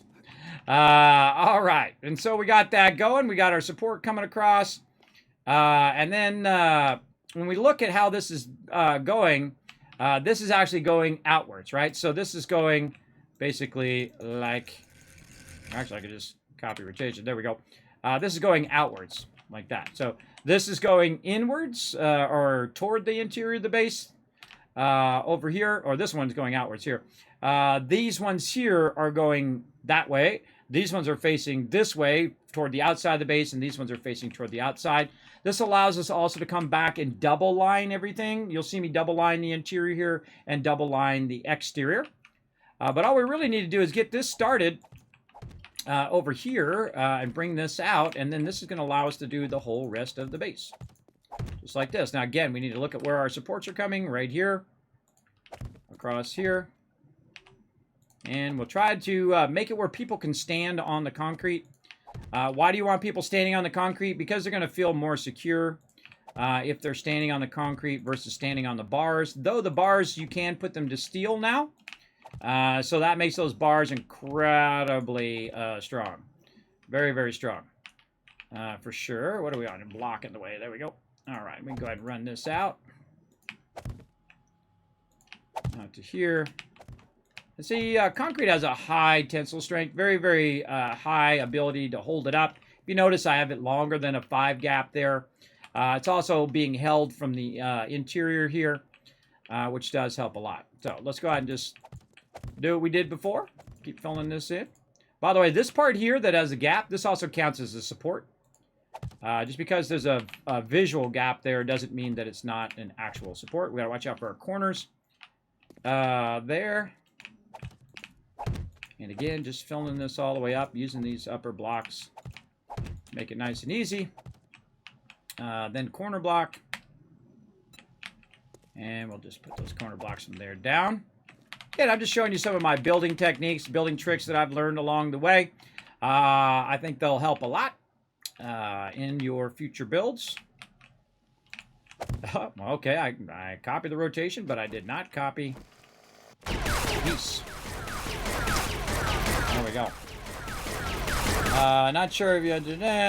What about 2 garage doors that cover the overlap each other? You could definitely do that. That's right. You could just put it flat there if you want. But I want to build the tower just so it's like a little tower feature of the base because I haven't built a tower in a while. But you could definitely put your doors down. We did learn, by the way, that your doors like that, you can rotate them flat now. And in theory, you could put powered doors there, and when mobs run over those powered doors, you can flip a switch, and the doors would knock them into the door, and then they would fall down below, and hopefully you got something to grind them up down there. Maybe some blade traps or stuff. See, that's what I love about this game is, you know, everybody can make their base however they want their base to be in their own unique way as well. And that's really fun, I find. That's really, really fun. For sure. My peeps are being awful quiet today. You guys are being awful quiet today. What up? Just been busy. Oh, awesome. Yeah, concentrating. There you go. I try to do that. It doesn't always work out. All right. And let's keep on building across. And then we got our support there. We've got a cross support there. We take all these frames down now. We were just using... tomorrow, though, isn't it? It's day 175. So 2 days. All right. And then we got our center support going right down here. This is actually where this should be. Across here. Like that. There we go. And I think we were doing a triple run of this where we'd have our center line and consider this to be the front of the base. I think that's what we're doing there. Originally, like this. That's what I call a center line, where you're using that as the orientation of where the front of the base is. That'll just make help when, you know, it's Horde Night.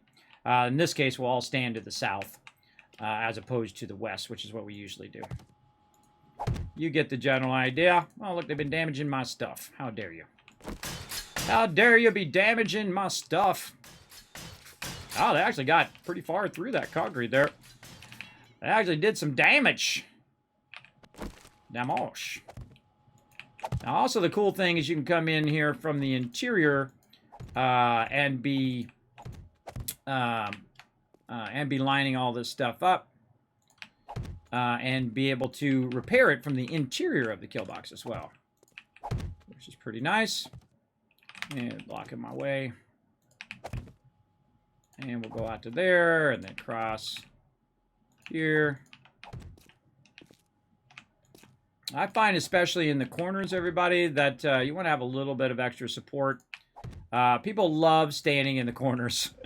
They absolutely do love standing in the corners, so I try to put a little bit more reinforcement in the corners and whatnot.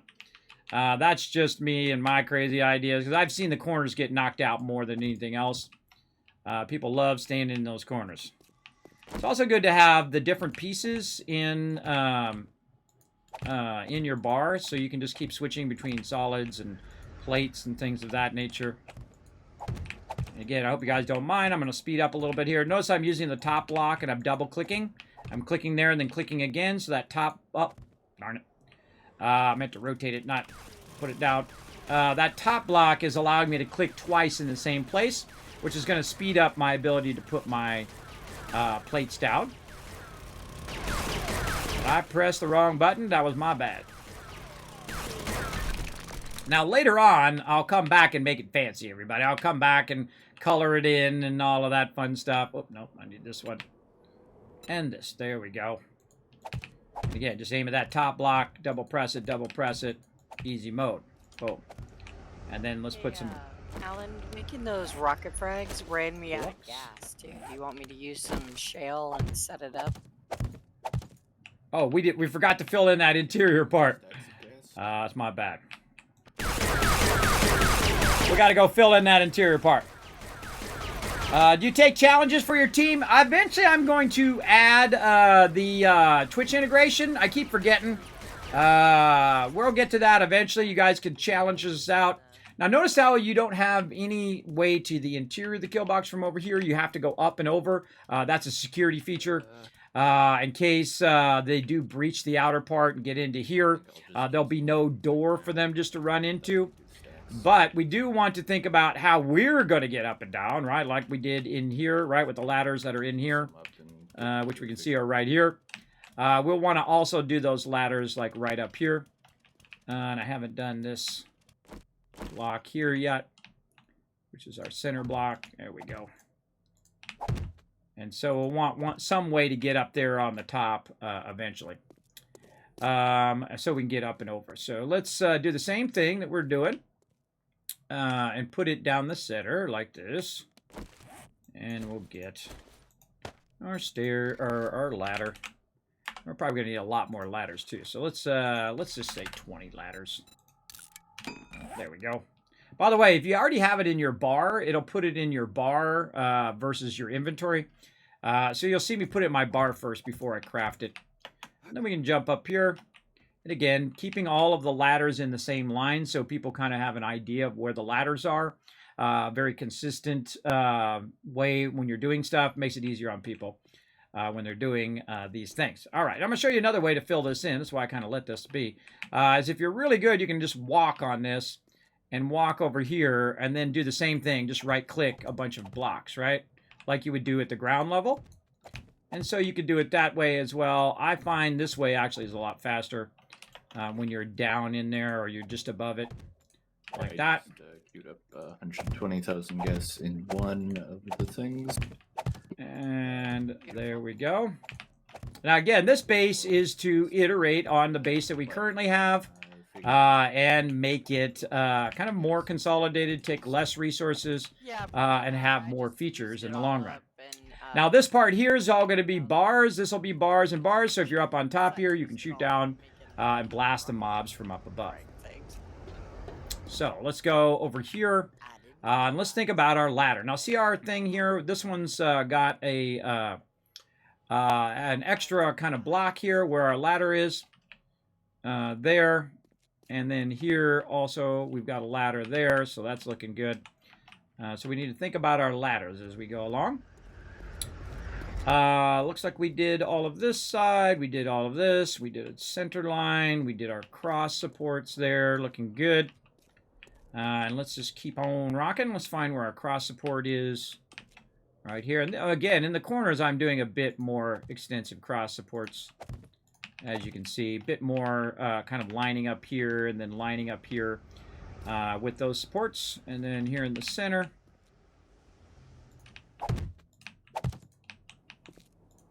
Now, one of the cool things about what we're doing here is that pole that's going up there, that's acting as a support. These are acting as a support. This outer concrete is acting as a support. So you have 3 supports there in sequence. And you should be just fine in the long run. Then we just run out all of our supports. Let's make this a little bit easier. This is the awkward part.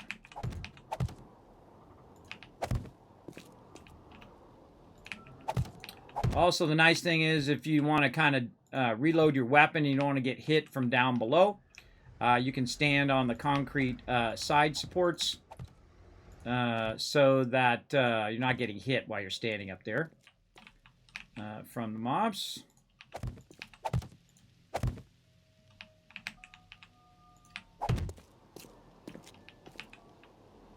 And this is a lot of repetition because this is symmetrical. Now, as a symmetrical base, fairly easy. Try not to do too much symmetry, though. Symmetry, after a while, gets really boring. I try to do, start with symmetry, and then work your way where you're not doing symmetry.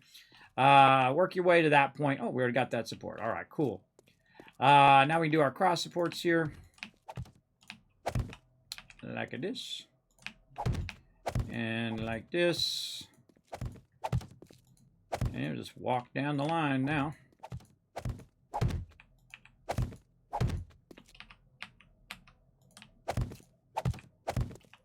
And we already did all of that. All right, let's go back the other way.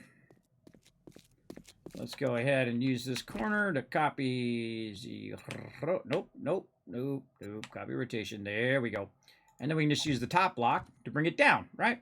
You don't want to do that too much because you could get into trouble if you don't have enough support. But this concrete has way enough support to do this. And it's got two separate things coming off the corner, so you'll probably be fine. Concrete, you can get away with a lot more that you can't get away with, obviously, with the lower level stuff.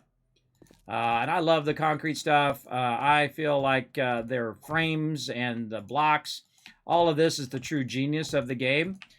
Frames is where it's at, everybody. That's what makes the building so fun, is the fact that you can just frame something up, get an idea of what you want, right? And then just go from there. Now, again, watch this. Double click, click, click, click, click. Just too easy. Sometimes that second click is a little awkward. There we go. And then just use our double click method. Or actually, you can sometimes get up to 4 in a row by clicking in the same spot. But this is incredibly useful. We're building this in. Basically, this is like this, concrete bunker. Mixed concrete bunker as well. Very focused on the building. Now, if you notice, I haven't gone out and done the concrete around the outside, and that's because I don't want to run out of concrete here in the interior. Oh, I didn't put all this in. I don't want to run out of concrete here on the interior because I build in build order, right? So the most important thing right now is get the interior of the base together. And then the more I'm building it, right? If you notice, I build the first 2 or 3 levels first. That just keeps the mobs off me while I'm building, right? So I can build from the interior of the base and not have to worry about mobs on me constantly. But they could actually break through on like the far side while I'm not paying attention and sneak up behind me, which they have done in the past. They're sneaky, these mobs. For sure. For sure. Very, very sneaky.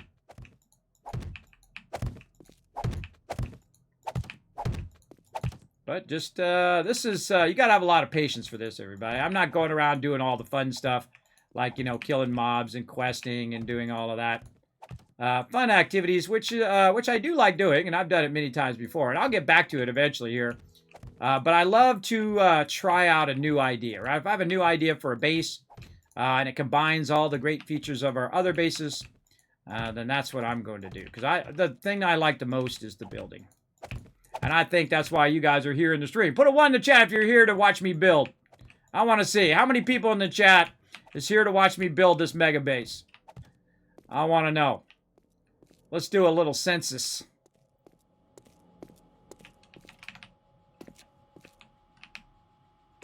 Oh, yeah.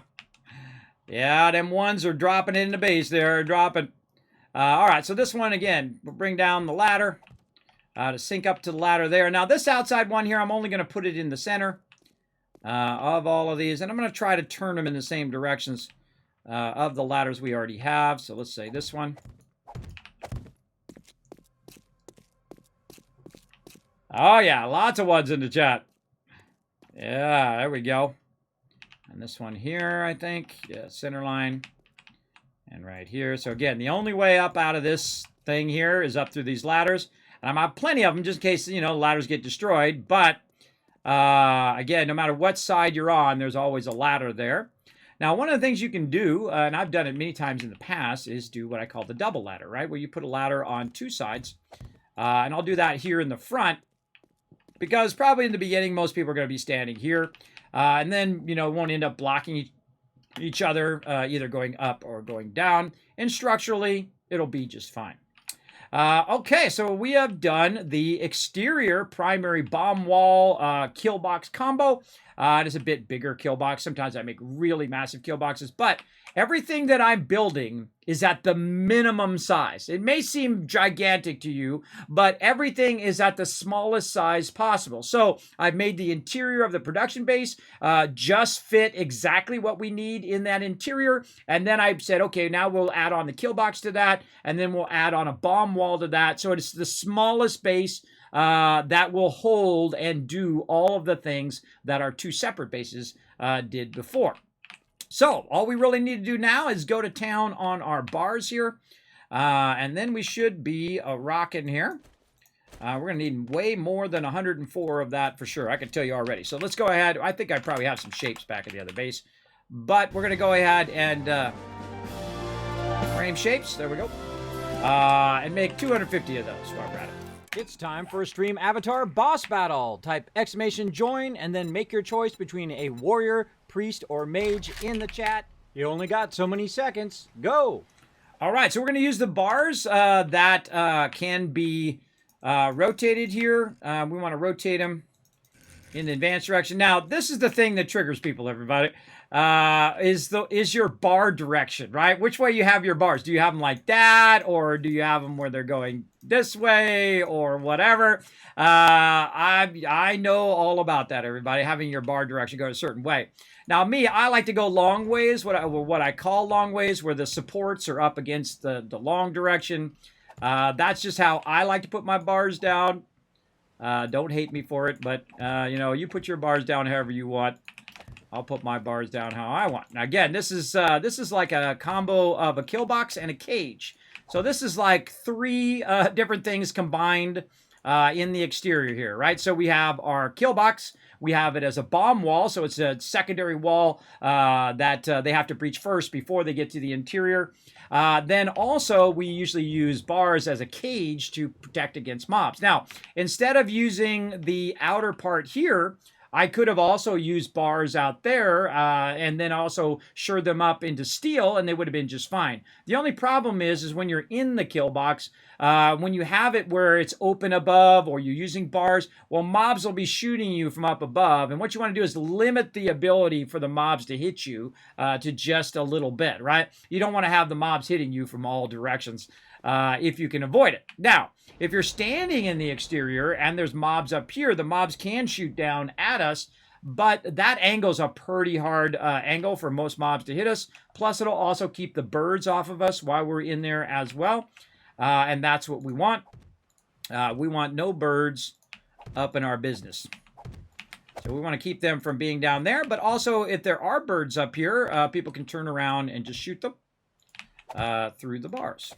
And I love the update that they did. We should be aiming toward the edge like this. You aim toward the side where the... instead of aiming at the bars, you aim at the side of the blocks. Right? So much easier. And then if we get over here, aim at the blocks. And then the two interior ones are going to be the awkward ones. See? Like that. But again, we can just very easily line that around the outside edge just by aiming at the block. Really does help a lot when you learn those little simple techniques that make it a little bit easier to build. I feel like their build system still needs some love. The way that you build, right? That you could, if I wanted to put this thing off the side over there, it should be fairly easy. What Satisfactory does is if you get to a certain part to the edge, if I aim at the edge of this block, it'll automatically think that I want to run it off to the side, which is correct because that's what I wanted to do. If I wanted to be on top of the block, I would center it in the middle of the block, and thus it would go up. If I go toward the side, it goes out. And that small little subtle thing, everybody, is incredibly powerful, and that's why Satisfactory is so awesome, because they have builders in mind. Oh, there we go. Now, the cool thing is if I screw this up, I just pick up the frame, which makes it a lot easier.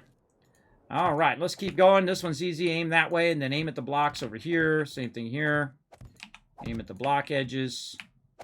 And again, allow us to kind of speed this up a little bit. Again, I don't build small stuff. If you've ever noticed, everybody, I'm not a tiny builder. I build at a big level. For sure, for sure. But it's actually, this base is actually potentially the smallest of the combined bases. But the bigger your base, the more resources you're going to need to sustain that base. For sure. And we had a couple blocks that I misclicked there. We'll get rid of those here in a bit. And we'll put all our hatches in later and all of that.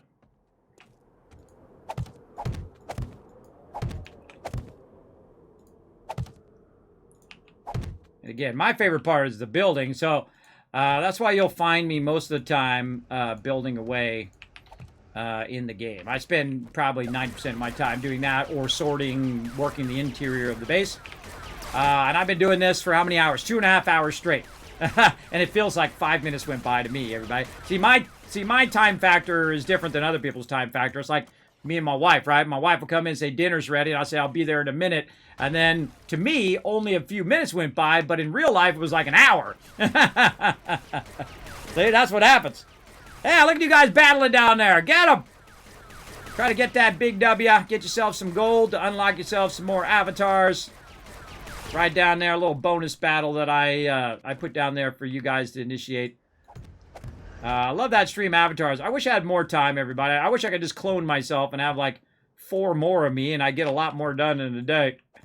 But because I'm a bit older, my batteries run down quicker. I'm like an old iPhone, as I like to say. My daughter actually said something like that nature, and then I said, oh, yeah, that's what it's like.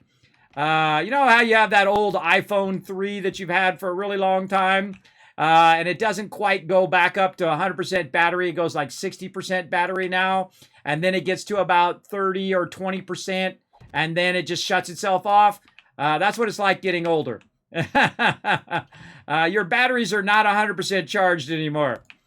Though I did, I pressed myself on Friday, though I did basically sleep through Friday, and I forgot to go to my shoulder thing. I didn't even know it was Friday. I was so out of it, everybody. But I forgot to go to my physical therapy for my shoulder, which they called me and thought I died or something, because I've been going to every single one. I've been very, very good about that. Been really working on my shoulder. My shoulder's actually getting way better, thanks to all the ladies over there who have been doing an amazing job of torturing me. But, you know, you can't blame them. It's not their fault. I, you know, hurt my shoulder on a slip and slide. I'm not kidding, everybody. I really did. I really did. You know, 200 pound man running along on those little tiny little things that are made for kids. And I spun around and right on my shoulder. And I didn't realize it for about a week or two that I'd really hurt my shoulder bad. Probably more than I've hurt myself really doing anything. I really pulled a muscle that's in between the shoulder and the ball joint there. And it hurt like crazy for months and months and months. It hurt, and then I got a shot to reduce the swelling, and then it was a lot better. But when I use it, it still hurts a lot. Like if I try to grab something and lift something or something like that, it hurts like crazy. Usually in the muscle, because you know the muscle from up here goes down to this muscle, so it usually hurts in there. And every time I go in there, she's like, oh, let me do it. She's bending it and doing all that, pushing down on my shoulder. And I'm like, ah. But nobody to blame but yourself, right? When you do dumb stuff like that.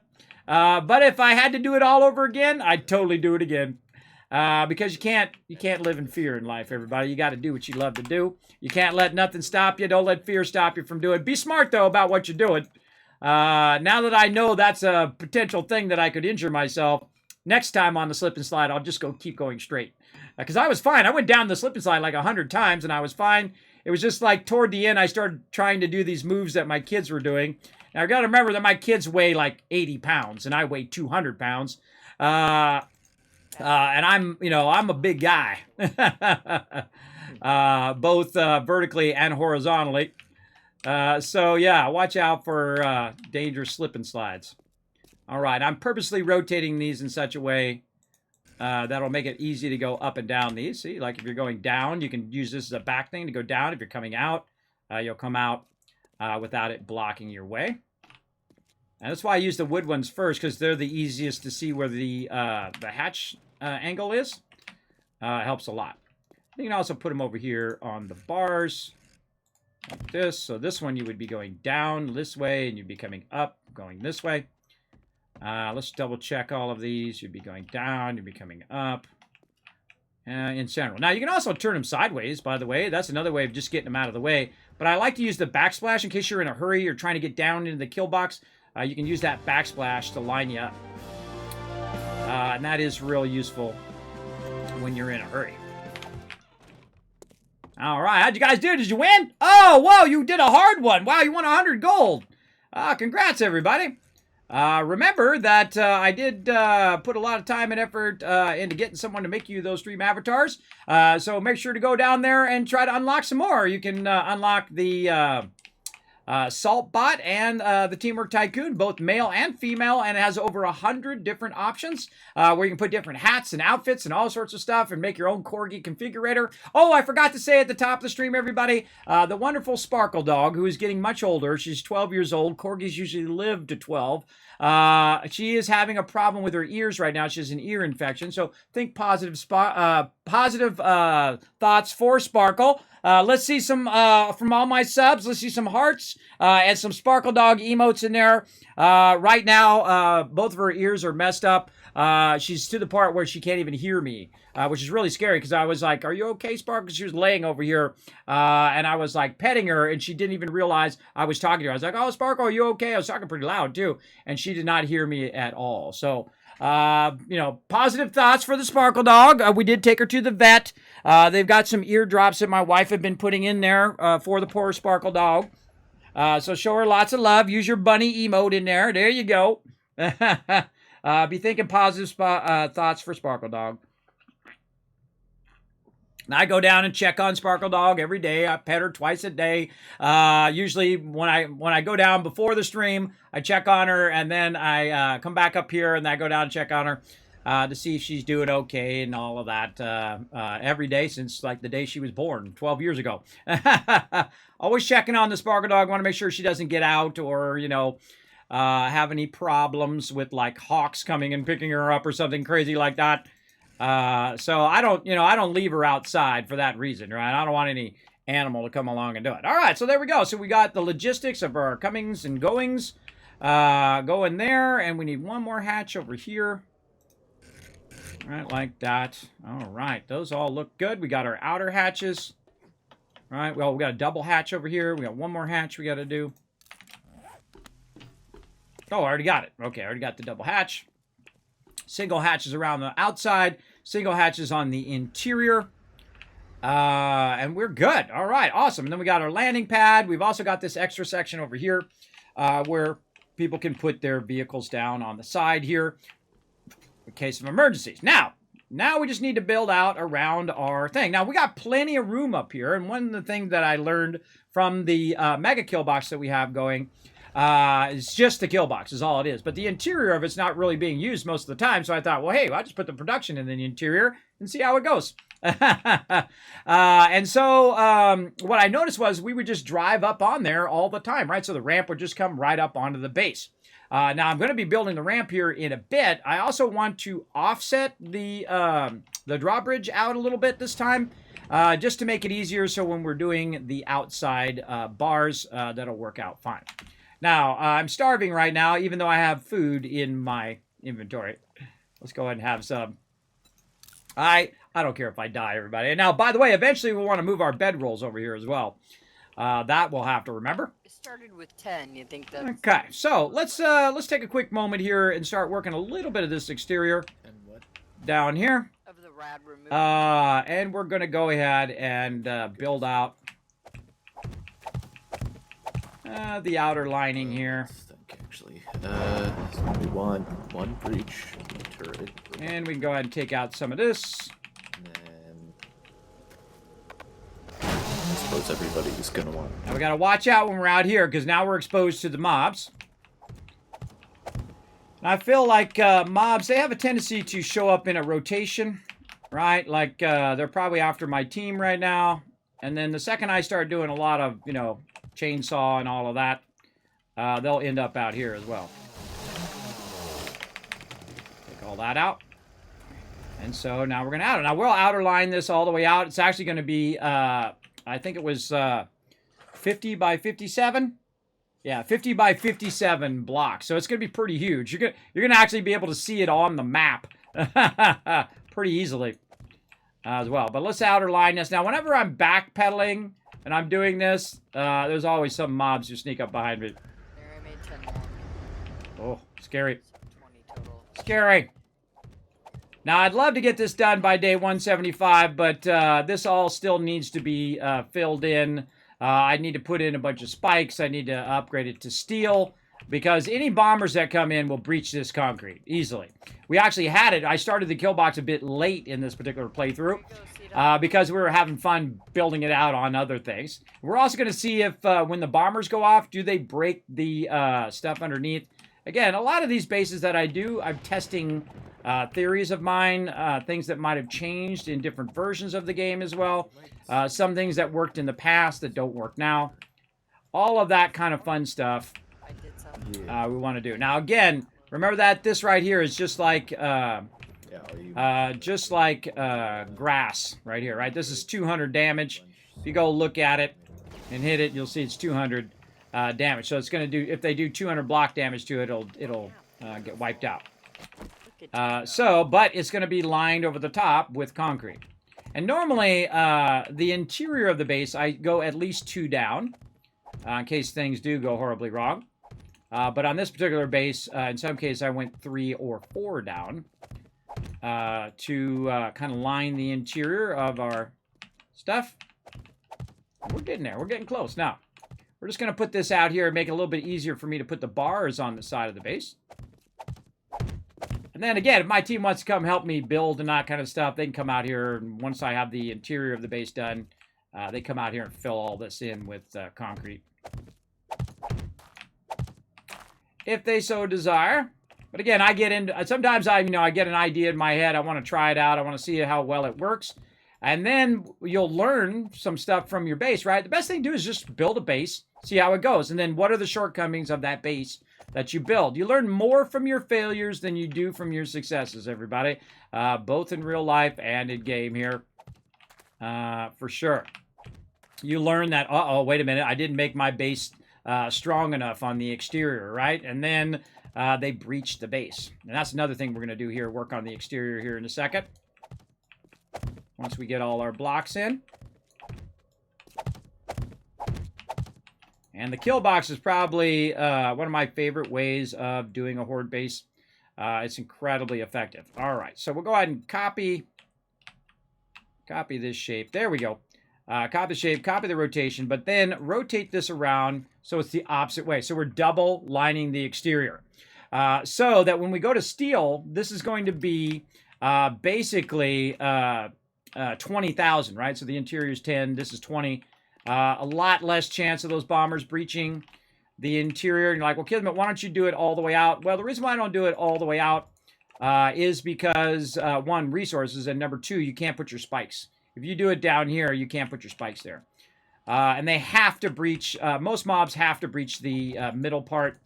Obviously, crawlers and animals like that don't have to, but you get the general idea. Let's aim this a little bit higher so we can double line this exterior, nice and easy. And then we'll rotate that.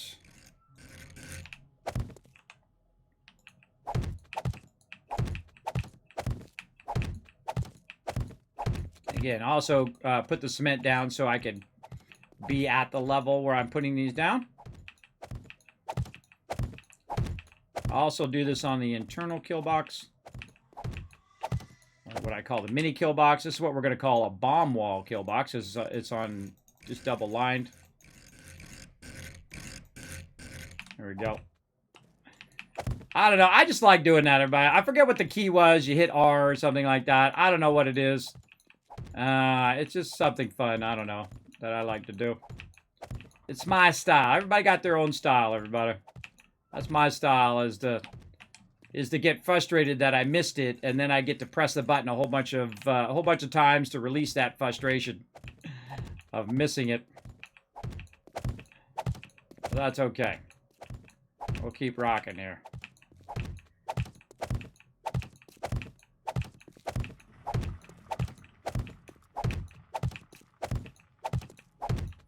Keep hearing all sorts of stuff. All right, outer base lined. Nice. Okay, now, how do we get the heck in the base, right? You're like, ah, kids, you're stuck outside of your base now. Well, you can just use frames for now. I'm guessing we're doing Horde Night base. Yeah, we're doing Horde Night in the old base. This base is not going to be ready. I got to steal it out and a whole bunch of other stuff. So I'll let you guys know when it's ready. It might be ready by the next Horde Night. It's pretty close now. I got to build ramps and entrances and exits and all that, drawbridges. A lot of stuff still to do. About after this Horde Night.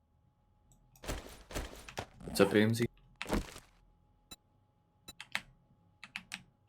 All right, so getting up on my base. So here we go. What we can do is we can build ourselves a bit of an exterior here, and just you know, walk your way up like this. And then what I like to do is do something that blocks the zombies, so the zombies can't really do all that well, which is to jump.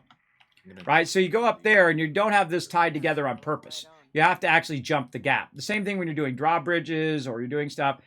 Make it where they have to jump that gap, and that's going to help you a lot.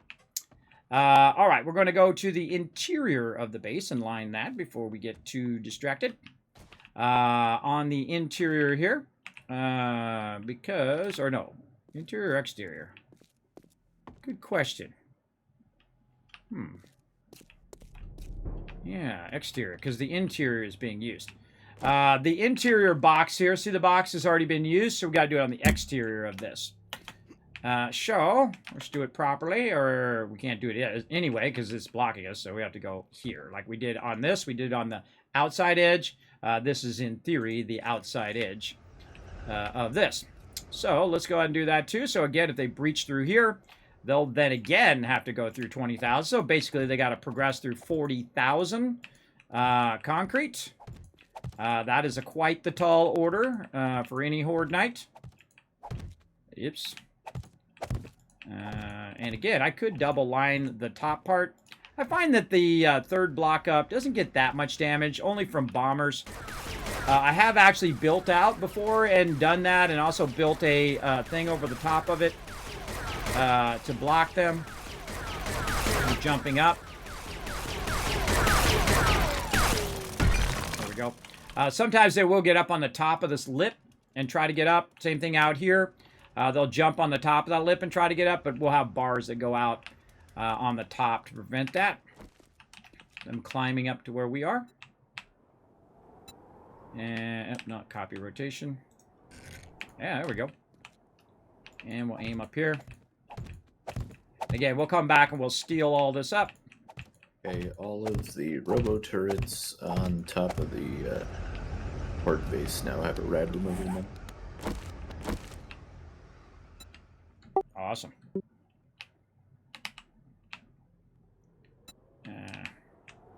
Did we find the rad recipe?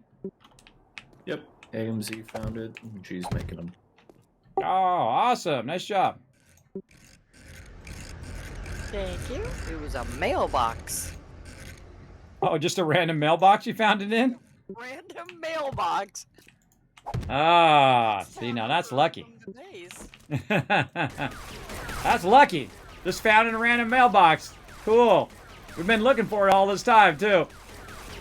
Rad remover is really good, everybody, because you can remove the radiation from mobs, especially on Horde Night. Super useful, because what will happen is you'll kill a radiated mob, and then the mob will res again, because that's what the radiation does. Allows them to come back to life again.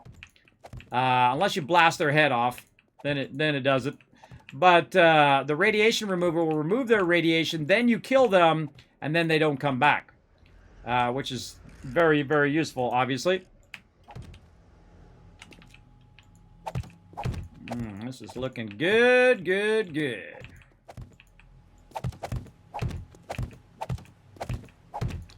Slowly but surely, that's what gets it done, everybody. And there we go, double lined on both sides, looking good. Okay, now all we need is a entrance and exit. Let's go ahead and take a look at what we're going to do. Now remember, we're going to line it up right down the street here. We're going to line it up so they can drive right in here. Oh, this hatch is going to be in the way. I can tell you that already. So let's change our mind on this hatch like this. And let's just turn it. Let's just turn it like that. So let's be a little bit in the way there. So we need to think about how we want to do that hatch. I think that hatch is going to be in the way. Yeah, I might take the double stairs out. That's what we'll do. We'll take the double stairs out. Double stairs out on that one. Because I don't want them to be blocked. Yeah, don't be afraid to change your mind. It's okay. Change your mind on stuff. I want them to have a nice thoroughfare here where they're not going to be bumping into stuff. Now this one here we can just turn. I mean, wood hatches are a dime a dozen, everybody. You can make a ton of them. If you get them the wrong way, you just turn them a little bit this way. There we go.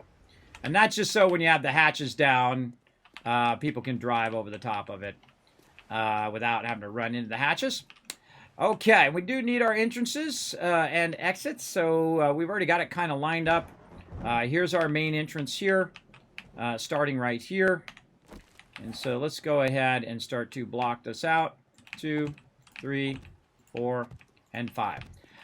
So the width of the drawbridge is 5, right? And it says the actual length of it is 6, but it's actually not. The length of drawbridges are 7 because you have to count the original one you put down. So the actual length of the drawbridge itself is 7. So keep that in mind when you are doing your numbers. So that is where the entrance of that is going to be. And then we can kind of put it up here so we can see where the edge of this is. Oh, perfect. Right by the side of this here so they can just drive right down. Along here, and then we'll align it here to the back, and something like that. There we go, 2, 3, 4, and 5, and that'll basically let us know our thoroughfare there. We need to go in and let's move this over here temporarily just so we can see the edge. We'll need to go make our drawbridges, and I feel like at first what we'll do is we'll have it where it is manual, or do I just want to start with it automatically? Well, see, we want it because this is our production base, so we'd want them to come automatically back up again. So I think I might just do that. Oh, I need to test the sensors again too. What it used to do is that you could have a sensor behind like a bulletproof glass, and that sensor would detect you as you came up, and then they changed it where it didn't work, and then we're going to see if they changed it back again. We'll have to check that. I think it doesn't work anymore. I think they took it out. But again, our goal is to have the ramp line up to the exterior. And also the particular, the drawbridge is going to go down 2 blocks out. So that it is basically offset a bit out from the base itself. So these will be concrete blocks here. Yeah, then So let's go ahead and get this going. Now I have to stay focused. I'm gonna have to head back to the base here in just a bit to do Horde Night. So you guys get to see that. Let's double check where this is supposed to be, because this is the outer edge. That's that. That's that. Okay, cool. We double check that. That's 5 wide. So we're going to put the drawbridge on the top there, and then it'll be a gap of 6. The 7th one, of course, being the one it's sitting on. And then we'll make a ramp, and we're going to make what I call a short ramp. Right, there's like ramps like this. There's a wedge, which is like this, and then there's one that's even more slight that we have on our other base. We'll get into all of that. Also, what we need to do is go ahead and start our bars up here. I feel like we have enough time to get that going. Not copy shape. Going up here. Bars. There we go. Bars, I find, are usually easier from down below. That's just how I like to do them. Advanced. That's what I want to do.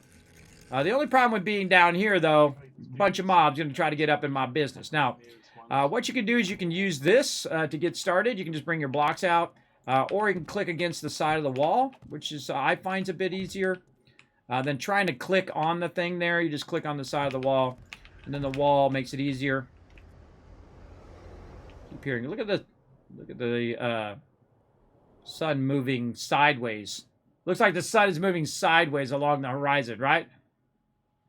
That's an optical illusion of the clouds. Freaky. Freaky, freaky. Corners are also fairly tough. I just kind of go out like that. And then maybe 2 out in the corners there, just to make it easier. Oh, and then we should go this way. Like this.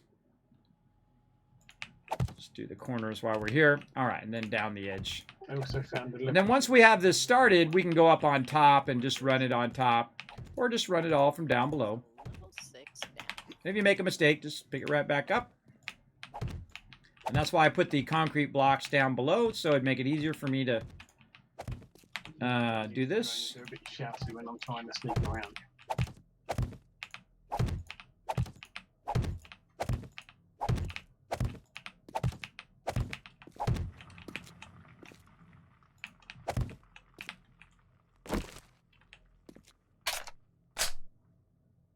Hearing noises. Schematic as well. Keep hearing noises. Even more inconspicuous. All right. Now, you might be like, Kismet, why are you not getting attacked all the time? Well, the reason why I'm not getting attacked all the time is there's no forges here. There's no forges, there's no fires, there's no torches, there's no nothing. There's only me occasionally using the chainsaw or the auger, which causes a lot less aggro of mobs that I find as well. And this will have to go and block out. This is also going to be 2 out. There we go. And copy shape. Oops, already got the rotation. Oh, going to be thinking about that time. How long does it take to get back? And I'm just going to keep all these frames, or these bars, just oriented the same way.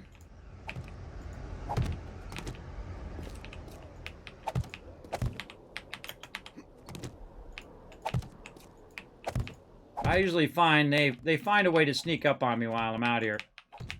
They just wait till I'm not watching, and then they get behind me. Weapons Handbook Volume 5 in your Dropbox when you get back.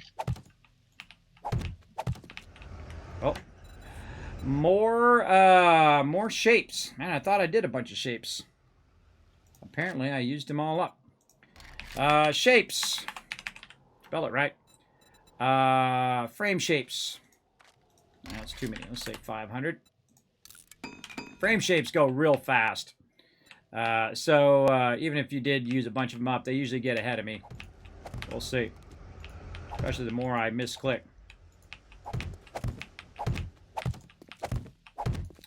Let's keep rocking.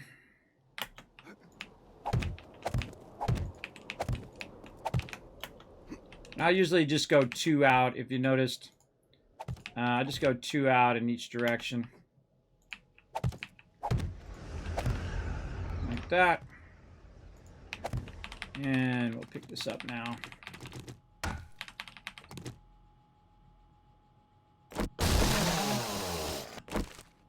Slowing me down.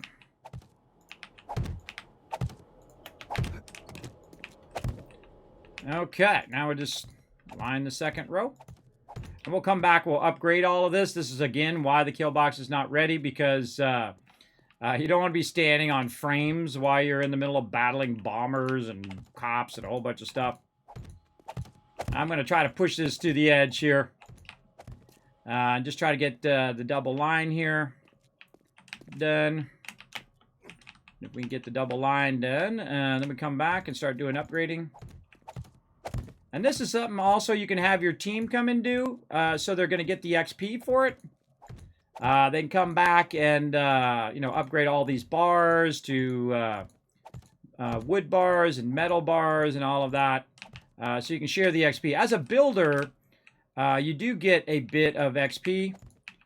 But after you're done building, then, if you're not out killing stuff, then you run out of XP. And I try to balance it where everybody's kind of about the same level. It really sucks because by default... Oh, I got disconnected. How? Yeah. Bam! Is that an auto restart? 1 o'clock in the morning. I don't have an auto restart at 1. I got a timeout on mine, so I don't know whether it's just a network issue or a reboot. Yeah, I'm looking at the server. Doesn't look like it's doing anything. All right, well, let's just try it again. Hold on, we'll try to get back in again here, everybody. Kind of a bad time to get timed out right before Horde Night. See, this is what happens to me all the time, everybody. I just try to finish the one thing that I'm trying to do, and it's slowing me down. I just one little row. That's all I got to do, and then I fly back.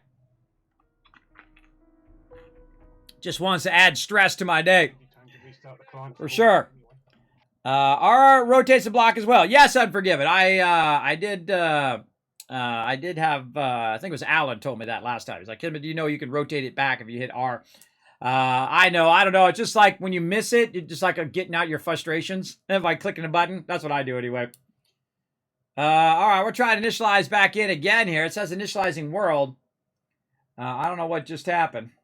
Let me refresh over here. Because I usually have the server up so I can see if anything's going on with it. Oh, nope, I'm back in. No, it sounds like I'm getting back in. All right, yeah, I'm back in. All right, see, I just had this little tiny bit to go, everybody. But that's okay. Oh, I knew it'd do something like that. Change my rotation of my stuff. There we go. It just wanted to trip me up. That's all it wanted to do. All right, there we go. Very nice. Everything looking good. Oh, well, no, we didn't do this side. What time is it? 8:27. All right, I'm going to be like my members who do it right at the very end. And again, I'll call for an all move once I have the kill box where I feel like it's pretty solid. And that's when we'll grab all of our resources from our other base. And we'll move it down here, and I think we'll get it probably by the next thing. We just got to put the entrances and exits in. We're going to need the drawbridges, all of that. Let's go ahead and get this. I don't think I put anything in the box that I'm going to need, but let's just go double check anyway. Let's go ahead and copy shape and make ourselves a bit of an entrance here. We're going to go out just a little bit. And again, we'll just do this. Back this up, make a bit of a stairwell.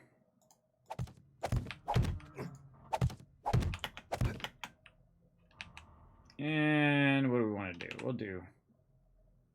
We'll have to go out one more.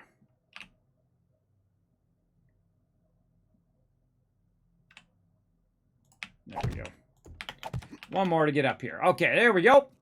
Oh, I got left my thing over here. Now I have a tendency to just throw everything in the box, and when you do that... Kismet, Yes? you're still on your space background. Oh, thank you. I appreciate it. All right, sorry, my bad, everybody. Here's the 1,000 Kids Caps for you guys in there. Thank you, Rotisserie G, AMZ, for letting me know. 1,000 Kids Caps, whenever I screw up, you guys benefit. All right, let's take our shotgun shells out of here. Probably just leave my Jeep here. Let's get all of my stuff I had in my little fly guy. Let's get him down here for Horde Night. Get him back running. Power up complete. All right, we'll put all of our stuff back in here. This vehicle, other thing, all of this stuff back in there. Ammo, food, boost, gasoline, med kits, all of that and that in there. And then all the rest of this stuff, I can just put that back in this box because I'm just going to use that over here anyway. Let's take a look real quick here. More ammo. Any of this stuff I need to take with me. Repair kits. Just leave my vehicle. This, and this. I'll just leave my wire tool here. All right. And then again, we got to cook out of here. We got to cook. All right. Vehicle out. Don't need to bring all these blocks. I could leave my auger and stuff here, but I don't feel like it. I'll put it back in the primary base. All right, put all that stuff in there, and then we'll leave all the construction stuff here so we're not carrying it back and forth, back and forth. All right, now we're going to test out my theory of being able to launch nice and easy from here, and I got to get cooking back to the base. Let's go, let's go. Like that. And we're going to go... Which way is it? That way. Okay, that way. And then so I can just set it down here on the side, which is the whole reason why I put the concrete there. Let's fuel it up. Oh, I don't have the fuel. Where'd you go, little copter guy? Where's my little guy? Oh, God. Where you at, little guy? He's up there. Okay, you're slowing me down now, bro. You're slowing me down.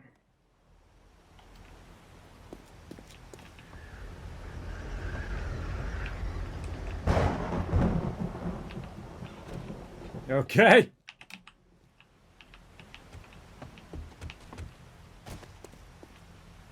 There he is. Oh my gosh. It's gonna make me late for Horde Night. I gotta get my gas out of here.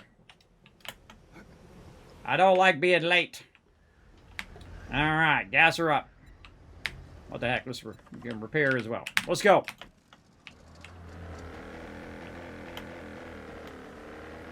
And away we go. Across the rooftops. We got to get cooking, everybody. This is a long distance, too. It takes about, I don't know, 2 or 3 hours in game to get there. I'll do the party invite when I get over there since I'm in the middle of flying. Thanks, everybody. Confirmed. I'm seeking visual confirmation of your current gameplay. Oh, that's a good one, Cito. I like that. I like that. That's why I have those sub commands, everybody. So when I'm in the wrong screen, I think it's actually, there's actually a command wrong screen. So you don't even need to do busted. You can just do wrong screen. Though busted is a good one too. That's why you guys have sub commands and a whole bunch more sub commands. I was working on those over the weekend as well. A bunch of sub commands that you guys can do in here. It's going to trigger all sorts of animations and fun stuff for you to do. Same thing with my mods. You're going to get some more commands as well. Try to get my attention when I forget stuff like that. Now remember, if you're going to play with me or watch my stream, know that I do have sleep apnea, and my cylinders are not firing on all jets anymore, or whatever. And so it is hard for me to remember. It's very hard to remember really anything anymore. The older you get, you have that problem, but also you have that problem when you don't have quality sleep, which I don't have quality sleep at all. I basically feel like I get about 30 minutes of sleep per day. And it's a terrible torture, everybody, that I would not wish on anybody. Also, it sucks when you can't remember things because people make you feel like you're stupid.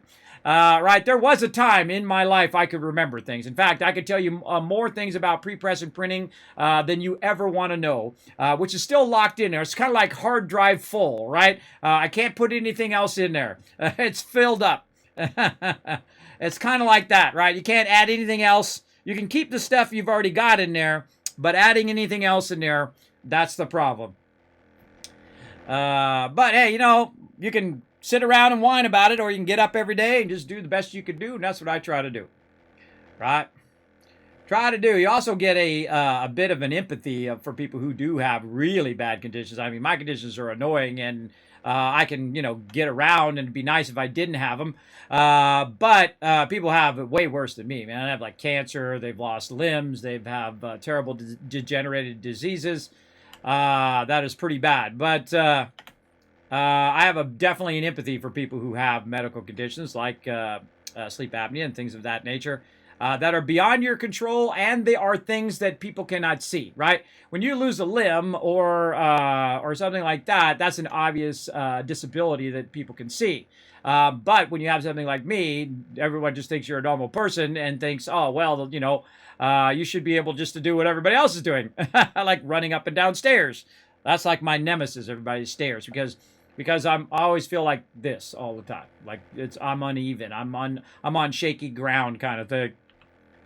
Oh God, this is gonna be close. Let's go. Come on, put the turbo in. Hope I'm going the right direction. I know I'm going the right direction because my people are in that direction and my bedroll is that way as well. Kismet too. What was that? Accept the team invite.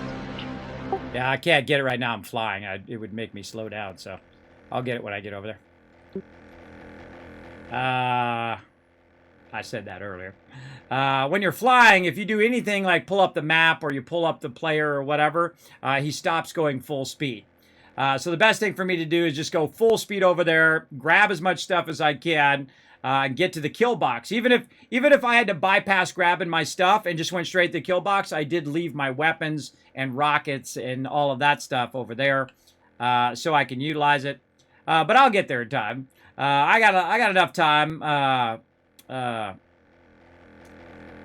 have a kind of a sense for, you know, running it to the very edge. I typically like to be back to the primary base about noon because we are going at double speed.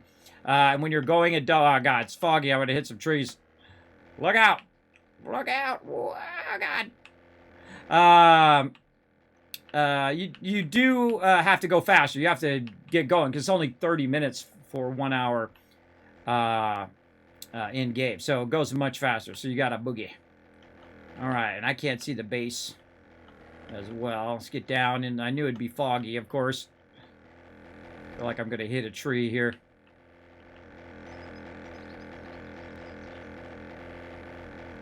Just above the treetops. I leveled up. I wasn't even doing anything. But we all share XP, so that's why that is. Okay, here we go.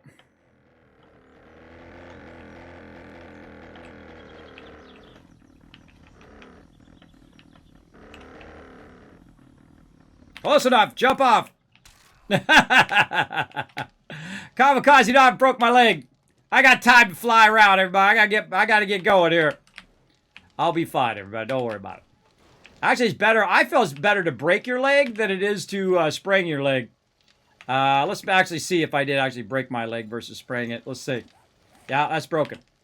All right, let's just use one of these. And we're good. All right. Now, we're going to go ahead and prep for Horde Night. We got just a few minutes here. We're going to put away our good stuff, our augers and stuff like that. We're going to pull out our other turrets. We got to go to the little robot. We got to get my level 6 turret out of there. Motorcycle. This I don't need right now. We can just put this up here in my box. I'm all screwed up since I've been playing that Planet Crafter. It's been throwing me off. Oh, there's a machine gunner up there, too. Oh, thanks for machine gunner number 5. Awesome. Use that. Use that for Horde Night. All right, we got plenty of time, everybody. Don't worry, we got plenty of time. Put this in my inventory. Move my guns over. I've prepped many a time for Horde Night. Move that over there. Our stuff is in this guy. Let's go ahead and put this here. This here. AP ammo there. What else do we need? Let's do our water. Do a little bit more food. We'll just leave the shotgun in. No, we'll use shotgun ammo on Horde Night. This way we don't have to have as much in there. Repair kits. Anything needs to be repaired. My ranged weapon. Turrets are good. Everything's good. Now, I try to set it up where my stuff that I need for Horde Night is in the Horde Night base. So I can just come back really quickly, drop off whatever it is I need to drop off. Just trigger that. And then go to the Horde base. Alright, see how quick? I'm out. That's it. That's all I gotta do. And I usually just put that stuff back in the base just in case I die. I don't want to accidentally lose the stuff. Now, that's our production base, and this is our kill box. Very similar to what we were building now. You can see how nice it is just to drive up, get up on the top. Going to be very similar, but of course, one side will be glass, one side will be here. These boxes also be flat, and we'll build a bit of a tower. We're also going to be building a cage, very much like you see here on the side. We're going to be building out that cage as well. So let's go ahead. Oh, wait till she gets out of there. Let's get some 7.62 first while she's doing that. Do a few of these. Those undone. Get my rocket launcher out of here. I don't even care which rocket launcher it is. We'll just grab it. like this, and then heavy weapon like that. All right, looking good. Plenty of rockets in here. Looking good. Load our weapons. Switch our primary weapon here from regular ammo to 7.62. Shotgun loaded. Oh, we need our turret ammo. Right here. Let's say 3 of those. We've already got our shotgun. We've got all of that. What else do I put down here? Motorcycle. Pick that up. I like to have my motorcycle on me just in case, you know, stuff starts going horribly wrong. Our nail gun. And then we need some Killbox repair items. So we'll take out some concrete blocks, some concrete. I just take half of it and then leave it, some for Alan or whoever else wants to help repair the Killbox. You want to take a little bit of everything. Usually, even some black iron's a good idea. And that's just in case things go wrong. But I have a feeling my team's going to absolutely annihilate all these peeps. We've got plenty of time to spare. Now, while we're doing that, let's go ahead and try to give you guys a chance to win some Kiss Caps. Let's go ahead and get a contest going. And let you guys guess which way the mobs will spawn. Go! There you go. Right there in the chat. Just watch what everybody else is doing. Follow the instructions there in the chat. It should help you out. Gonna load my other turret. Oh, this one needs to be repaired. Repair that turret. And then reload that turret. All right, now this is it here. This is what you guys are here for. It's a Horde Night. And again, look how beautiful this base is. Very nice. I love doing this kind of corner stuff here too.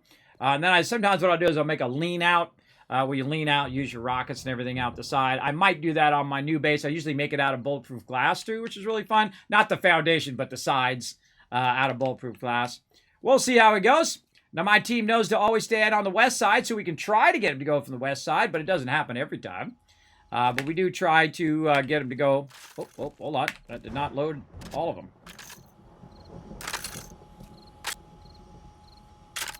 God, it takes forever. All right, there we go. I always double check by running down the line. And we'll put our level 6 in first. And then we'll get into party. There we go. All right, we got all that done. Good to go. Good to go. Anything else we need? No, I think we're good. I think we're GG. Let's do it. You hit 1,000. Dang, fat figures. Well, it happens. It happens. Well, you never know. You might have actually done it. It's a fate thing. Maybe you're going to win. Maybe you're going to win. Now, again, everybody, if you want to be part of it, exclamation, bet, space, north, south, east, or west, whichever way is most going to be spawning from. Then you put, you go exclamation, say you want to do north, exclamation, or exclamation, bet, space, north, space, 1 cap, 10 caps, 1,000 caps, whatever you want to do. And if you pick correctly, then you got 2 minutes left. Then you win all the caps. So go for it. Go for it, everybody. It's up to you. Now, you might also want to look and see what other people are betting and take the one that they're not betting and kind of bet against them. Kind of like they do on The Price is Right when the people do the $1 or they do it $1 more than whatever everybody else has bet. I love that about The Price is Right. That's what I would do. I would just keep doing one and then one higher than what everybody else did each time until I finally got on there.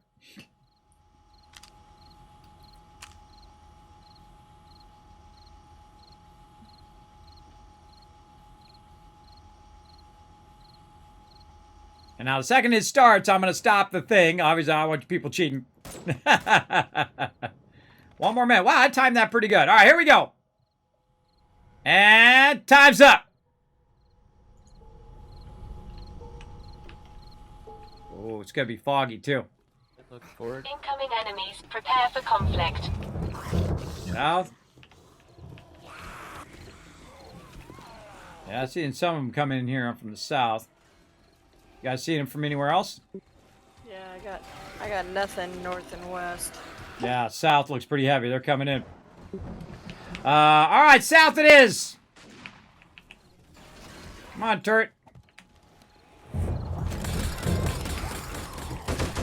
Somebody get the ramp. Okay, so the winner is south. Oh, looked like somebody did it right at the very end, too. Oh, if you picked south, you are the winner. Congrats with a 60% chance, and you pulled it out there. All right, I gotta get busy here.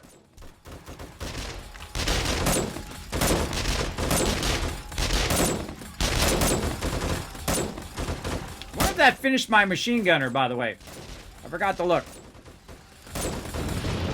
Is that what it was? Yeah, it did. Each kill boosts your run speed by 20% for 20 seconds.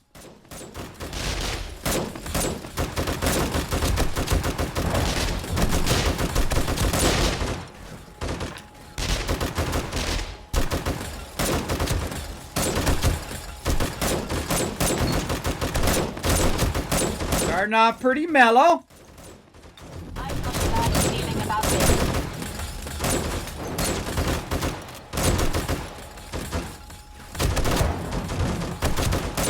Now the goal is to kill them before they get anywhere close to the base.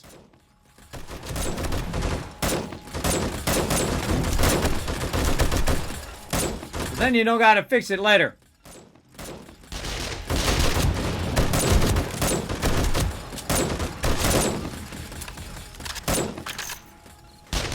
Oh, poor Paul. Good try though, Paul.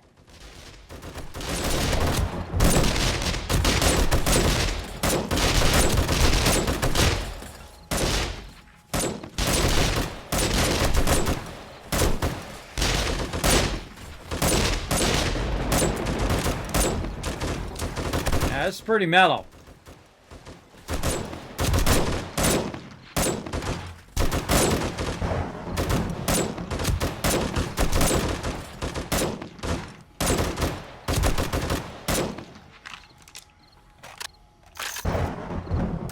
Okay, looks like it's rotating.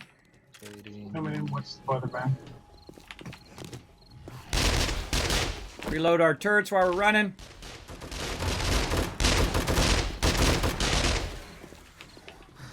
Northwest. Incoming enemies. Prepare for conflict. These turrets are awesome, everybody. I love these turrets.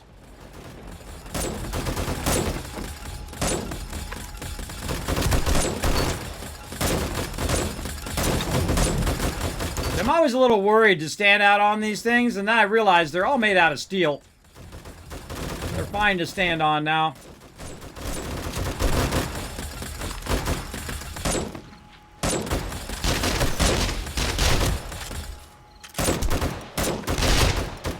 I always prioritize the radiated ones, obviously. The rest of them usually die on the kill box. We're making this look easy.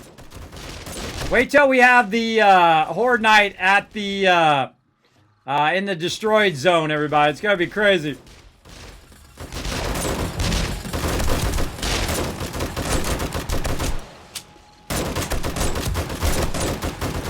Now, one of the things also is the fact that our Horde Knight is actually shorter because the days are half speed.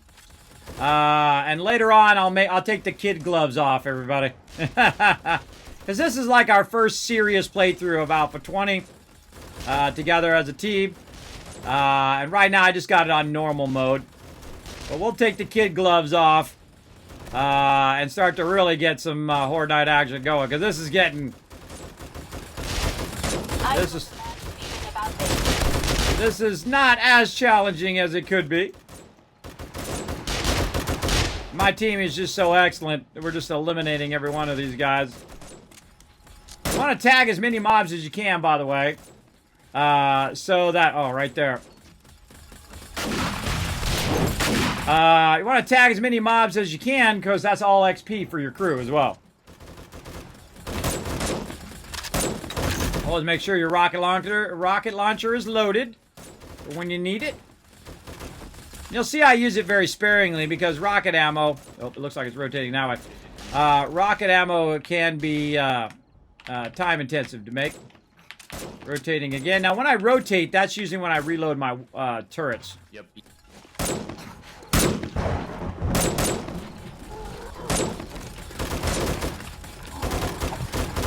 There's a bomber right up against it.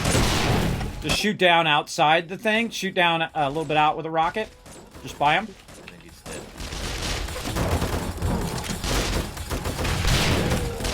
Not dead. Now he's dead.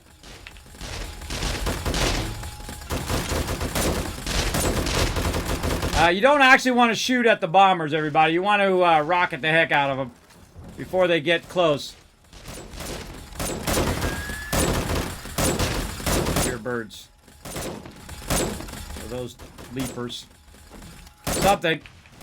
Let me get my other turret going. Incoming enemy. Prepare for conflict. Now.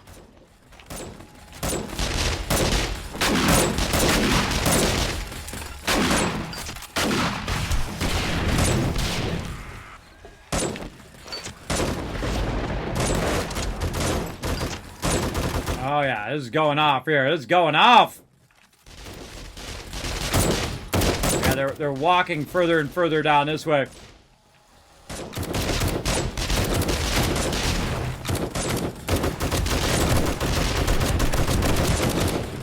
Now my other turret that's way over there is not being used right now, but I'll just leave it over there.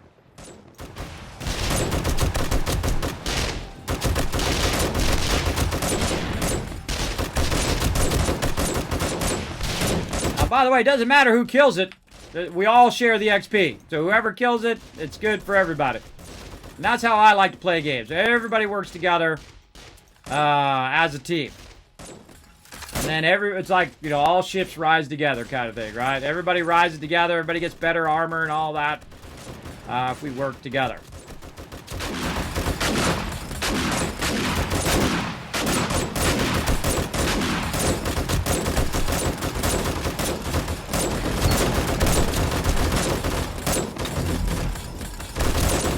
Almost out there. I've got a bad feeling about this.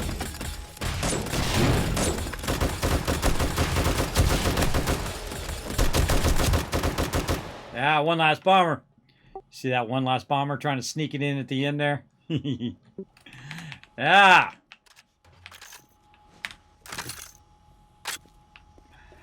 He tried to sneak in at the end thinking we wouldn't see him there, but we blasted him. Now again, this is our current kill box. Notice that it is separate from our primary base, which is our production base. Our new base is going to be a combination of the two, and actually it's actually going to be smaller and use less resources than this one did, because this one's really the interior of this, because we have it so down, everybody, especially with the rockets to kill the bombers, that the interior of the base right here is just open, right? And the whole point of this is that you go down here and you have plenty of room to just put your thing on here. Now, I could have built this base, you know, 25% of its current size. But this is usually the standard size that we'll build if we build the Horde base separate from our production base. And it does a good job. And you can see here at the bottom that we have the ability to pull up the stairs. If they actually do breach, then we can get up on the top here and just shoot them from up here and pew, pew, pew, pew. Right? And I even keep the hatches closed just in case.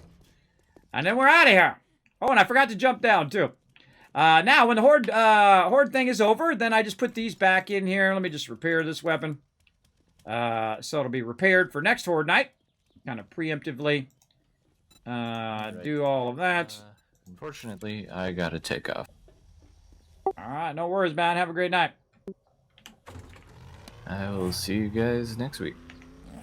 See you later. Good night, Alan. Alright. We're going to put some rockets in there.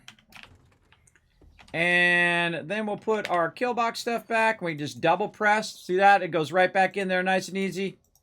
And then the same thing with all the other stuff here. We'll put this back to our regular ammo. And then put all that into there. Shotgun ammo back. It makes it really easy when you have your boxes that you can very easily put the stuff back in there. I don't put my turret in there, but you get the idea. Just real easy to put back in the box and then utilize it for next time. And away we go. All right. Now this side over here, this is what I call that long ramp, right? Trader Joe's just open. So this was a really long ramp here when you're using those kind of, they've added new things that are really not as shallow as the ramps, but also a lot less than the wedges. We have the wedges on the other side. Now the wedges are usually good enough. It doesn't make it too steep where your Jeeps can't get up and down it, but it does drop off really fast. But your motorcycles can get up it, your Jeep can get up it, and it takes the minimum amount of space. And this is the type of ramp that I'm going to build at the other base. Now, in this particular base, this is actually the exit. I actually turned it around, so the entrance was on that side, and the exit's on this side. So, to get into the base, I got to drive around over to this side, like so, and roll up into it like this, and then you see the door automatically comes down. I usually park mine off to the side a little bit here. Makes it easier for people who have their regular vehicles, the bigger vehicles, to come through. Now, there we go, everybody. So, we have it just about ready to make the move here. So, let's go ahead and start stocking up on resources that we're going to need. Let's get all these actually rearranged back to where they normally are so I don't click in the wrong stuff. This over here, this in here, that actually goes there. What else am I needing there? Oh, I need to take this out. And, oh, I think I put my regular ammo back too. That's okay. I'll just get some ammo out of here. Put it right there. Some turret ammo. As well. I'm not really using my turret right now. Well, I should just do this. There we go. Everything's looking good on all of that.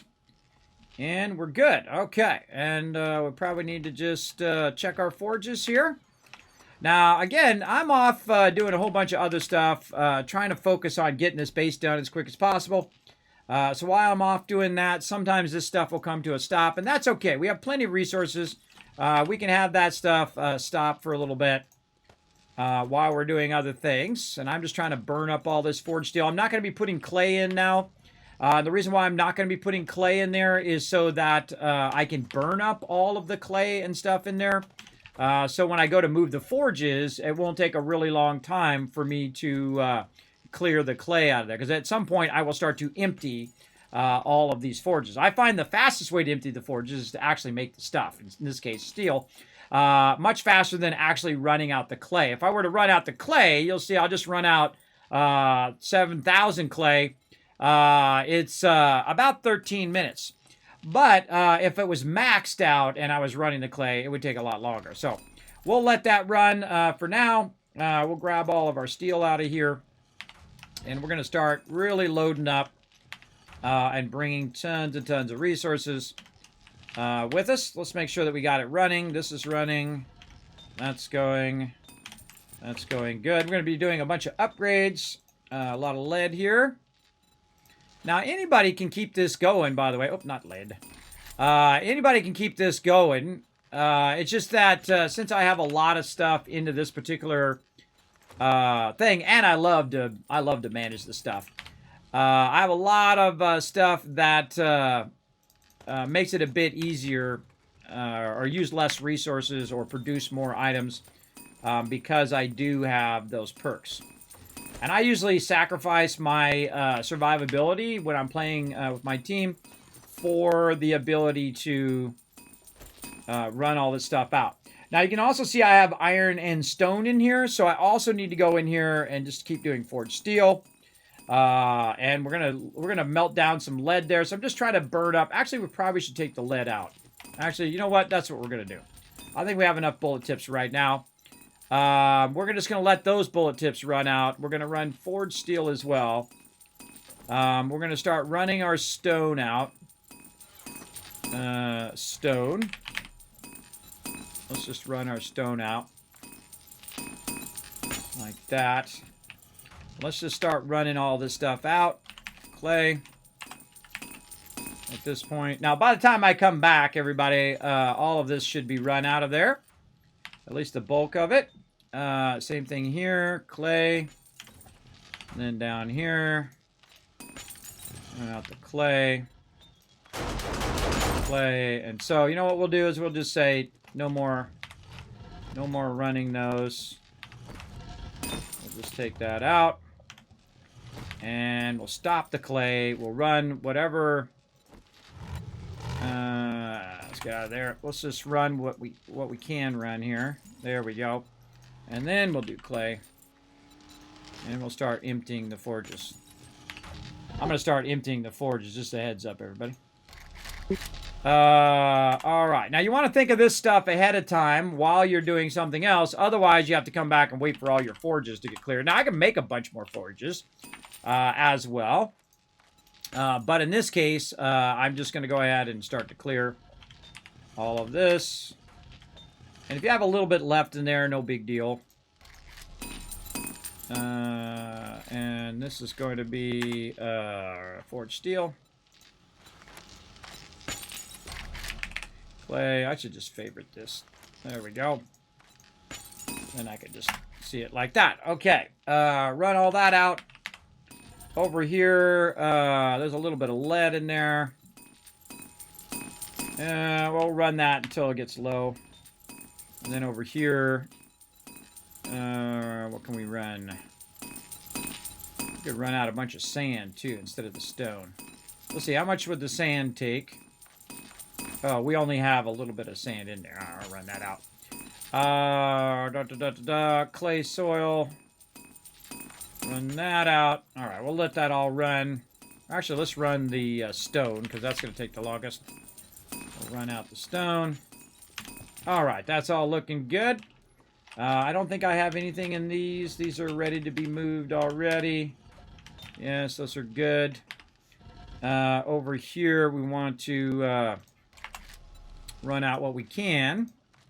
So first, we'll run out bullet casings. We'll run out bullet tips. And then whatever we have left, clay soil, we'll run that out. All right, nice.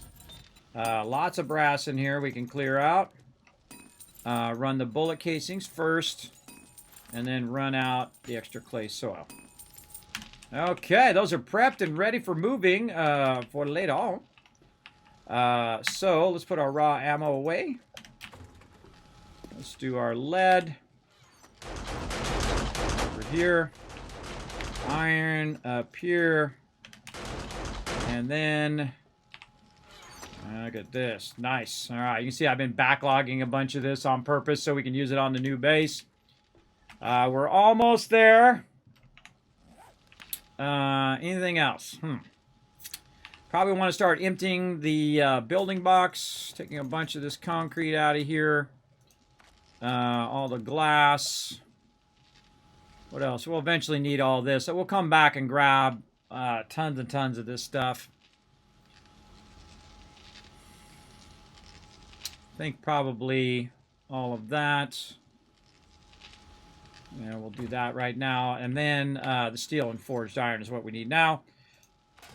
Take as much as we can. We'll use our little robot here to help us as well. We'll just store as much as we can in there. And then, again, more of this. That's a lot. All right, awesome.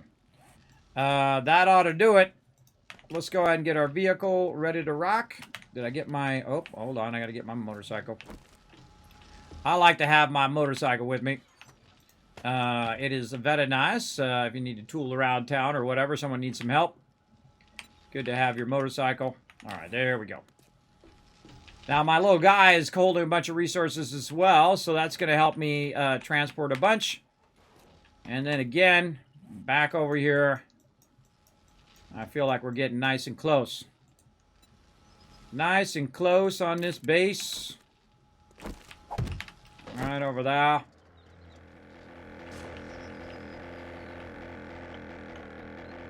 And away we go.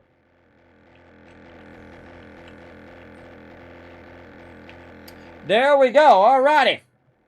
Let me catch up on chat. It says to put the bet amount, then direction. Yes. You go exclamation bet, direction, And then the amount, I think. Or no, it's amount first? Huh. Bet, amount, type. Oh, I guess it does say to put the thing first. I think it works either way. The other way? Bet east. Yeah, no, it worked. I see Paul did east for 500. It did work. I think it works either way. But thanks for the heads up. The directions are backwards to what you need to do to bet. Yeah, it's all automatically built into it. I didn't make the directions. Don't blame me on that one. But yeah, it does. I think it just doesn't say see, it should say exclamation bet, answer, amount, and then type is another thing at the end. That's where you can put like all or something like that. Those kind of types, right? Like when you're betting on giveaways, you can go, you know, exclamation, ticket space all kind of thing. That's the type. That's the type thing, I believe, if I'm remembering correctly. All right, we're heading back, everybody. I think we're going to get into the final stages. Hopefully get this kill box going by the next Horde night. And then we are probably going to crank up the game a bit for my peeps next time. Not this time, but next time. We'll start cranking it up a little bit because they need a little bit more challenge than this. There you go. You are correct. Oh, well, there we go. There we go. That's what I thought.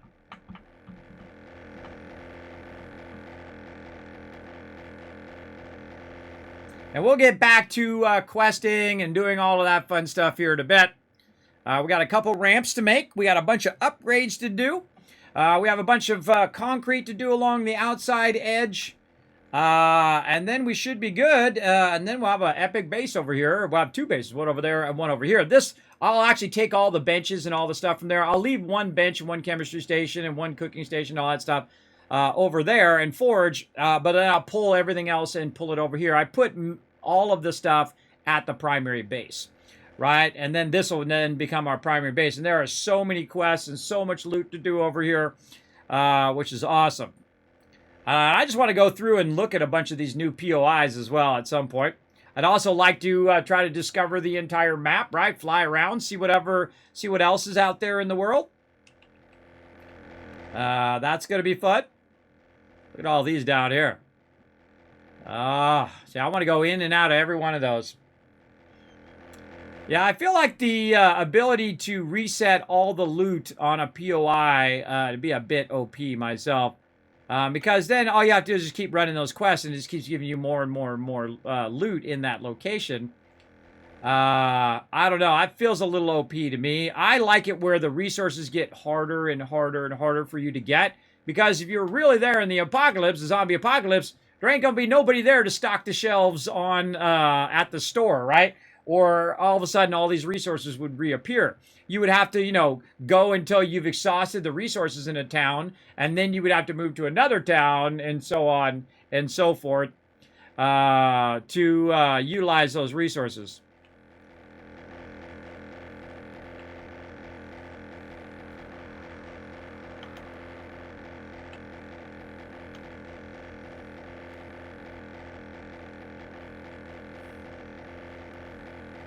That's how I like it to be. I like it to be, that's usually why I set the loot respawn to 5,000 days, but it's irrelevant now because of the quest. The quest will reset the loot.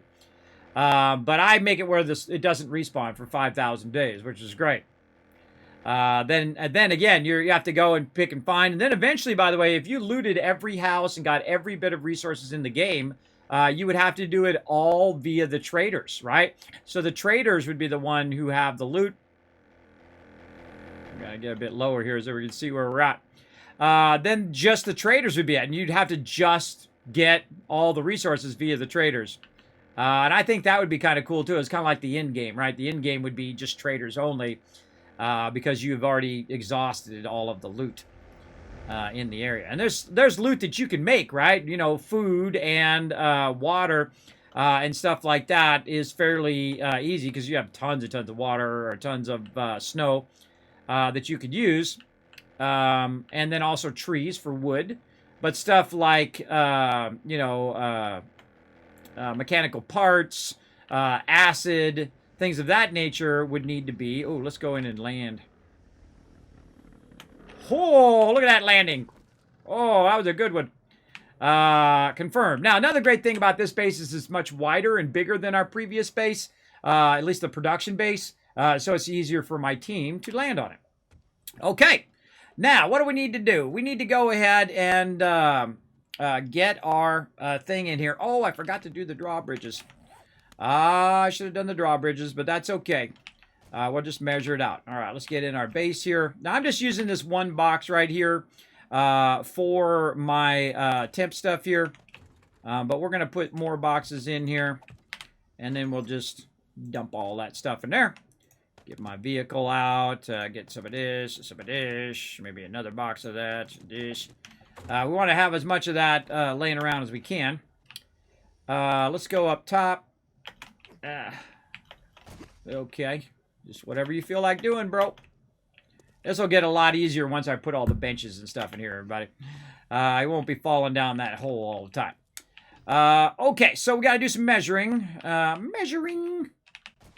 Let's do that. We need to get our shapes, too. That's what we need to do. We need our shapes. Actually, maybe just put this up here on top now, too. Just like we were going to have a horde night. Yeah, like this. Bam. Oh, nope, not that one. This one, which goes into the center of the base. There we go. All right. And I'll probably color code the thing, too. I like to visually color code stuff, so it makes it easier to find where the hatches are and all of that stuff. You'll see me get into that kind of embellishment. Oh, wait, no, I did bring them already. I already got them. They're right there. Look at me thinking ahead. What did I come in here for? Frames is what I came in here for. Right there. So I'm going to use my frames first. Let's just get the drawbridges out. Let's go. Let's get this going. I already did it, everybody. I'm so far ahead of myself, even myself doesn't know what myself is doing. I might have said myself a few too many times there. All right, let's go ahead and take all this out, and we're now going to make this like this. Very nice. And again, we're going to have this going out because this is going to be our ramp. It's a little awkward when you're on your vehicles, by the way, to go up a ramp that is not made out of concrete. Very, very awkward. Let's go ahead and get our drawbridge at the ready. Now, one of the cool things about the drawbridge is if you kind of know how it works, it's a little bit easier. Now, see, I'm trying to put the drawbridge down. I'm just trying to put it right there so it leans out across the thing, and it won't work. The reason why it's not working is because you actually, to make it easier, you actually need to put down a whole bunch of boxes, which are going to help you put it down. So you want to jump down and just kind of build this out. One. Yeah, one. There we go. 2, 3, 4, 5, and number 6. There we go. So that's how long the drawbridge is going to be. It's going to be 6 plus the 7th one, which would be the back one here, which is where it's going to be sitting on. So in theory, that's how far it's going to go. So let's just go ahead and do the same thing over here. Now, because I'm 1 block down, I'm actually 7 blocks down. See how awkward it is to do this? If I was 1 block up, it'd be way easier. And then we'll just do a cross block here.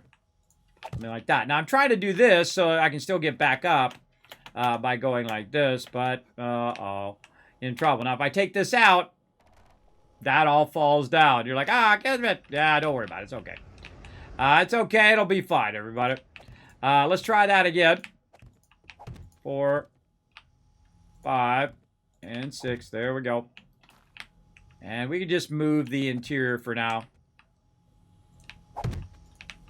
Now, I strongly suggest to work from your base outwards as opposed to, making the ramp out there. Though I already have all the math already done. Making the ramp out here and then starting to bring the ramp toward the base and then your ramp's too close. I highly recommend going out there and taking care of that. Moving it outwards. So, how can we make this where it's not going to fall down? Well, we can just go ahead and make some other shapes over here. Take this one out, take this internal one out, and then we good, right? All we really want to do is just have something for the drawbridge to sit on. Then as we go and we try to do it here, it's going to be real awkward. So what you want to do is back up a bit, try to get an angle where you can stand there and get this thing to go the way you want it to go. And you can use your rotation. Now, I usually find standing behind it and then kind of rotating it where it's facing away from you works fairly good. But again, sometimes it's really awkward. We might have to add more frames. Let's try to add a bit more frames here. And I don't know what the minimum amount of frames are you have to do to make it work. It's just really awkward. We also need some frames to aim at. Kind of like that. There we go. Now we're getting somewhere. Now the cool thing about the powered one here is that if I do make a mistake, so awkward. See, now in Fallout 76 and in Fallout 4, you have this ability to zoom in and out with your scroll wheel. Your scroll wheel just changes down there. But in other games, you can actually move the object away from you so it's easier for you to see. Now, I feel like we need to do some more here. By the way, your weight standing on boxes can also cause them to fall down. They might be just fine until you stand on them. Very rare does that happen anymore, but it still does. All right, so there we go. So we've got, you know, enough boxes as we need. Try to line that up. Boom. Whoa.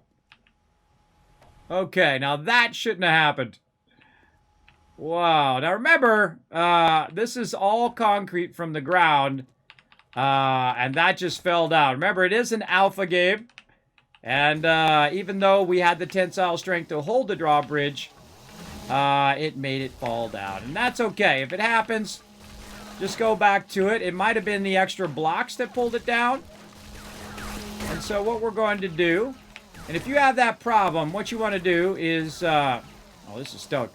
What you want to do is reinforce it, right? You want to reinforce the exterior so that it doesn't have that problem.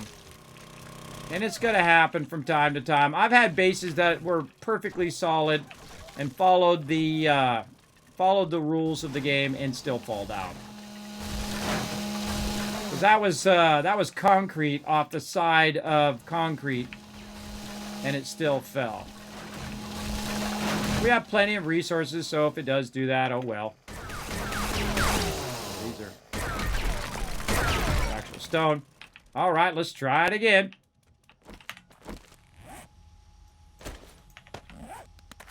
Okay, so running off of here, straight to there.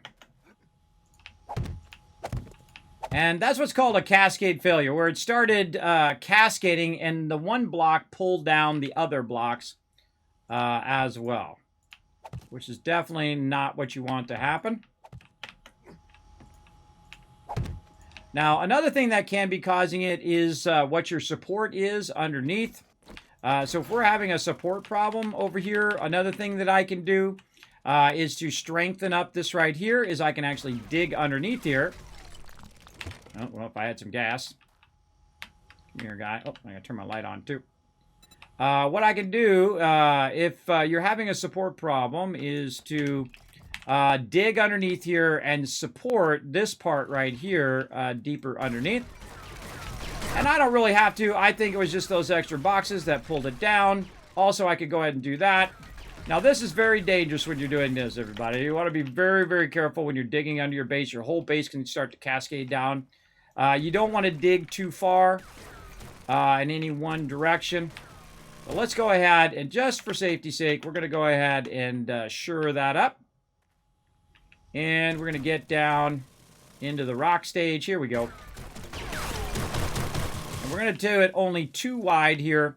And then we're going to go ahead and go like this. Like that. And like this. All right, there we go.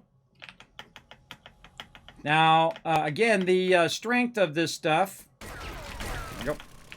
The strength of this stuff is based on your actual foundation under there, right? So some of that is stone, some of it is going to be sand, right? Like this right here is sand. That's a little bit of that. But if we take out the sand, we can look underneath that. Oh, okay, here's some iron, right? There's iron right underneath the base. Oh, that's kind of nice. But we can also set it on the iron and not on the sand. Sand is probably your worst thing to be on. Under there as well.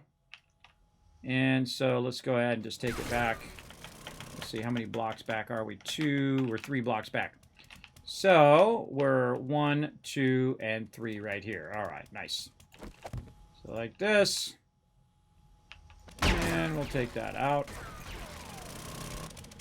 Now, once you put these blocks in, by the way, it'll also work on the width of the maximum distance of your blocks as well. So it'll go, 10 wide as well as 10 high. But we'll go ahead and just fill that in like that. Very nicely. And then since we already have this in here, let's just go ahead and make it a big old block out. Like that. And we'll go ahead and just block all the rest of this in. So I don't have to fill it back in with dirt. And this is all going to be cement blocks out here anyway. All right, let's try that now and see if that's going to be a bit stronger. We should probably go 1 or 2 over, say to here.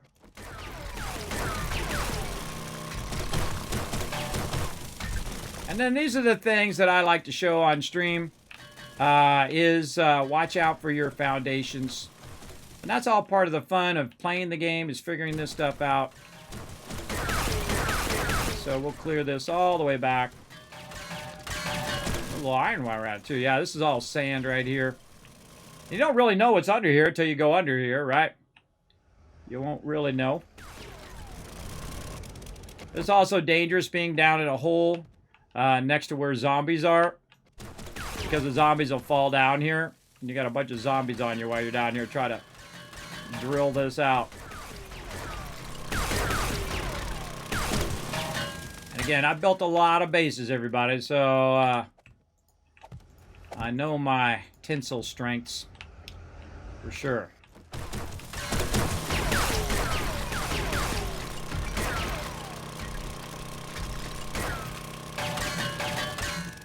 Not my first rodeo, if you know what I mean.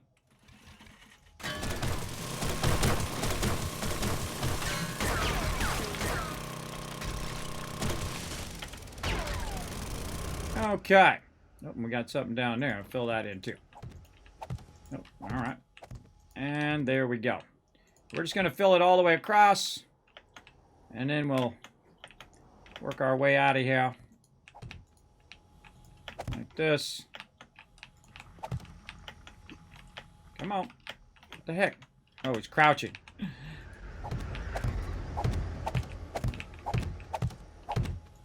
Mr. Crouching Man. We'll just block all this up. We don't want any gaps in here as well. Yeah, my guy's in the way. Come on out of there, guy. Let's put that guy away. I should put him away. No gaps. Bring it all the way up.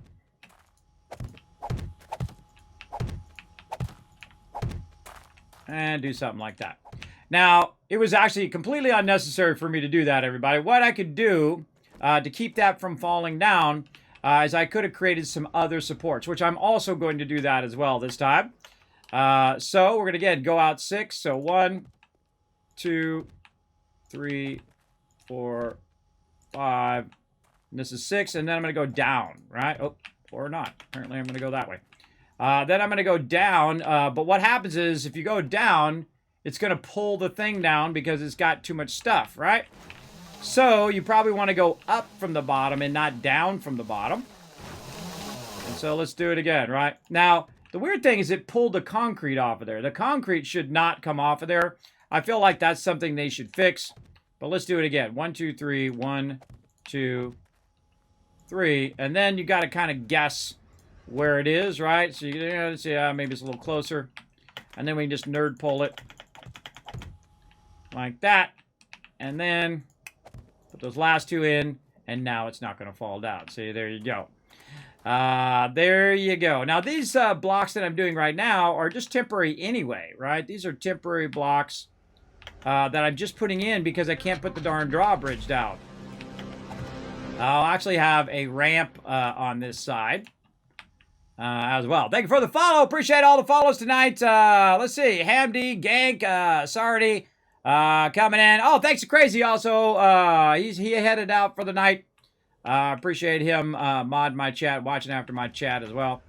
Another thing we can do too is do this, where you just kind of nerd pull up, and then it just matches up to the top here because I just put it at 5 instead of 6. And there we go. And then we need our cross beams right here, and let's just hope that it's strong enough now to hold that drawbridge up long enough for us to build the ramp and take all that out so we don't lose our drawbridge again. And we lost the drawbridge, too. We have to go make another one. And doing drawbridges, I feel, is like the most awkward thing for sure. All right, let's hope. All right. Oh, I feel like I did a little too wide there on the drawbridge, a little too left. Now, again, if you have it where it's a power drawbridge. Was that a power drawbridge? I thought it was. You should be able to pick it up. Did I put my block down? Oh, it might be just outside my block. Hold on, let's go check. Turn on our little land claim block. Kind of feels like it is just a little bit beyond. Oh, can't wait to fill these things in so I can stop falling down in those. I feel like it's just a little bit beyond the land claim block. Yep, it is. All right, well, we got to move our land claim block. It looks like we're going to have to move it side to side, too. Because our land claim block is not big enough to do the thing. Now, I could go into the server and make the land claim block bigger, and I'll make a note of that, or actually, I'll just do it right now, so the next time we restart. Let's see. I usually turn that up, too. Because we don't do PvP in here, so. Where's my land claim block? In one of these settings.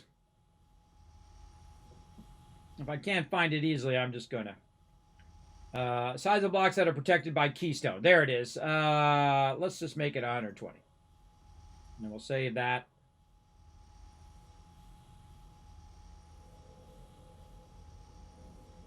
There we go.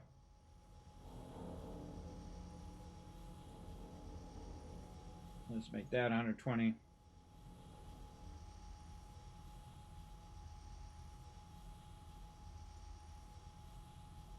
All right, so we'll make the size 120 so it'll be bigger next time. I'd have to restart the server for it to kick in. But I'll just make another one and just move it closer. And it's just going to be temporary anyway. I'm going to take all these blocks out and optimize them in the end. And it's actually kind of nice to not have it where the land claim block is touching the thing. Because otherwise what happens is people have a tendency to pick up my stuff. So let's look at this again. 1, 2, 3, 4, 5. Yep, I did make it too wide. That was my bad. My bad. One too many. Let's actually do this as well.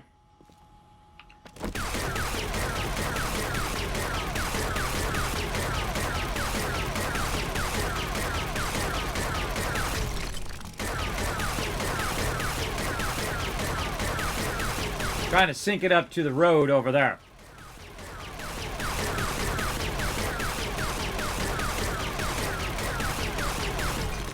Okay.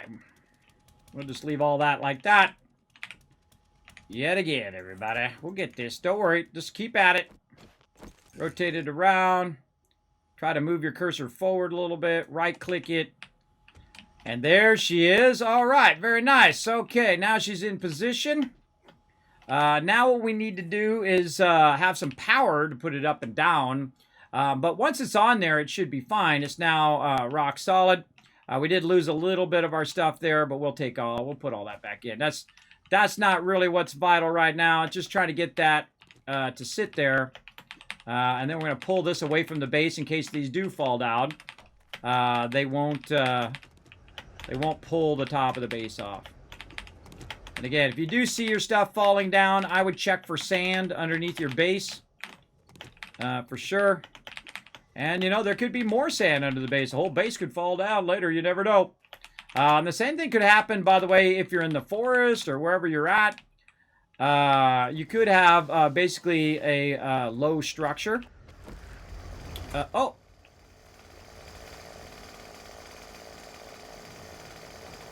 Okay. It doesn't like that, everybody. It does not like that. Wow, that's weird. I've done that before. Alright, I'm about to build another support under it, apparently. It does not like that. Now, that should work, everybody. The strength of that is 120. It should definitely be holding that up.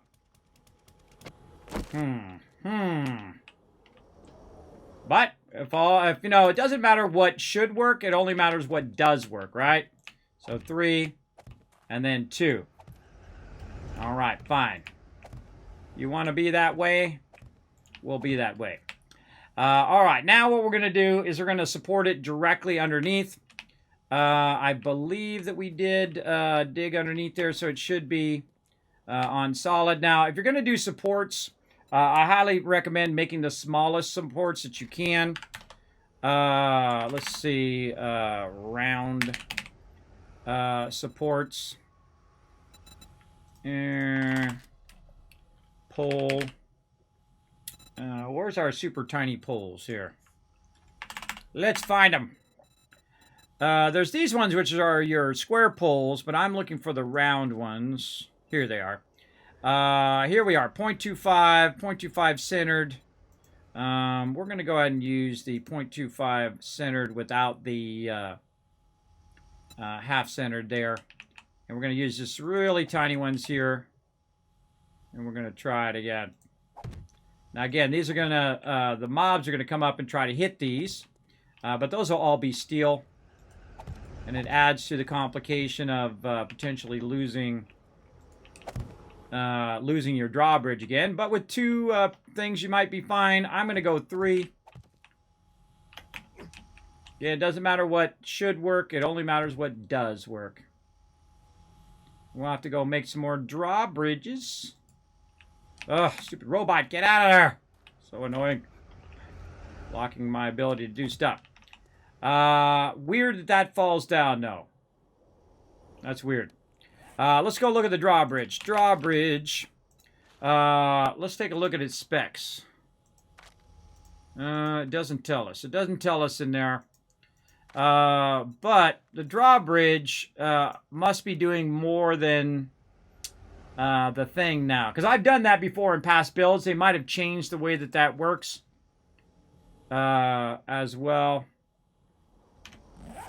But that's okay. We'll put some supports in there. We'll put it nice and thin. We'll steel that up. And that should be fine. That means we have to do it on the other side as well. We'll dig under to make sure that we reinforce that. All right, well, let's get back to it. Let's go ahead and build out some blocks here as well. Out from the primary base. And we'll just go ahead and build this baby.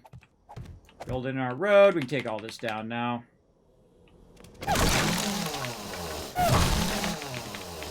They wreck my frames. I just destroy them because I don't want to sit and repair them all.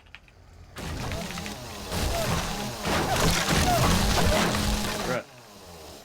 We're using that as a marker. Take all those out. This is our marker. This is our other marker here. So we still got boxes that are jammed in the road. All right.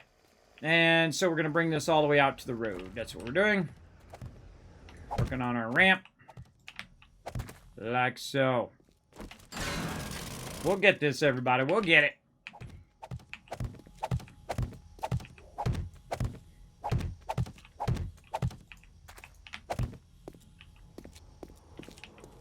And when something doesn't work, you just adapt and make it work another way. Because the thing is that wall going all the way down to the stone down there should be working. But there could be giant gaps under the base too. There might be the whole entire part under there. There might be a big giant hole down there that we don't know about as well. But we'll just keep trying, see how it goes. Definitely when you put under supports like that, it should definitely support it for sure.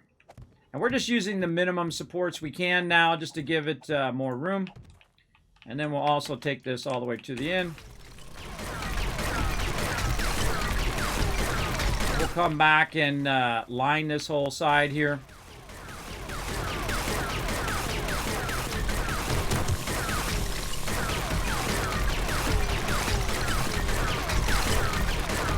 I love the auger. The auger's my fave. My fave. I'm a noob. There's no way. This is crazy what he's doing. I know, I'm crazy, right? That's part of the fun of watching my stream. Yeah, this is the Kismet Mega Killbox. Now, I played 7 Days to Die for thousands of hours. Not my first playthrough. I'm playing with my awesome crew. They're off doing quests and other fun stuff like that. While I am building out the Mega Killbox here. Now again, worrying about your structure is very, very important. About your foundations and all of that stuff. I have built on destroyed stone, but it has been quite a while. So we're going to learn some lessons along the way, that's for sure. And so we're going to just go ahead and work on our ramps here. Like this. And like this. Now this is this is the toughest part in the zone, the destroyed zone. And my goal is so that they just come from the road and they can just come right down from the trader and literally just drive right up to the top of the base. So now what we're going to do is, now that we got that in, and oh, we got to take out this block here. Now blocking. Do one more row.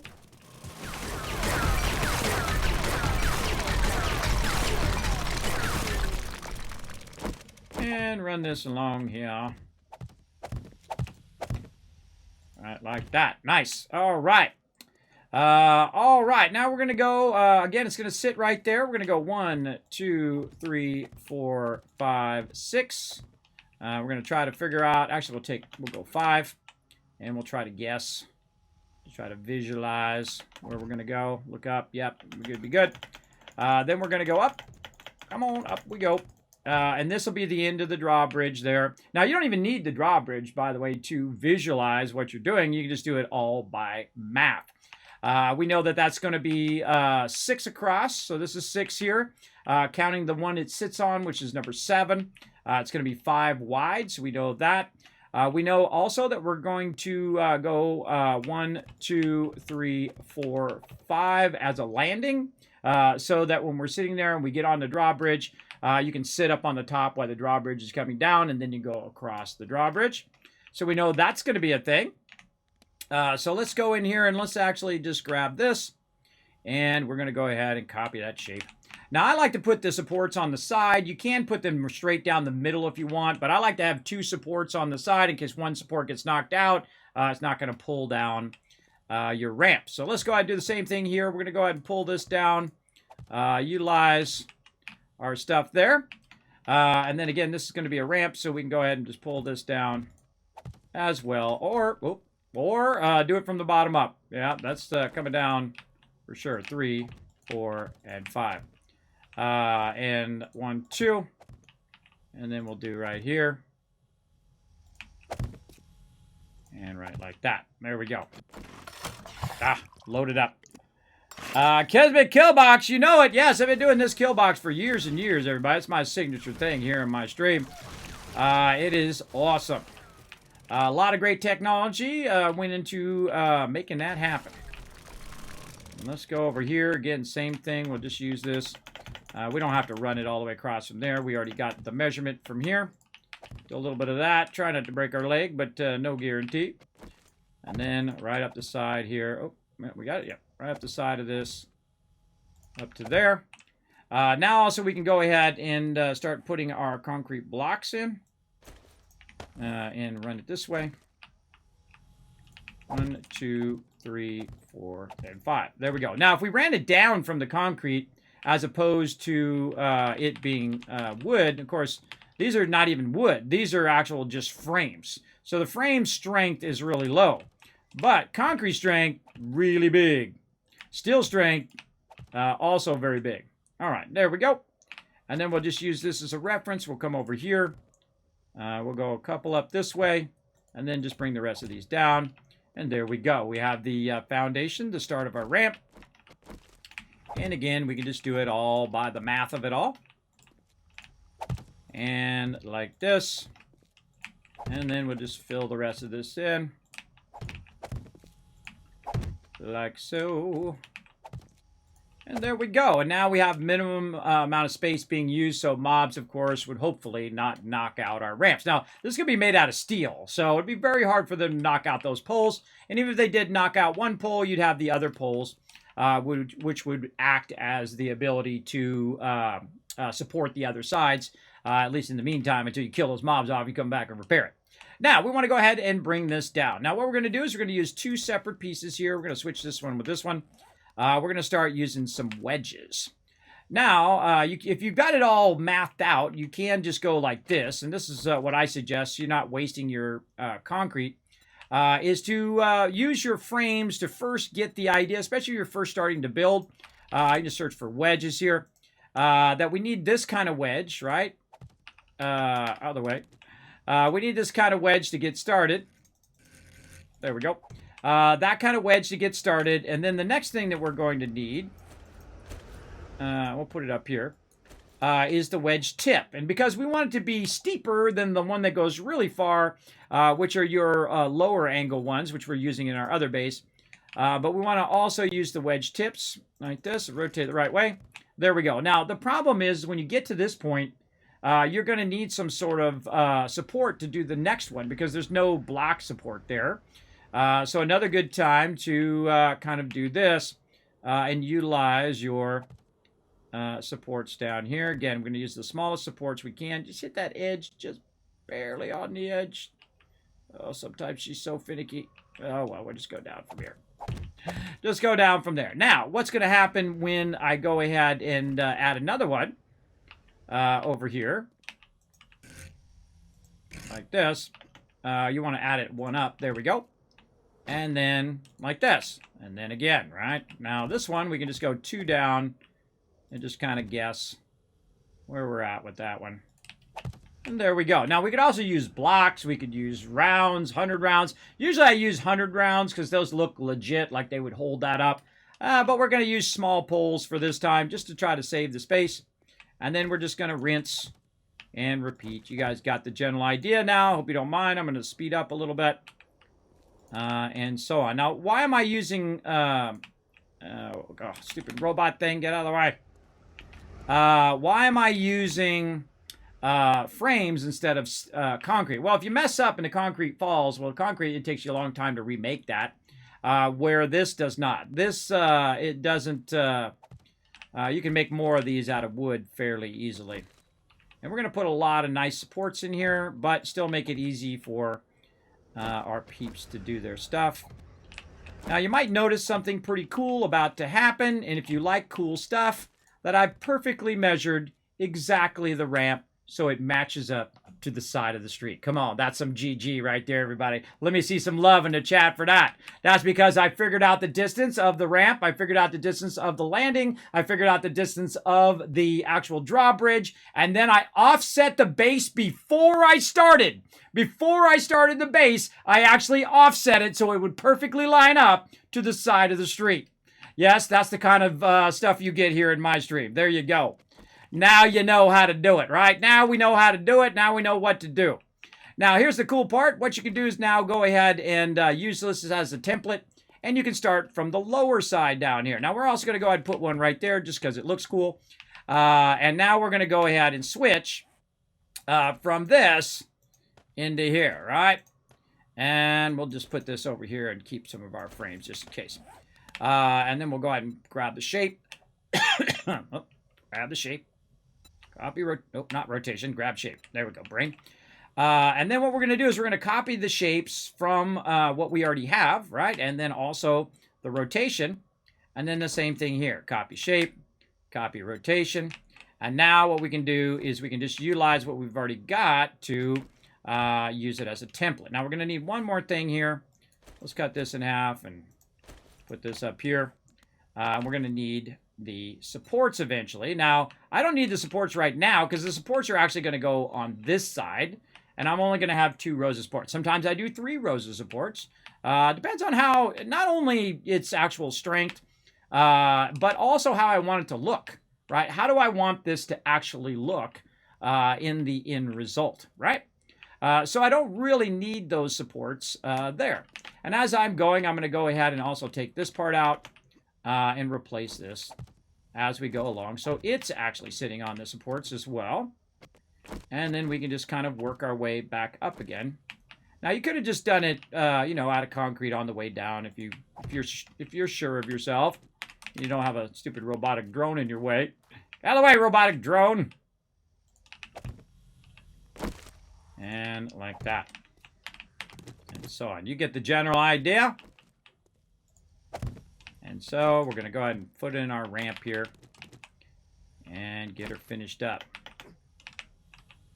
Up a little high there. Now this is why I have my other boxes.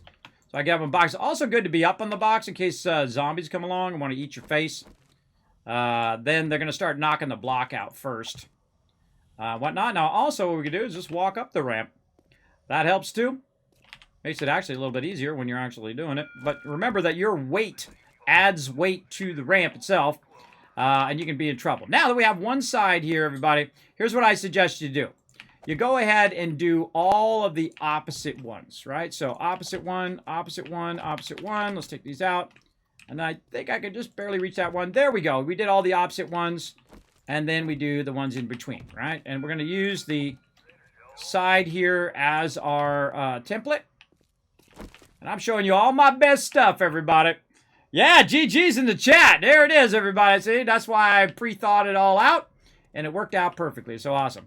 It's not going to be that perfect on the other side. But on this side, I worked it out so it would be perfect down to there. So, again, that's all just going by the numbers. You can go by the numbers, or you can just go by whatever inspiration strikes while you're at it.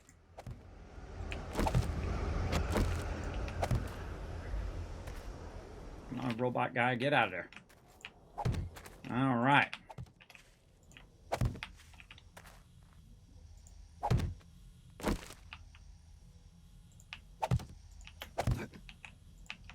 And you could block this whole thing out if you want. I find when you block the whole thing out, the mobs have a tendency to want to break it. So I'd watch out for that. For sure, for sure. Now, this actually has the strength to where I don't even need to put the supports in as you go up. But I'm one of those people that just, you know, might as well put it in there while I'm at it, right? Might as well do it. Stupid robot. Get over here. Get out of my way. Might as well put it in while you're doing it. And this way you don't have to worry about it. And again, if you notice that this one is our support one. That's going to make it nice and easy. Like that. Our stupid robot keeps getting in my way. I'm so tempted to just decommission you here for a minute or put you away. And we'll do that. Now, I could have made the other one the support, by the way. But the reason why I used the front one is because then this block is actually sitting on that block. So it's actually creating a rear support that way. Even though it looks like it's not touching it, it totally is. And then here. See how that could hold many more of those than before? Then each section has its own individual support. So if one section fall down, it's still all the rest of this would be supported. Okay, now we got just a couple more. And now we got ourselves a perfect ramp. Just like what's in our other base. Now we just need to get our stuff back. Let's get these out of here. We no longer need those. We should be able to take these out with no problem. Yep. And then we just got a walkway there for right now while we're working on the base. Now, other side needs the same thing. And then we'll try again with our supports on the other side. So, let's get to that. And then we'll have to fly back, make some more drawbridges, and do all of that fun stuff. But let's go ahead and drill out under this side. And we'll try to hopefully avoid having anything fall down this time. We learned what you can and can't do. Okay, we'll go ahead and Wait, we need a block. Copy shape. There we go. And we'll put our blocks in here. Now, again, this usually works, but again, when you try something and it doesn't work, try to figure out why it's not working. Try to shore it up a little bit. Like we're going to shore this up underneath here. We're going to go underneath. We're going to go down to about there. And then we're going to cut our way back by about 3 blocks. So this is 1, 2, and then one more back. Then we want to see what's underneath here. What's underneath here right now? It's actually pretty good. That's all stone. Stone right there. So that's more than good enough. And down here. And now our actual wall there is supported. And also, once you do this, by the way, go in lurker mode. Thank you for the lurker love. Appreciate that, Unforgiven. Then, you know, you've got it nice and shored up there. That's nice thing. But what we're going to do is just so we make sure that it's shored all the way across, is we're going to dig out another row. In here.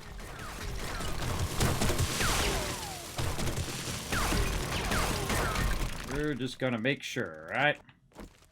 Make sure that drawbridge is as secure as we can get it going. Put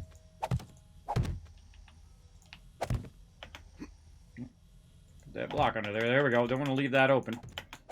All right. Now we got 3 more to do on this side. So let's just cut them out this way. Oh, let's get some stuff here. 1, 2, and 3. There we go.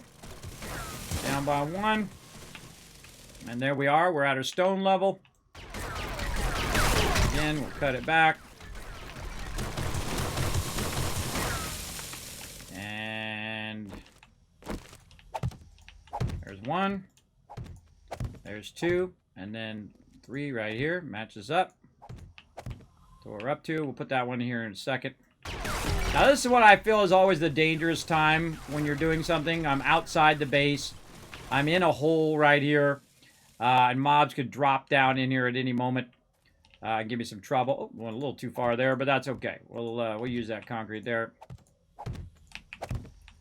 And again, just make sure we got all 3 blocks. Bring a bird in with you, AMZ.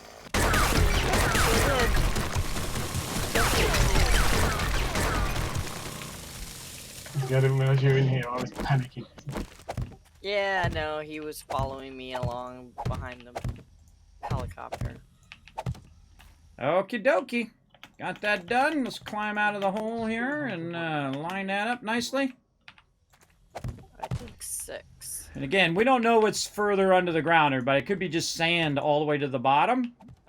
We don't know. But we're going to go ahead and utilize that. And then we're going to go ahead and do the same thing we did on the other side. We're going to bring these supports down. I'm going to bring this support up. So maybe 3 down, 2 up. So 1, 2, 3. And then just to make sure, we'll go 2 up. And there we go. Nice and supported. Did I do 3 on the other side or did I do 2? I don't remember. I don't remember, but we want it to look the same. So we'll go take a quick look.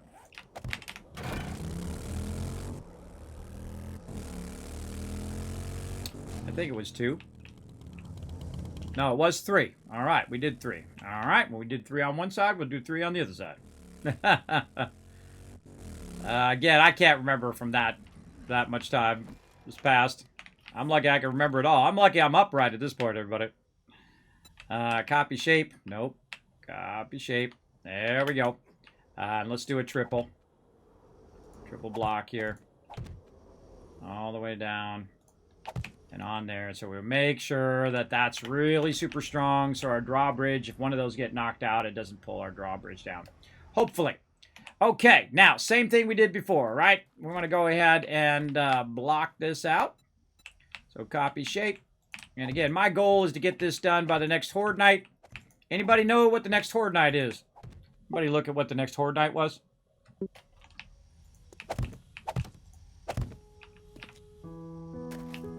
182? I think so, yeah, because it was 175, wasn't it? The last one. Yeah, 5, 6, 7. So yeah, it'd be 5 plus. Be 5 plus 7, which would be 12 in the end. Or 2. All right, awesome, thanks. All right, now we know. Because when you're working at double speed here, everybody, Horde Knights builds up on you quickly. All righty, let's keep going. And again, we're going to make our entrance and exits here. I might make these both entrances and exits. There is a way to do that. You can just put your sensor up there. Scary. Scary. All right, let's count out. 1, 2, 3, 4, 5. And I think it's this one. Nope. This one. Maybe. And there we go. There's our drawbridge. By the way, you can do this little sneaky trick too, where you can do this. You don't want to break your leg. Put a little box off on the side. You drop on it, then you pick it up, so you don't break your leg. It does help. Now I know this is already going to work, so we're just going to go straight to it here, everybody. I'm just going to go ahead and start filling these in, and then we're going to go back and put in our other side here. Now, before we get too crazy, though, probably good to double check your numbers. Go in, do this, and then count this out. 1, 2, 3, 4, 5, and that would be 6. So making sure it's 6 out, because that's 6 is going to be the drawbridge. The 7th one is going to be the one, the pedestal it's sitting on. And there we go. Oh, I gotta put one more up at the top there too. Hold on, let's take this back down. And this is 2, 3, 1, 2, and 3. There we go. And we'll go ahead.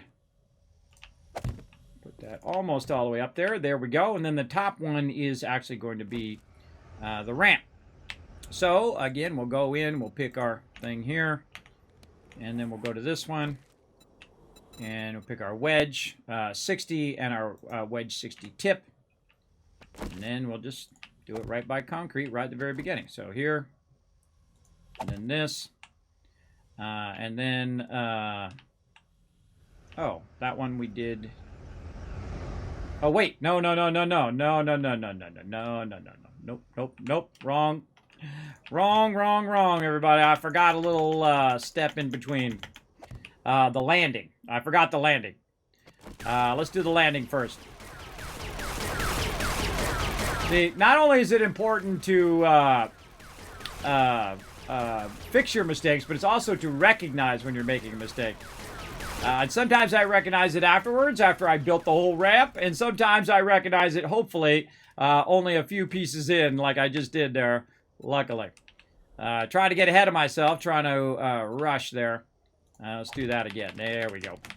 There's 1, 2, 3, and then 1, 2. I like to count like that. I don't know, it just makes it easier for me and my brain to count.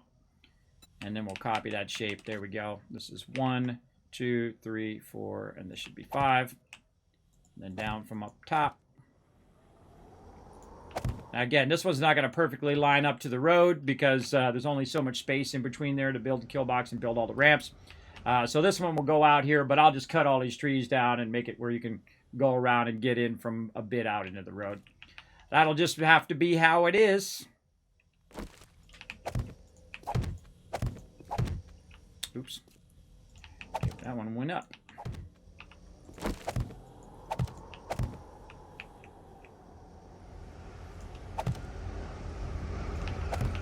Okie dokie. That's a done deal right there. And...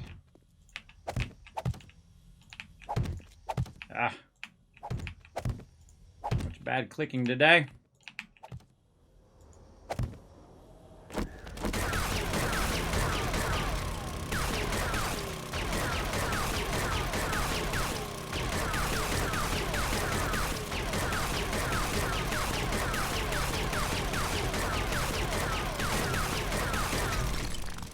Okie dokie. Now we're going to do our side pulls.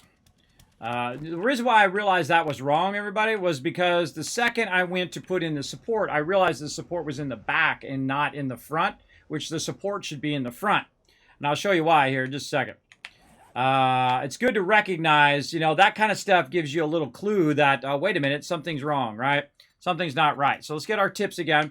Now, see, when I put this down, and then I put the other one down, my support should be in the front, not in the back. I had it in the back, which was a dead giveaway that I was doing it wrong.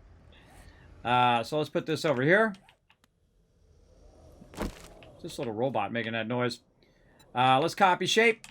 And then now we're going to go ahead and go 2 out. Just do the same basic stuff here. Now we're going to have to take out this whole road and everything. Which is not going to be fun because this road takes a while to take out. But let's go to it. I try not to take out roads anymore because they are very time intensive.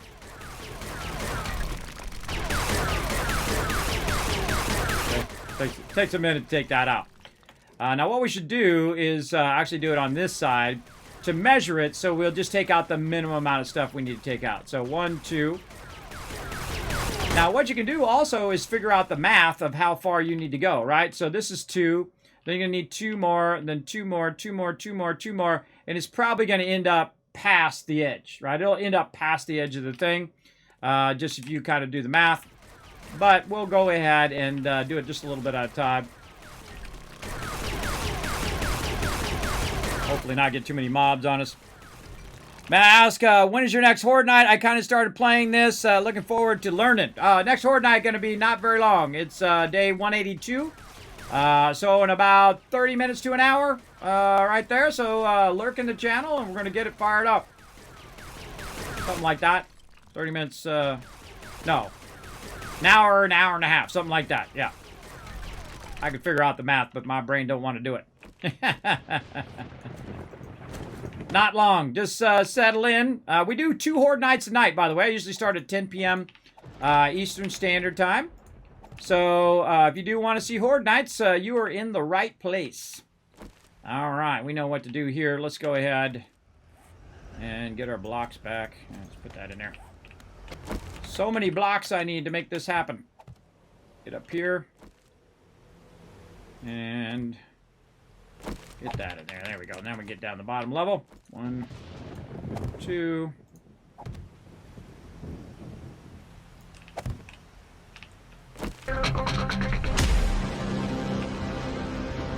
Because we go at double speed as well. We don't just do it like an hour per day. We go at 30 minutes per day, which really is a huge challenge, everybody. You think turning up the hardness is a challenge. Trying to have less time to get ready for Horde Night, that's way more of a challenge, I think. But also it reduces the length of Horde Night, which I don't really like. I wish I could individually control that as well, but we don't have that ability yet. I mean, you can control what the percentage of nighttime and daytime is. But I did that. My team did not like it when it was there. Yeah, see, perfect. Perfect, right to the edge of the other thing here. But we're going to definitely take this out. And the block under this. Just in case a mob comes over here and blows up or something. We'll have that underneath there. Now, what I would do at this point is chop down all this stuff.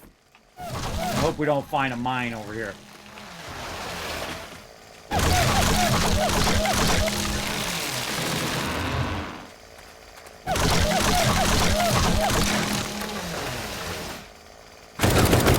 Okay. Wrong thing.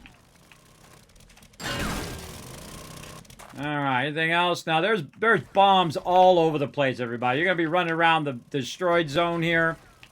Gonna be stuff all over. Let's see what we got. Yeah, a little something there. I hate to waste good materials here, so let's go ahead and drill this out.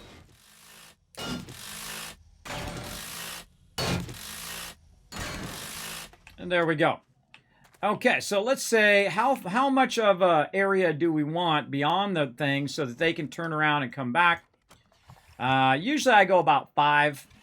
So we'll go 5 more blocks on top of it. So 1 here. Right there. And that's going to be basically the end of our ramp there. And then we'll go 5 more. So this will be 2 so far. 3, 4, and 5. And so we'll kind of create a bit of a thing there. Now, I'll come back and I'll put plates over the top of this so that your motorcycle doesn't fall into the side. But you got the general idea. Now we know what we need to take out. We got the width and the length of what we need to do. The best thing to do is just go to work.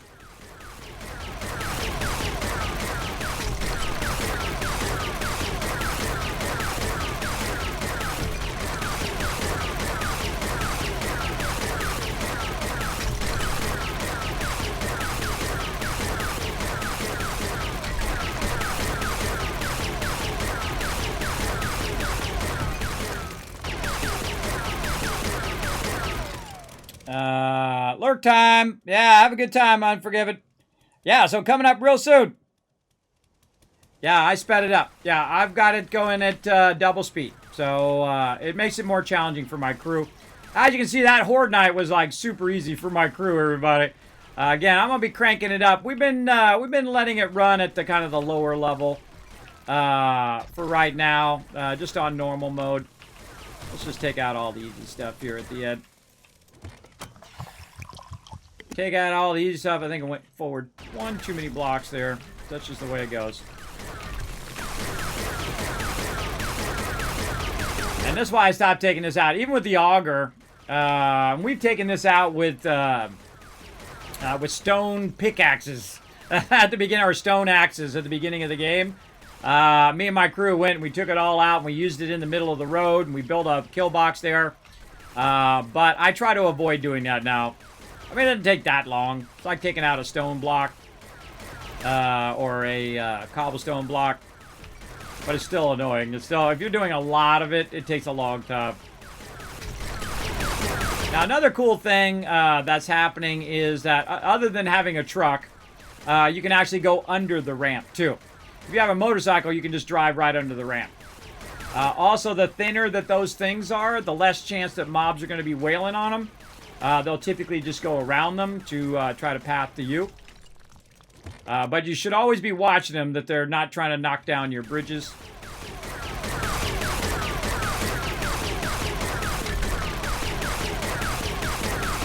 I was a little tempted to make a glass ramp.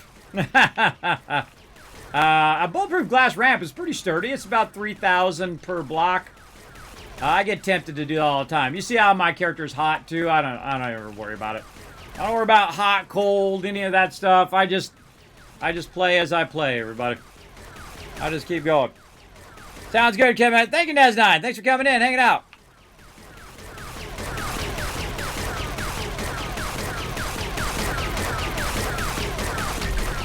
Yeah, we get 2 Horde Nights in, and I usually run really long on Saturday so we can get 2 in for my crew. And they're off having a good time, doing their thing. Just waiting for my slow butt to hurry up. And I'm trying to go as fast as I can, everybody. I've been literally going for 4 hours and 45 minutes straight.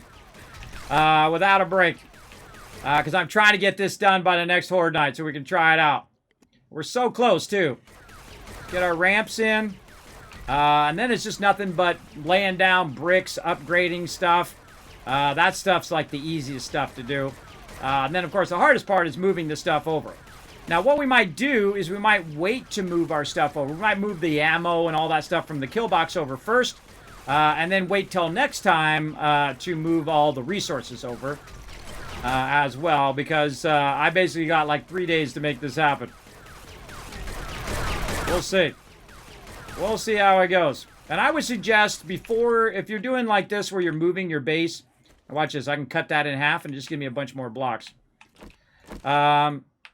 I suggest to make sure that you secure your horde base first before working on bringing your production base to a base that's not tested, right? That you haven't tested the defense of that particular base against Horde Night, especially at whatever Horde Night you're at. Like I'm at day 178 right now. We're over 200 game stage. Should definitely test it first, which is what we'll do. And then once we feel like, okay, it's pretty solid, and then we'll go ahead and call peeps in. Oops, and I ran out. That's okay. Copy shape, easy peasy.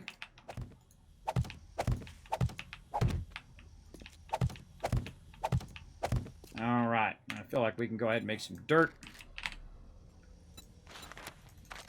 Yeah, make a couple of them. Now I'll fill that one corner into dirt, and then I'll line all the outside later. All right, back to work. Okay, and we want to do... Switch these around. Oops. We probably want to pull this out.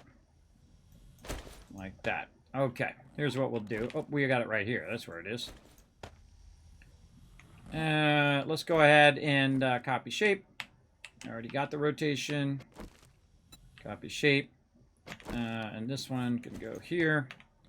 And then we'll copy shape. And get our cursor on it. Copy shape of that. Okay, there we go. Let's start at the bottom. Let's do the same thing, and we're going to have this done in no time at all. Oh wait, we could really do this fast. 3, 4, and 5, and just do it like this. Just do the whole row, and then put in our supports. Speed that up just a little bit. And I always count in, when I'm counting 5, I count 3 and then I count 2. I actually don't count to 5. I find that helps me in the way that I do it. But it's like 1, 2, and there's 3, and then 4, and then 5, right? And 1, 3, 4, 5. There we go. And we put all of our supports in.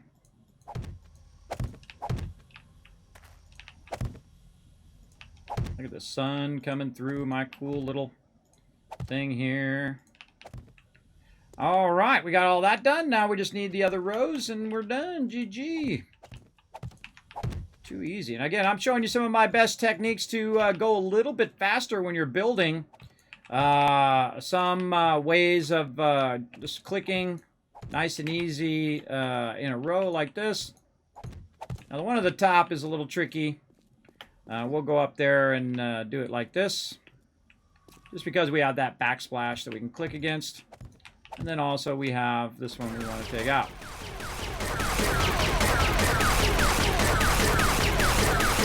Because I'm not getting more zombies out here.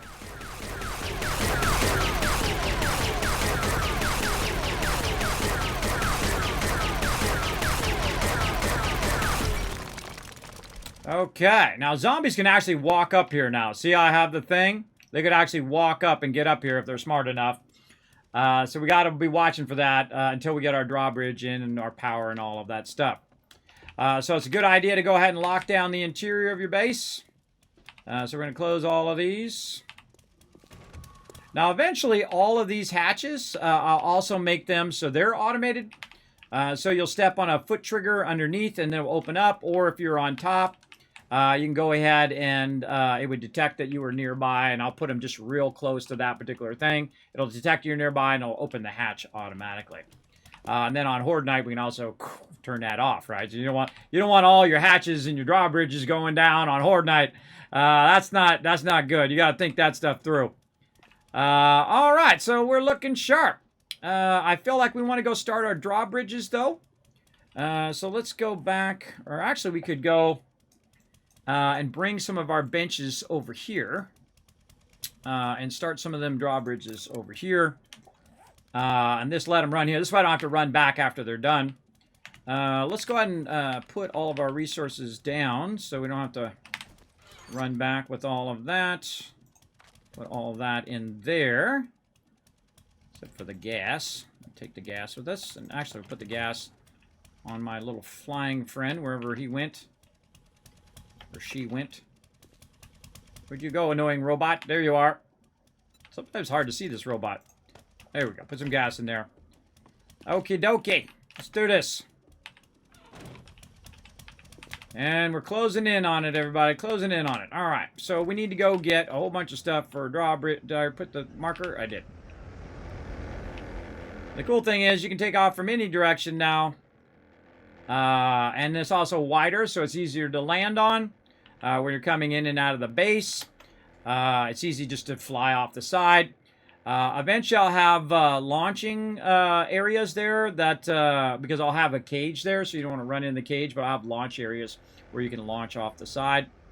You can also use the drawbridge. You can bring the drawbridge down and go right out where the drawbridge is and fly up.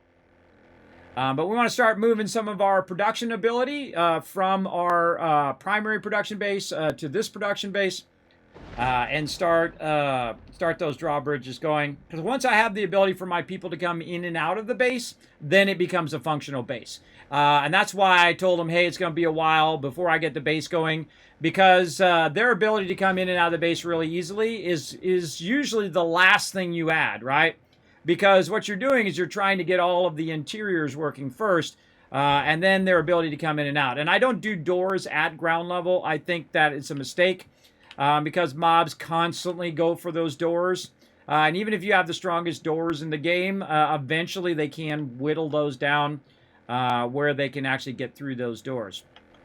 So I just avoid putting doors at all. Then I can put steel down, and still it's going to be awesome. So I'll show you my current base as well. This base is a combination of these two bases in one, which I'm having a great time utilizing that. Big time, right? A lot of GGs. GGs in the chat. I like to see that. What's up, Aggia?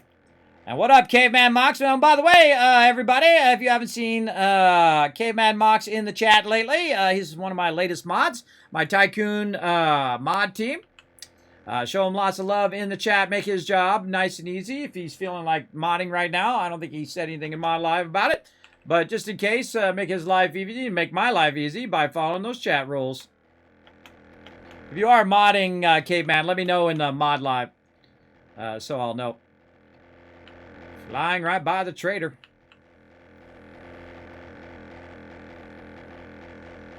I'm progressing really well. Yeah, I think we're getting it going here. I think we might have it. We got to get it all steeled on the outside. We got to get our spikes down, so we need to start making our spikes. We need to start moving our resources over. I need to make a bunch of boxes for the resources. But what I first need to do is I need to get the ability to have those drawbridges going up and down. And once I have the drawbridges going up and down, then we can start moving stuff while I'm upgrading it and doing all of that. And that'll be fun. I do like moving the stuff over. We probably won't move the bulk of everything over, but we'll move the stuff over for Horde Night. And then also we'll move some of the resources over so that we can make stuff that we need potentially at the thing. We'll see. But every time I go back and forth, I should be bringing a little bit more each and every time, because then that's less of a burden on my team to bring a bunch of stuff as well. But if we all have, little robot guys, we can put it on our robot guys. We can put it on our vehicles. You can even get in a Jeep and just drive the Jeep over there. Jeeps have huge inventories. I can also be putting stuff in my helicopter, which I will try to do when I get back. I wonder if you could put a bunch of cargo things in your helicopter. That would be nice. Just add a bunch of cargo things on the side. It'd be cool if you could actually see it too. It would be really cool. Little cargo bags on the side of your little helicopter. I think that would be pretty neat. We're getting there, everybody. We got a long way to go. Let's get down a little bit here. I like to fly right across the tree tops. That's just me. This game has a tendency to either be going up or going down. So you're always trying to find that in between level. It'd be nice if it could auto level too. That'd be cool. Let's also see if we run out of gas before we get there too. And I have the turbo thing in there, so my actual plane is going faster as well.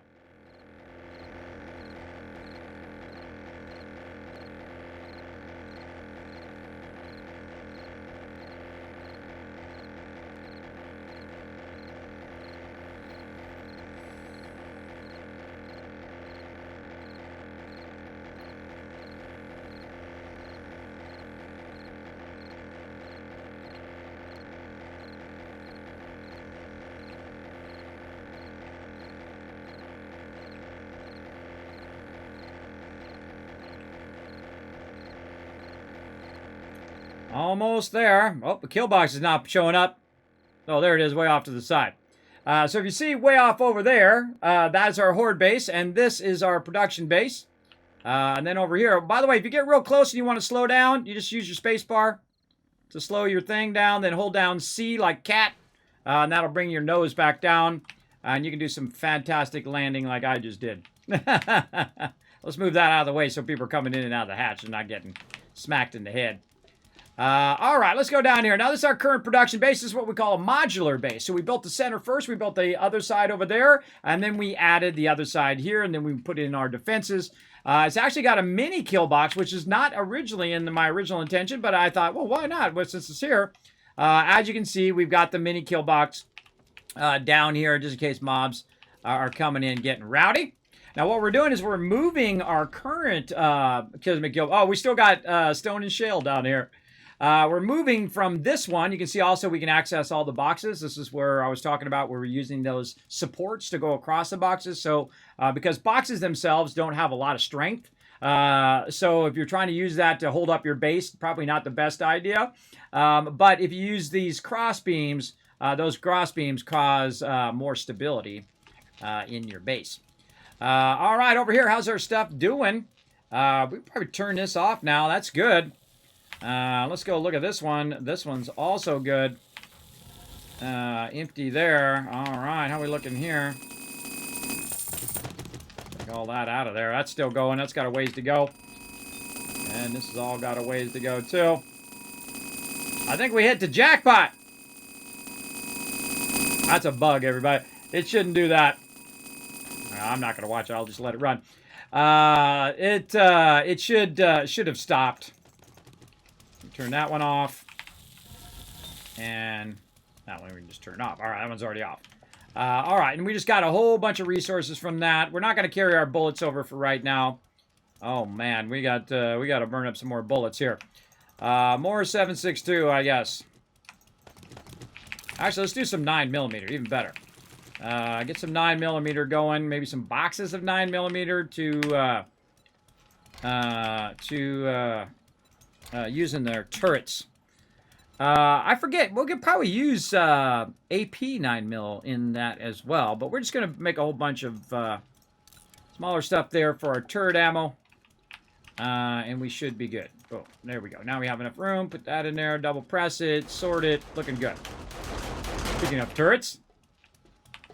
That's our turrets out here. I've got a bunch of turrets on the side here that are kind of watching. Wonder if they're out of it. No, still got plenty of ammo. Yeah, over there. She got owned from the turret. Now I have turrets on the lower side and then also on the upper side. You can see that this base has a bit of an offset. Again, this is our production base. That used to be our tree farm over there. Our tree farm now over here, and it's an elevated tree farm, what I call a sky garden. Both that and our food. And we're going to build a separate food area away from our base. Not as close as this one on the other area, but we can still use that area for now, and then we'll move it later on. Much later on.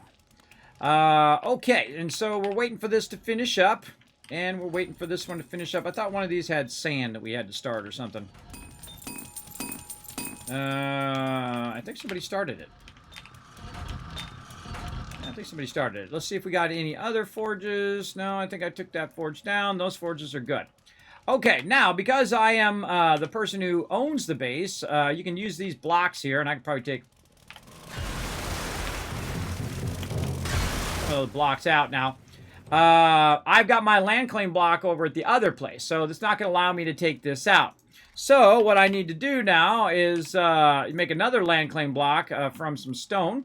And we have boxes and boxes of resources, as you can see, from my crew collecting it. We're running around. We collect tons of loot and go from there. That's going to take about 30 seconds. We were making more here. Grab that. What else do we want to grab? Oh, we want to do our... start pulling up our benches. So I'm going to go over here. After that's done, pull out this bench. Not even in that box. Yeah, we'll start pulling the benches in the back first. And then we'll pull these out. I'll probably pull some of these chemistry stations. He's got that one working. This one's done, so that'll be good. And this one doesn't even have any fuel in it. I'll just take that out and we can re-queue that up later. In there. And turn that off. Take that out. Take that out. All right. So, what are we doing? Waiting for our block. That's what we're doing. Waiting for our land claim block. And I'm just going to put it up there. Then that lets me claim all the items and lets me pick them back up so I don't have to destroy them and remake them and all that stuff. I'm going to start decommissioning our primary base. You're going to see me start taking out benches and things like that. Just a heads up. So, what I don't want to make it... Okay, I had hold on. nice ammo going, which you might need to clear it. Excuse me, clear out. Sorry, what was that? I was choking. Yeah, me too. There's some 9mm AP ammo in some of the workbenches that I might not have taken out. Oh, okay, no, I'm just going to take the ones way in the back here. I'm not taking any of the other ones. But if I see it, I'll take it out and put it in the box. All right, so we're going to go ahead and take some of these out. We're going to take out a few benches. We'll take out a couple chemistry stations. And then we'll grab some forges. Just to get started, just to kind of put stuff where it goes. And then we can always come back later and just take it all out. But for right now, we'll definitely leave some of the benches, though, for this base. In case people are over on this side and they want to make something or they want to do something, we'll still retain this base.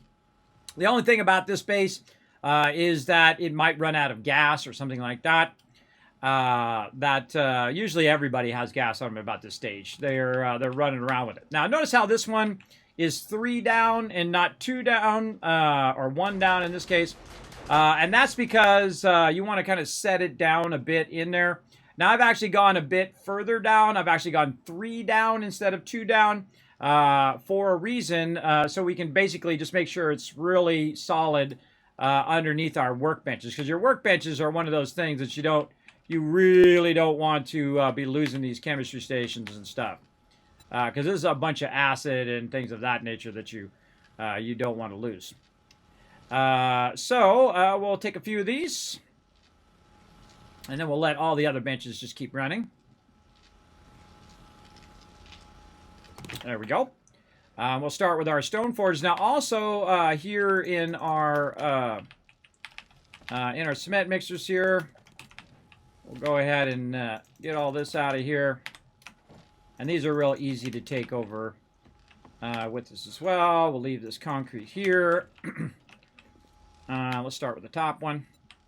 Now these are kind of like attached to the wall. So even if I do take out the bottom one, usually the top one, the block is attached to the wall. But I don't know. I just take out the top one just to make sure.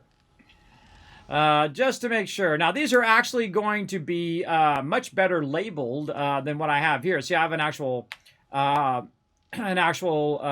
sign underneath it. And they made it so signs can go on the ground finally, which is awesome. But I'm actually going to, instead of having the boxes up in the air, the actual box will label whatever the stack of things are. And so in this case, I have steel down here and it's stacking this. Well, actually, I'm going to have individual boxes for brass, lead, iron, all of that stuff, and it will be in front of the forge. And so it'll be iron, and you'll know that those forges are the iron forges, and so on and so forth. One of my more intuitive ideas that I thought in combination, since you're going to put the boxes there, you might as well also use them to label the forges. So let's keep going here. This all takes a minute to decommission all of these and, take them all out of the base. It's always sad, everybody. It's like moving out of your apartment or your house. That sad little, now it's all empty and you remember all the memories of being in that base. But you got to move on in life as well, everybody. The one consistent thing in life is that things change. So you can still have the good memories of this base and all the fun that we had in this base, but then move to a new base, which is even better and cooler than this base. See, this base is like a dungeon. So you're inside a cement bunker, where the other one is going to have natural light. Though we are going to be in a darker zone, than over here in the forest. So I guess it's one and the other, right? So let's move as much of this as we can. Because I'm not really making any more concrete right now. We have plenty of concrete to finish up the base for right now. And I've been making a bunch of concrete and making a bunch of stuff so that when we did get to this point, we would be ready to build a secondary base. And so that's what we've done.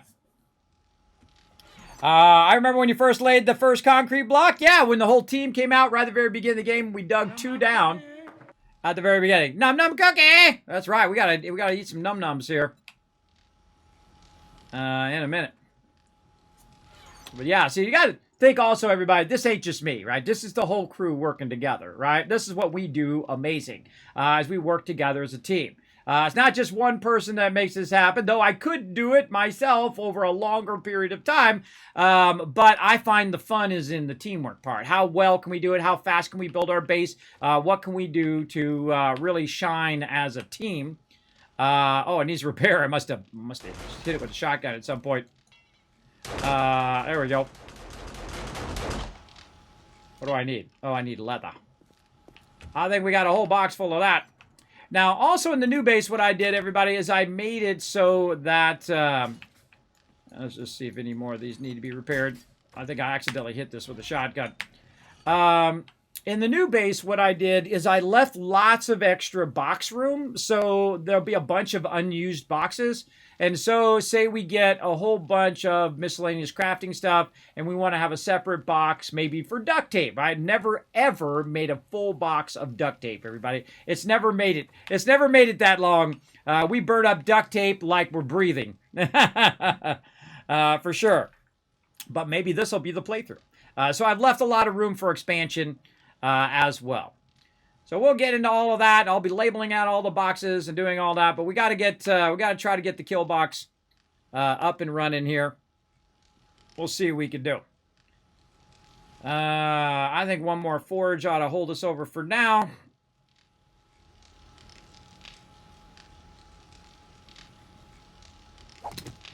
Oh, that means my inventory's full. Oh boy, don't want that to happen. Hold on. Out of the way, guy. Put all these in here. We got coal, we got forge. Okay. Now, it also has given me all this stuff back. It used to be where it wouldn't give you these back, but it does now. Gives you all that stuff. Oh, I got to put this gunpowder back away. That's another thing I need to clear out of my inventory. There we go. We can put all this... or actually, we'll take the coal with us. We're going to need the coal. Now, my little buddy, who's flying around here somewhere, there he is. He's also going to help me out. Oh, and I should have took all that out of there. Oh, forgot. I forgot to take all that out. My little buddy's going to help me carry some stuff as well. We need our repair kits. Let's get those out of here, and we'll put something else in. So we can repair our auger. Okay, now again, I'm going to leave some forges, I'm going to leave all the benches, I'm going to leave all that stuff. I'm not going to take all the resources and so on, but I'll take a little bit of gas here. Oh, I got a bunch already on me. Maybe a little too much. So now we got that. We don't need to take our leather yet. I'll leave our leather, or maybe we do. Let's take a look at our drawbridges before we forget that too. So we need forged iron. We got tons of that. Wood springs, mechanical parts, and electrical parts. All right, so now we'll start to take a stack of each of those. We'll take a little bit of our springs. You don't want to take all of them because they're going to need some. We have some electrical parts, mechanical parts, wood, and forged iron. So wood, we probably have a bunch. I think I had a bunch on me, but you know what? We'll grab a stack, and there'll still be enough. Oh, there's like stack of 6,000. Ooh, let's take that. Because that's all in one stack, which is cool. Let's see, we got that. We got to do our food and water. Let's think about that here for a second. Let's do that so you guys will stop getting triggered in the chat. I can't get your food and water, bro. I don't care if I die. But most of the time I'm in the base, so if I die, I literally just walk 2 steps and there's my stuff. Let's just use a bunch of that. All right, there we go. What else can we consolidate here in our storage? Let's sort all that. We don't need to bring the candle for right now. We can leave that behind. That'll give us another slot. All right. I put a bunch of this in here. Okay, so we'll take the other benches and the other forges. Yeah, I sure wish I had put in that stuff back in there. But that's okay. Now, where's my flying vehicle? It's right there. Well, let's get up here. Let's get our vehicle ready for launch. Ready for lunch.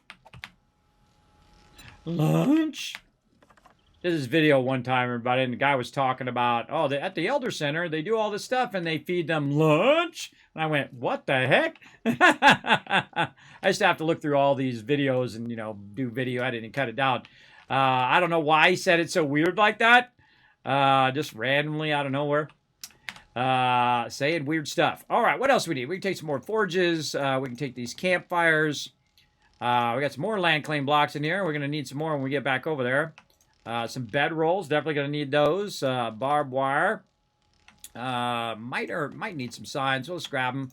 Get all of our nails. Ladders. All the stuff that we don't really have to worry about. Paintbrushes. I think we can move all that stuff with us. Dirt blocks will be good. We can use that.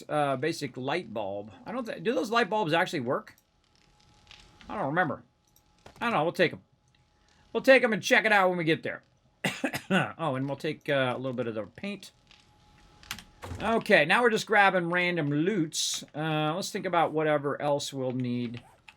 Maybe take the extra stacks, right? So what's considered an extra? Oh, we'll take duct tape. We'll take a little bit of this. What I call extra stacks is stuff that has beyond one stack, right? So you take this. You take your plastics. Take your pipes. Sort that down. Oh, wow. Look at all those beakers we got. Take a stack of... Well, let's leave this stack and take this. Nails. Leave a little bit of nails here. Extra stack there. Oil. Paper, we can always do that. Extra stack here. We'll take these last. Typically, I'm not going to need those all that much. Bottle of acid, we'll take half of those. Just to get it going on. I feel like that's pretty good. I don't think we need to take anything else for right now. How about stock up a little bit more food and water? Let's do...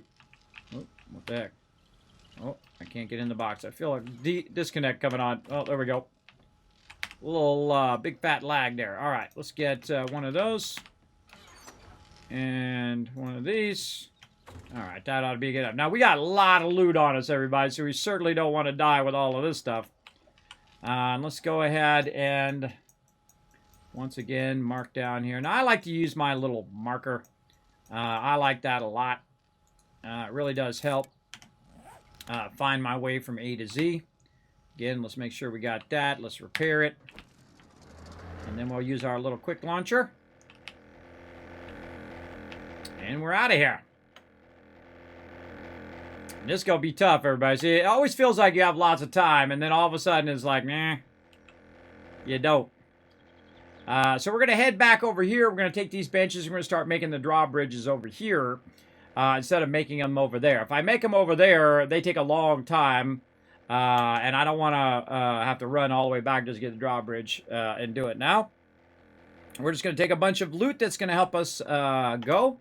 But also leave loot back there in case the team comes through back there as well.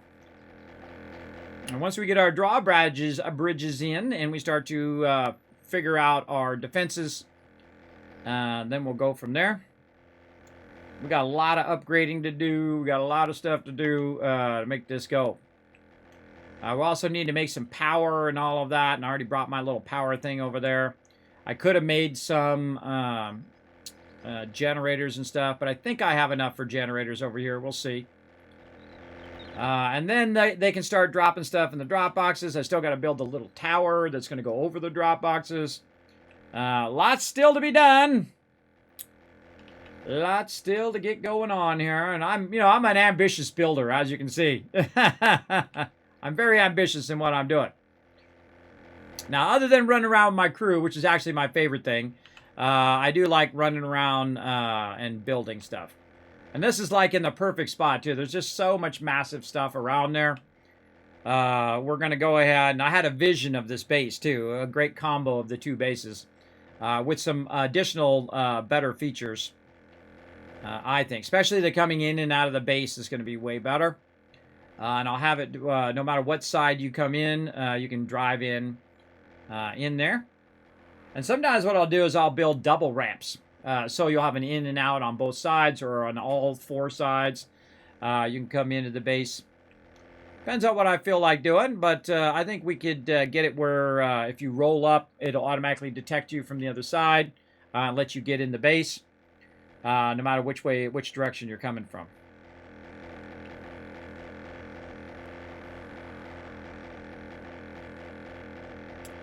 Yeah. We're getting there. It'd be nice to know how long of a playthrough that this is. How many hours it took to get to this point. I think there's some way of knowing that. Maybe a console command or whatnot. How long the server's been up. I could probably go look. But the server's also up when I'm not playing, but I changed the password. So it's only up when I'm, realistically, when I'm playing. So this way we all play together. Much Pain, thank you very much for the follow. Wow, lots of follows going on today. Let me catch up and make sure I give you guys all some love here in the chat. I think I called some of you guys out already. Hadme, we got Gank, we got Starry coming in, Nez9, and Much Pain coming in and hanging out, being our latest Teamwork Tycoons. Welcome, everybody. If you're new to my stream, my name is Kismet. They call me the Wasteland Tycoon. We're building a mega modular base. We're putting in all of the bells and whistles. We are making a glass center out of bulletproof glass, which is our production base. So we're going to have a nice, clearer, more beautiful base. We're building in the hardest zone in the game, which is the destroyed zone. We're also building an outer kill or a mini kill box and then an outer bomb wall or a kind of combination kill box bomb wall. So when the bombers come up, less chance they're going to breach that interior of our base. Now, we've been carrying a bunch of resources back and forth. This is really far from our base. We're doing a 10K map. So it's very, very far. It's about 5K plus almost 6K from our base.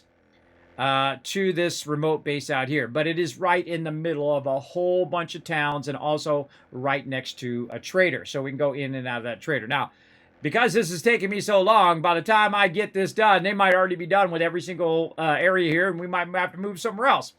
But the fun is in the doing. Uh-oh. Oof. Lag. The fun is in the doing, everybody. That's where I find the fun. Is in the building out the base in such a way that it improves upon the previous base. And then the next base you build, that improves upon that, and so on and so forth. And I can't wait to try Horde Night out here in this zone. We'll see how it goes.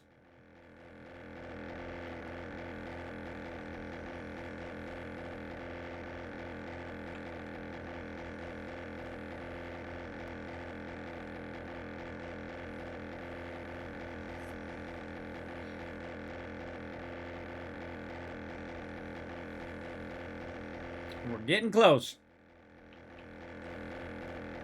Wow, dodge the trees.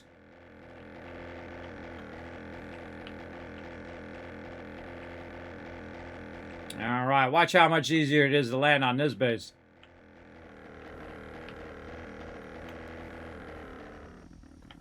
And then we push spacebar to kind of slow down. Remember, it's a helicopter, not a plane. So you can just nose up, down you go.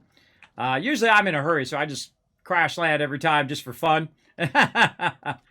All right. Now, let's go ahead and start on some of our bitches. What we'll do is also close this in case mobs come in from the top. Now, these are all boxes on this side here. We're going to have pretty much the same kind of base we had before. Forge is on this side. Cooking on this side. These boxes will all be cooking boxes. There'll be boxes here and boxes there. Down here, this is going to be like this. That's right, I already pre-did the whole base, built it all out in a program called Illustrator. And I know that I'm going to have a bunch of benches along the side here. So let's go ahead and square this up a little bit. We'll want to go ahead and take this out. There we go. We'll want to square this up a bit like this. And let's just go across here.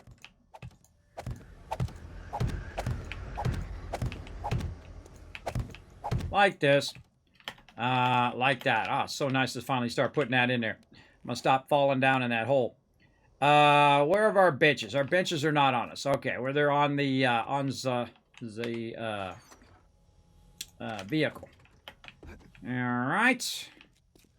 And up here we go. And get on the vehicle. Over here. Benches. There they are. And we'll just get all this stuff out of here. We'll come back for all of this stuff to put that in the things later on. But what we did is we kind of recessed the floor. Oh, this way.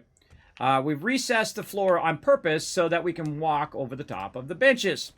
And it is awesome, everybody. When you get this going on your base, where you can just go ahead, back up just a little bit, and just walk right over the top, right? And that I absolutely love that. Now, they're protected down in the floor. And sometimes you have to kind of work it, right? Sometimes it's like it doesn't want to do it. You just kind of work from different sides. Sometimes you're blocking it as well. And then I like the little red thing to face forward. That's just me. I have them all facing in the same direction for a reason. All right, there's some of our benches. Now, I think this one has one chem station in the back. Yes, it does. Right back here. So let's go ahead and fill this in. Now, remember, this is 2 high here, and this is 1 high over here from the top of the base. And the reason why it's like that is so that when you put your chem benches in, your chem benches will also be where they're not blocking, and you can just walk across them. Oh, I gotta get up first. Then when you're walking across them, oh, what the heck, bro? Oh, ladder.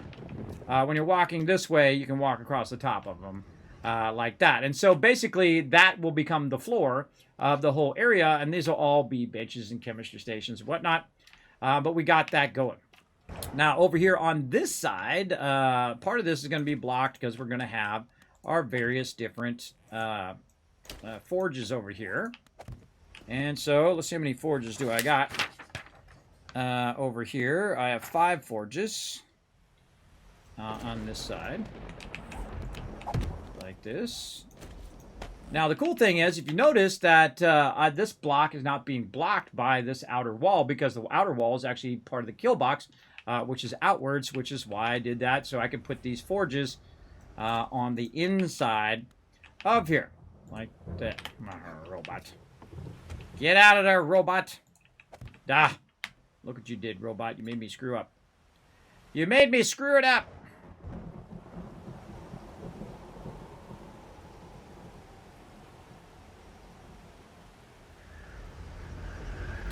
Darn robot gets in my way all the time. Starts to irritate me after a while. All right, let's try that again. This time straight. There we go. So now we got that going. Now we need to get over here and we need to find what we did with our thing. Oh, there's another bench there. Let's get that bench out.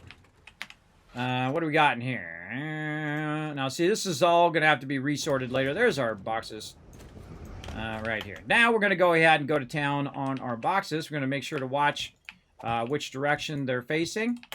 Now, all of these boxes here are going to face toward the forges. So we're just going to fill in. It's a lot of boxes for me to unlock later, too. Like this. Easy peasy, right? Because we already built a little bit of a inset here for our boxes. Now, the one that's going to go up against this first box is the thing that we typically do first, right? Which is going to be your iron. Now, one of the cool things about doing it the way that I'm doing is I can keep stacking them all the way to the ceiling. So, because this is 6 high, I could add 5 more forges there, 5 more forges here. So, basically, we have stacks of 6 forges, 6 forges, 6 forges, 6 forges, right?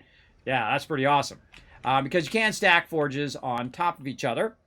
Now, another thing that I wanted to do... Oh, wait! No. There's only 4 forges. Yes, because there's only 4 things that we're going to do. Hold on. And this is going to be our, this is going to be brass. And I just picked these randomly, and which I typically am doing the most of, right? Iron and brass, or toward the end game I'm doing a lot of. And this is stone. Now, the thing I forgot here at the end, let's take this out. is my other stuff that I need to do. Which luckily I put it on this thing, or I would have forgot. I put it on this, it's actually on there. You can actually see right there that this one actually has a different name.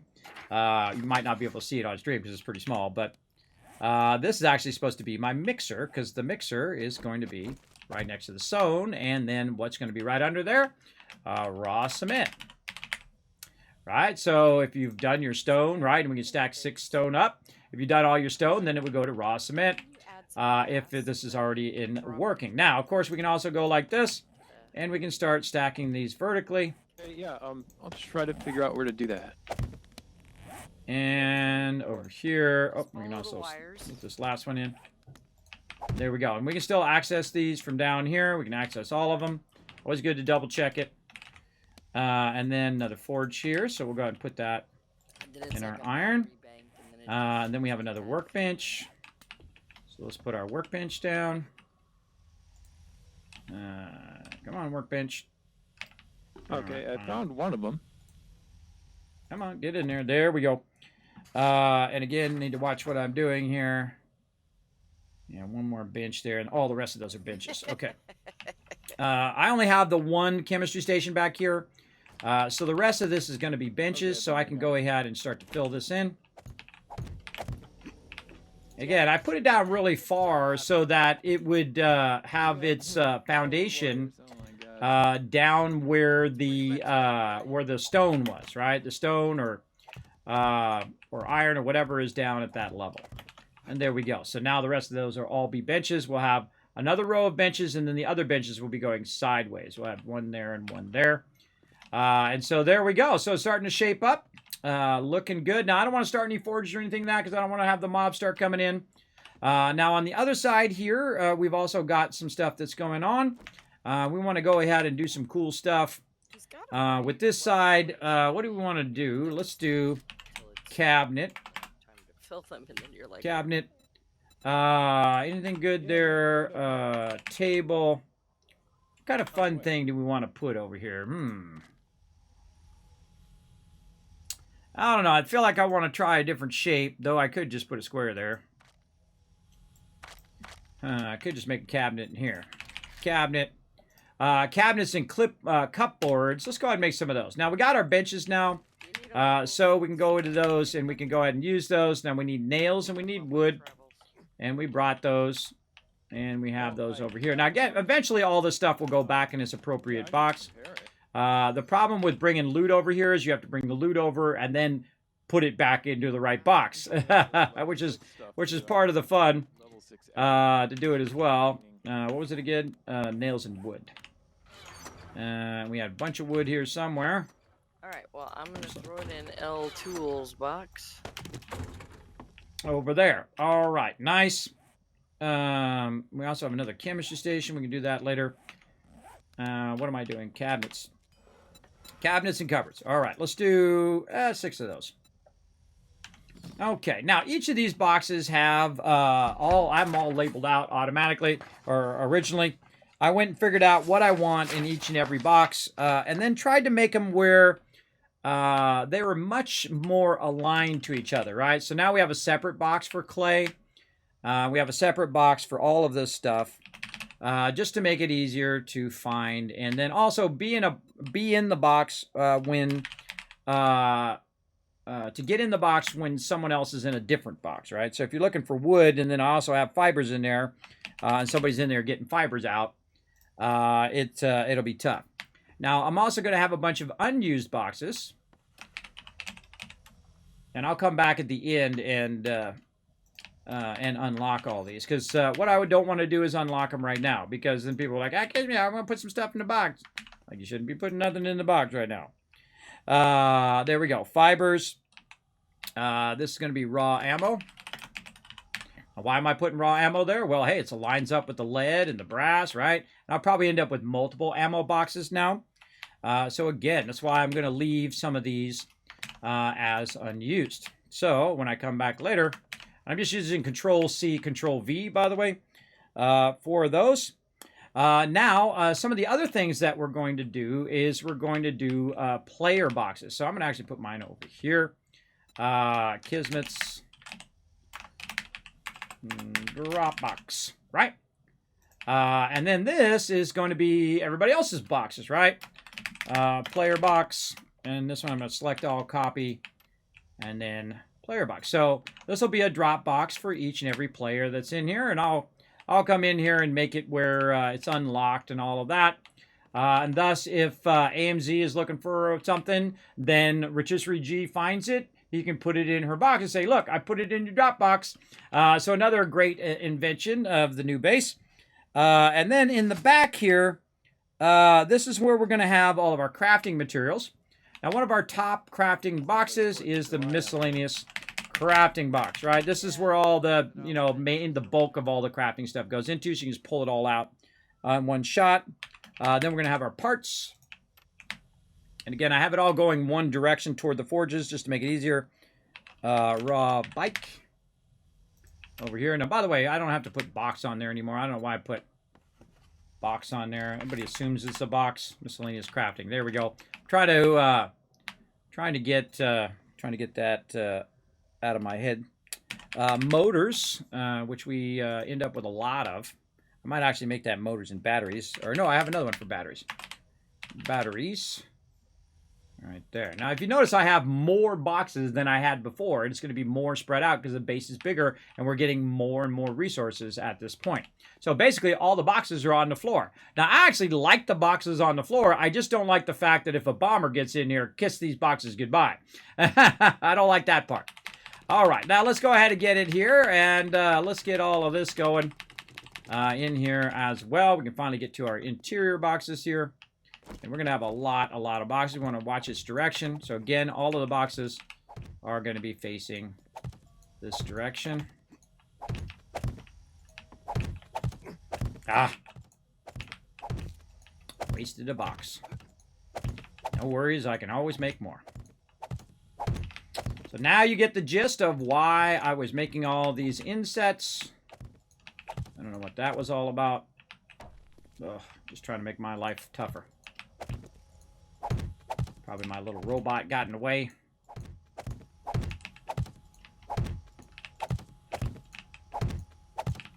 All right, did I actually make those cabinets? I did. Where'd they go?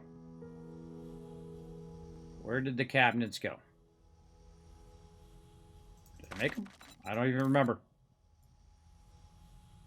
Are they somewhere?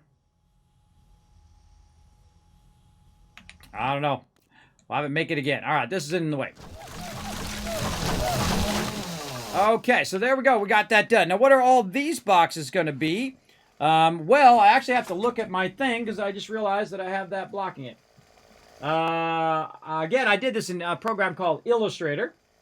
I had visualized it in my head. I went to sleep, woke up about 3 o'clock in the morning. I said, wait a minute. Oh, man, we could combine these bases and combine a whole bunch of stuff to make it 1,000 times better than what we did before.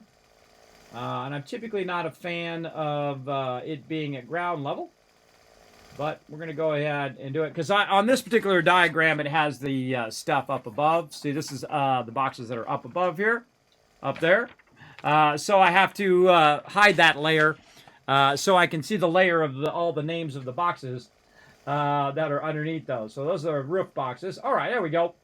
Let me zoom it in over here. You guys can't see all this. This is in my other computer here. There we go. All right, so we want to go ahead and not do that. I want to go ahead and name out all these boxes, and I've already pre-figured them out. Now, we're going to have some boxes that overlap the same boxes as up above, but wait a minute. No, that's just reversed. This is reversed because this is going to be over here. So this will be here. Right? Or here. No, it should be here. Yeah, I've got this reversed. Okay. Now, the reason why the food's going to be over here is it's going to be by this over here. Now, you can always just change it up. But I'm going to say food, drinks. I'm going to put this in reverse order, and then I have it actually in my thing there. Meds. Because this is the side, this is the cooking side, and this is the forge side. And so you'd want it to be closer to that side. Let's see. Repair kits. This is gas.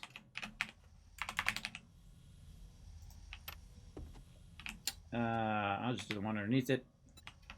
Bikes. Now, what I tried to do is I tried to put ones that are similar to each other by each other, right? Armor. This is tools. This is how hardcore I go, everybody. I already figured out all the boxes and which way they're going to be. But it's flipped on the thing because it's upside down on my illustration. So, and this one's going to be bike mods. Here, so bike mods and bikes go together. And then armor mods. This is all the mod side. Like this. And they're all going to have separate boxes because it's awesome. Tool mods. And we're kind of consistently putting it down on the second level, so we'll do that. Tool mods. Web mods. Hardcore, right? And then this one is going to be books. Now, what is the number one thing people are going to be looking for? Food, drinks, meds, ammo, books. What they're going to be looking for less? Gas, bikes, bike mods, because they're already going to have their bikes. They're probably going to have their armor. Probably already going to have their tools. So you want to put it on the priority side of where you think people are going to be looking for it. Recipes, right there, and then we have a bunch of unused one here. And this is armor, so we're also going to have clothing at the end of armor. I've just found 11. And then this one over here is going to be for me, so it should be closer to this way, which is the building box, And the max size. where we put all of our building stuff. Now, again, like I said, we're going to have lots of unused boxes for future expansion. Always good to kind of build that into your plans, right? Tons of extra boxes for future plans here. Very nice. And here. And over here. Like so. Okay. Oh, and we forgot to start our drawbridge. We got to get that going. What do we need? Forged iron, all that stuff. So let's go ahead and go back to our boxes over here. Let's get the forged iron. Let's just get a little bit of everything. Where do we drop all that stuff? Right here. A little bit of everything in there. I'm not even going to look. Just going to grab a little bit of all of it. See how many we got of that. Drawbridge. Springs and mechanical parts. The ones we didn't get. What do we do with our springs and mechanical parts? Where you at, little flying guy? Not in there. We could take out all this stuff, though, while I'm thinking about it.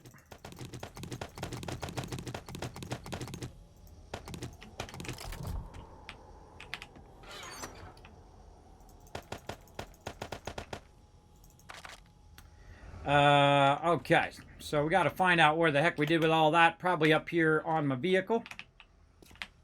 Again, I typically like to keep my vehicle empty. There's our springs, mechanical parts, other random stuff in there. Let's just take a bunch of this out of here. I can take all that out. All right, now we're looking good. Take that wood out. A little bit of gas. All right. Back down again. We should have had our drawbridges a rocket here because the drawbridge is going to take a minute. What else? Forged iron. Okay, we'll get some of that. And again, I'm just using these top boxes right here temporarily. And then, of course, I'll sort them into the proper boxes later on. Forged iron, all that. All right. Let's finally get our drawbridges going again. All right, boom. That's going to be like 15 minutes. And then, see, it's only going to be 15 minutes for 2, so that's pretty good. Now, on top of that, we can go ahead and also get power going. Oh, so it's called generator. Let's get a couple generators going. What else? We're going to need some switches, probably. Switch. Let's go ahead and craft a few of those. And I'm just going to have them on switches first, and then we'll automate them later. Now, those are all done. Now we're on our next row. Now our next row is going to be for cooking over here. That's why we were making our little things here. And let's see what we want to do. What do we feel like doing here? Maybe kind of the angled one. Yeah, this kind of angled deal here. Would you put it on there? What do we do with the campfires? They're in here somewhere. Right here.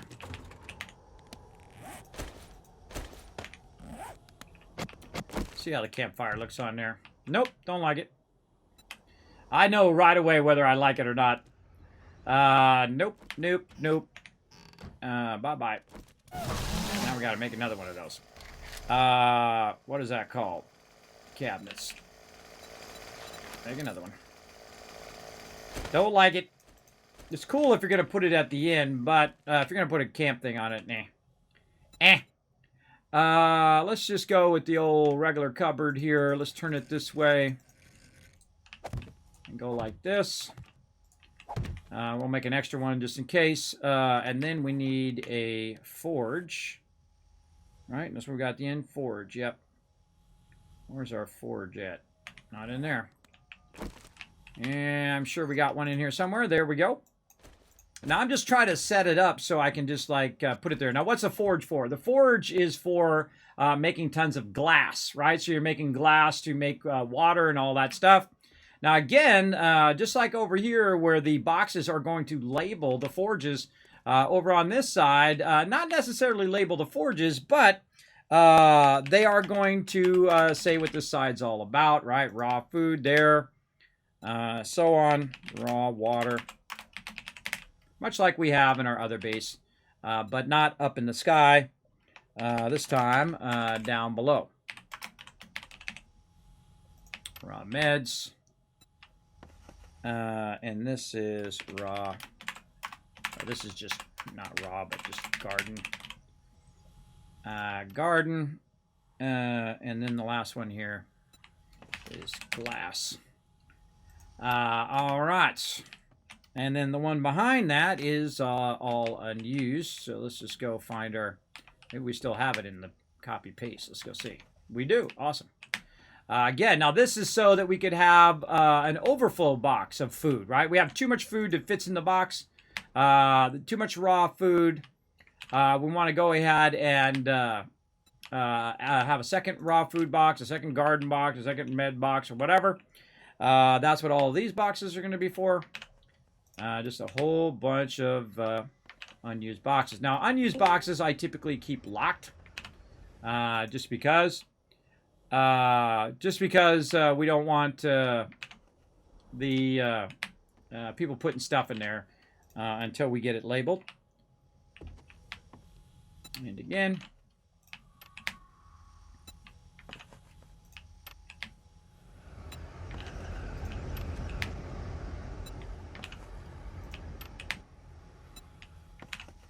All right. Now these last boxes here at the end are going to go with the crafting here. So now we're going to go in and we're going to make this one coal, right? Now these are going to have separate boxes because we have a lot of boxes now. So we can go ahead and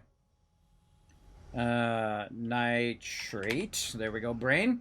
Thanks for that sudden pause there. What are we doing here? Shale. And then here is murky water.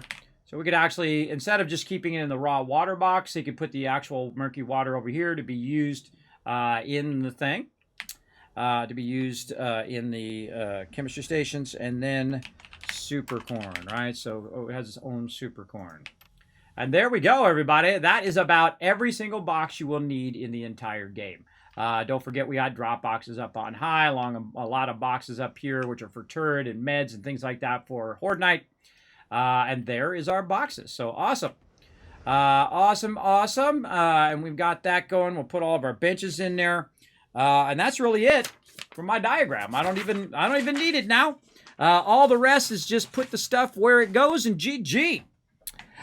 For sure.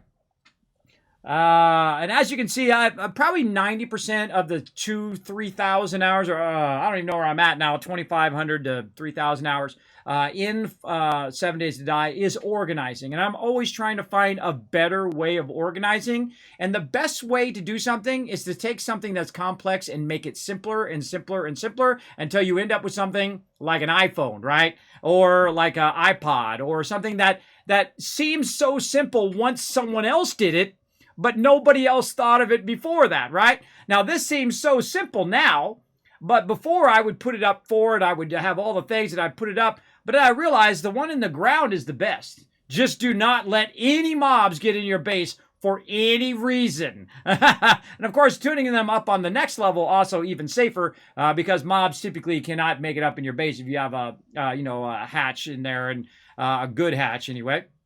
So this is a big risk to do it this way. Because if they do breach the outer base, we will be in trouble. So, before we do any Horde Night over here, we're going to make sure that all of our defenses are upgraded and ready to rock. So, look how nice that is, right?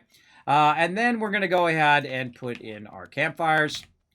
Another thing I like about this base that it took a long time to try to get down is look how open this base is, right? And I could make these even thinner. Like those real thin poles that I'm using out there. But, I want them to look somewhat legit, right? But look how much space you have. And look how condensed it is to the minimum amount of room that I feel that my team would need, right? And then, of course, now your kill box is just a little bit larger than that. And then your outer bomb wall kill box is outside there. Then we'll put our cement down. And this will be probably our standard base now because we can build it in stages. And that's this biggest advantage, right? So I can build this part right here with all the boxes straight away, build that, good to go, right? Right at the very beginning. And then we could build the outer kill box, and then we could build the bomb wall outside that in stages. Now, in my case, I'm just building the whole thing at once because we have the materials to do that. But in the long run, that's its kind of goal, is to build it in stages. As you start the game in the very beginning, you could have a production base, and you could also have a base, or I made a bunch. You could also have a base that is also for defense. Now, in the beginning, I would not make it out of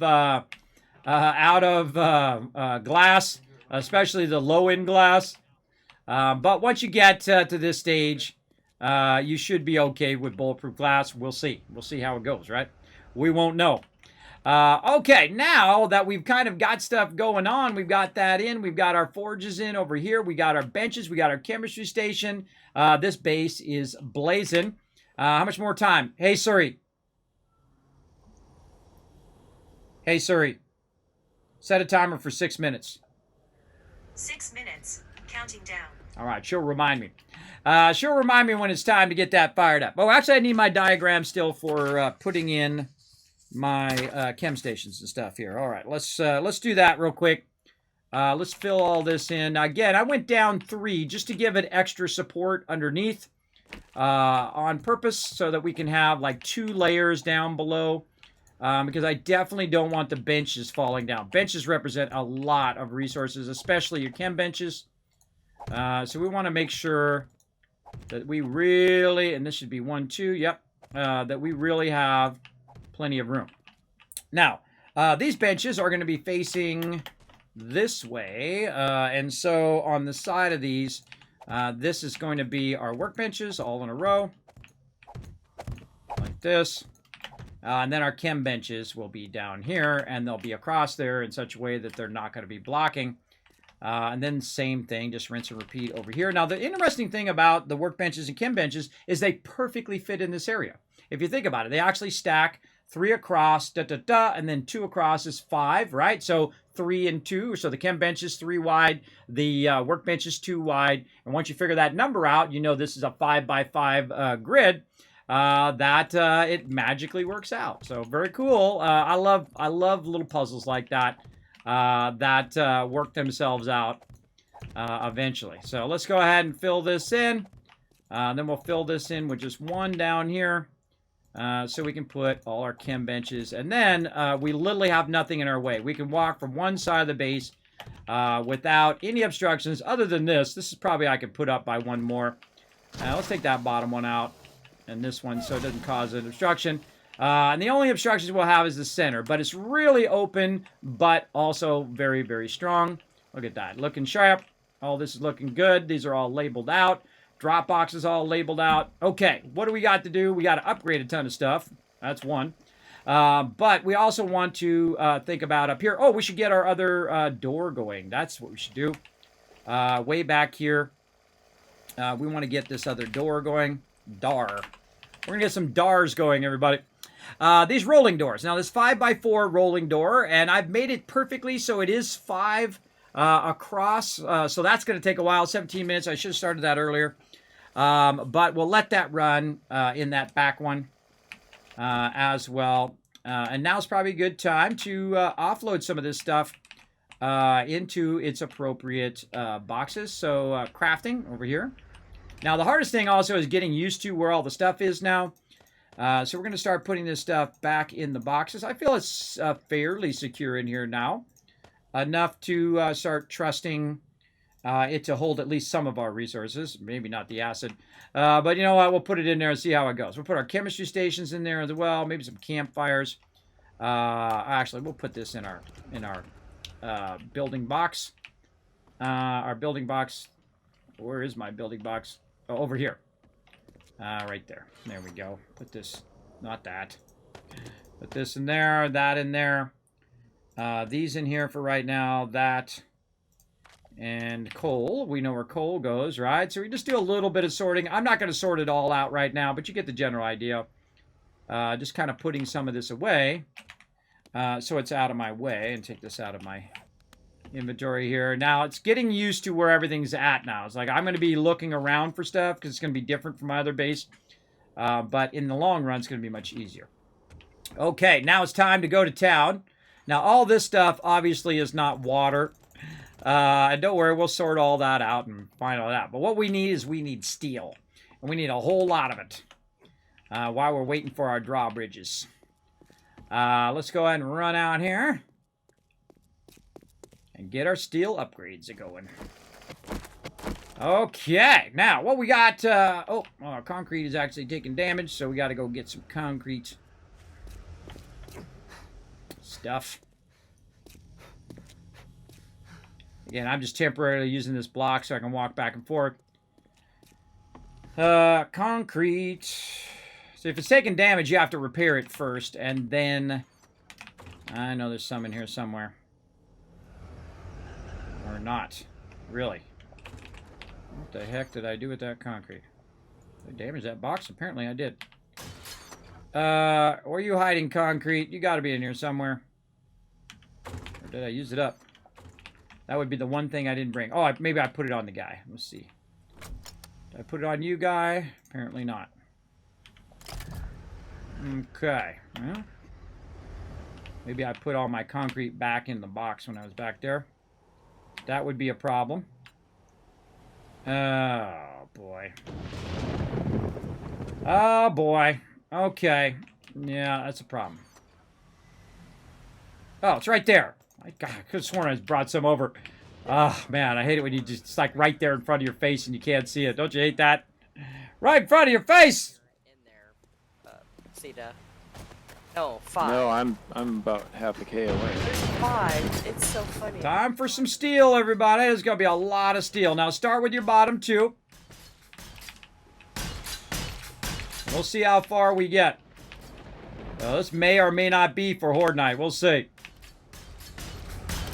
We get pretty far, then we'll try to do our defenses and do this.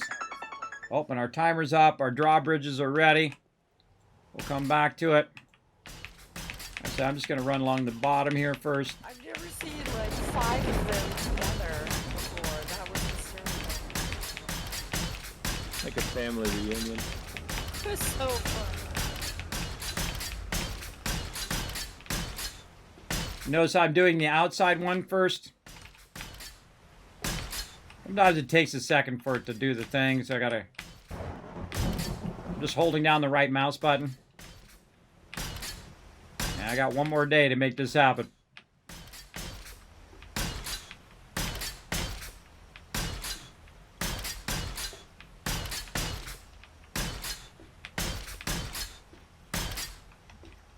All right, nice. Now, you got to be at the steel level if you're going to use this as a bomb wall. Because bombers can typically breach concrete in a single hit. So you definitely want to have steel. And then we also want to have the ground steel around here. Now, I'm going to use the outer part in steel first. And then as I move further and further inward, we'll use the inside as steel as well. But first, we're going to work on our bomb wall side. This is why you want to backlog a lot of steel, everybody. And again, notice I'm not starting any forges or anything, though I have the workbenches going. Those count as activity.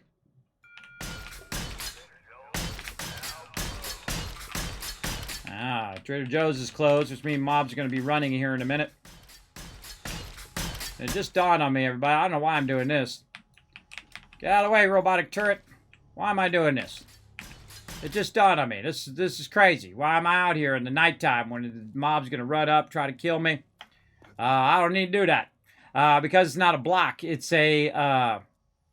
it is a plate. Now watch this. 1, 2, 3. Suckers! If you don't want them to get over the ramp, you just take 3 of them out. It's really hard for them to get over the ramp. Some of them can leap, but most of them cannot. And so now the interior of my base is secure. Especially if I close the hatches.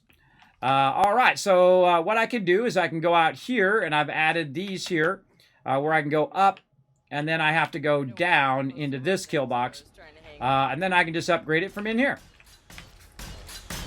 So now I'm perfectly safe at nighttime while the mobs are trying to kill me, and I can just run around and upgrade all I want. That's the purpose of building the kill box first. We're doing a lot of precision building of so many blocks this way and so many blocks that way.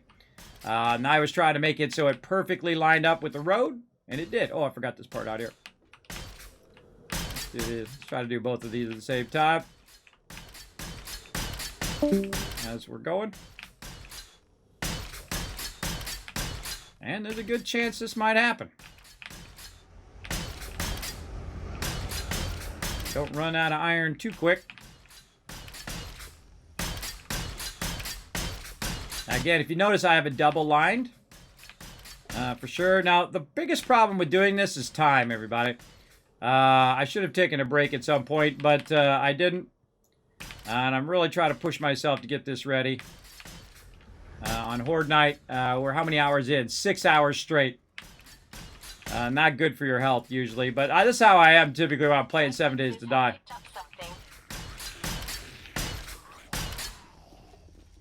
Yeah, a bunch of mobs coming my way.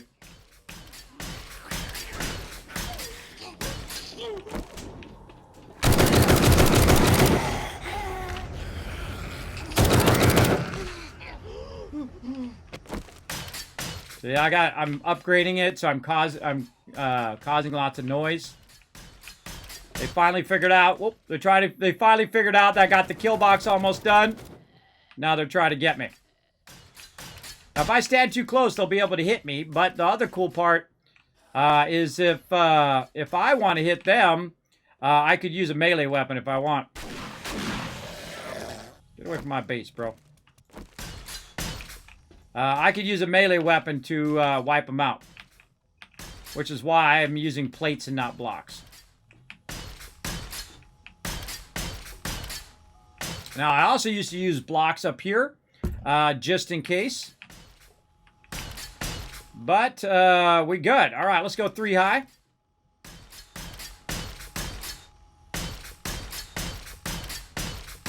If we get this one here up 3 high, then this base is, this bomb wall is ready. Though, it'd be nice to go all the way up.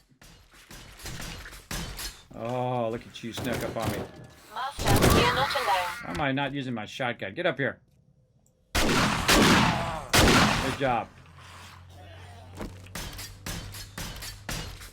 Yeah, they're thinking about getting me. This is why I went in the base, because I knew that was going to happen. Mobs were going to try to get all sneaky and try to get me.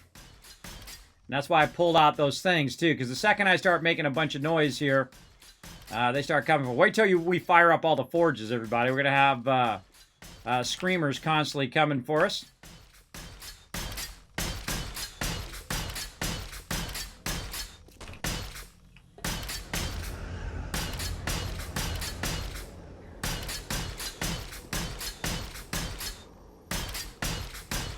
So you want to start with at least 3 up when you are trying to cement or steel out your base.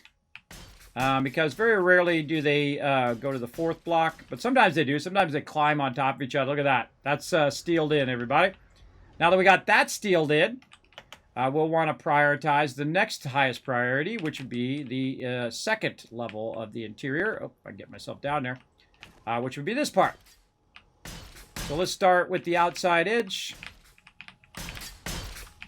Again, the reason why I do this is so that if I run out, I'll also, if I accidentally hit a block, no big deal. Eventually, I want the whole exterior kill box here to be out of steel. And now I wish I had kind of built this base first.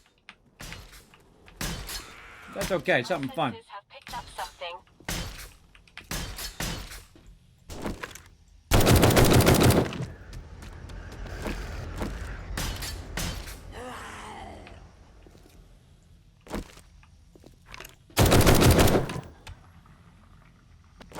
Crazy lady.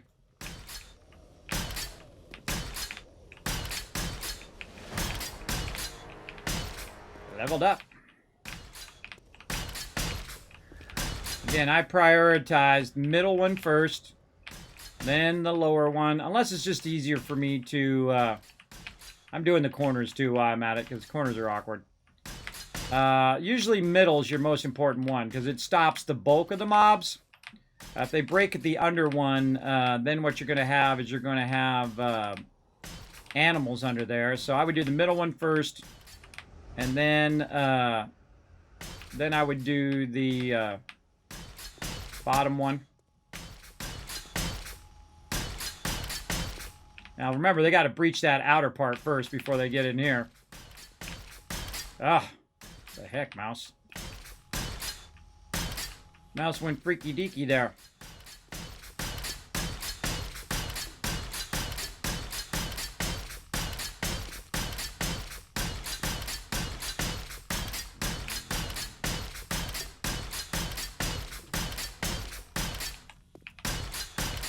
There's a lot of steel, everybody. There's a crazy ton of steel.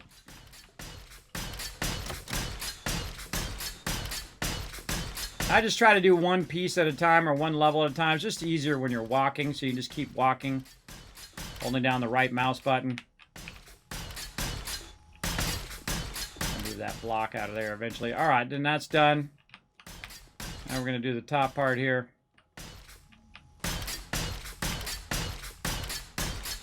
And this is what's really fun. Now, we don't play creative mode. This is all done through the hard work of my crew and myself.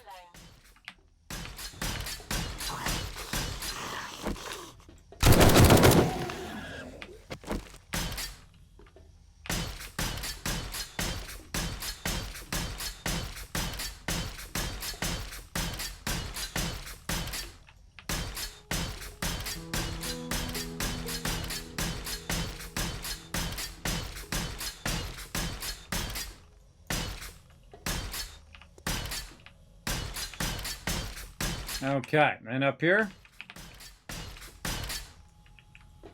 Oh, we're not finished around the outside first. Hold up. Like, wait a minute. Why is that still cement? All right, let's back up. Little by little. Of course, the more noise we make, like all this upgrading and construction, the more we're going to have mobs come after us. This whole base will be steel, and I'll take it up to steel first, and then I'll come back and I'll paint it all fancy. Because if you paint it and then you upgrade it, it actually takes the paint away, so you're just wasting your paint. So I typically would steel it up all the way first.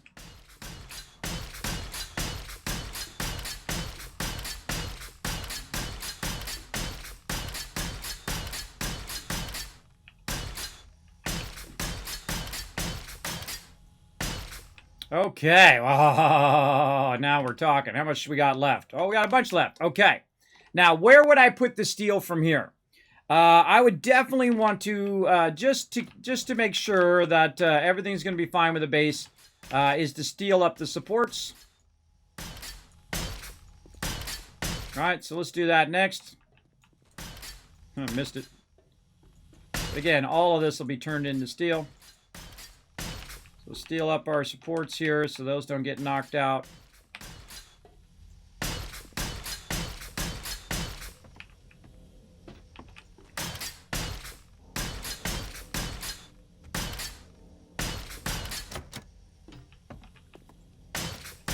Somebody's clicking the boxes. They can't resist.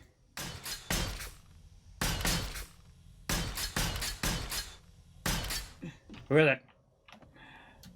I see you over here, Ro, trying to click the boxes. Not ready yet, bro.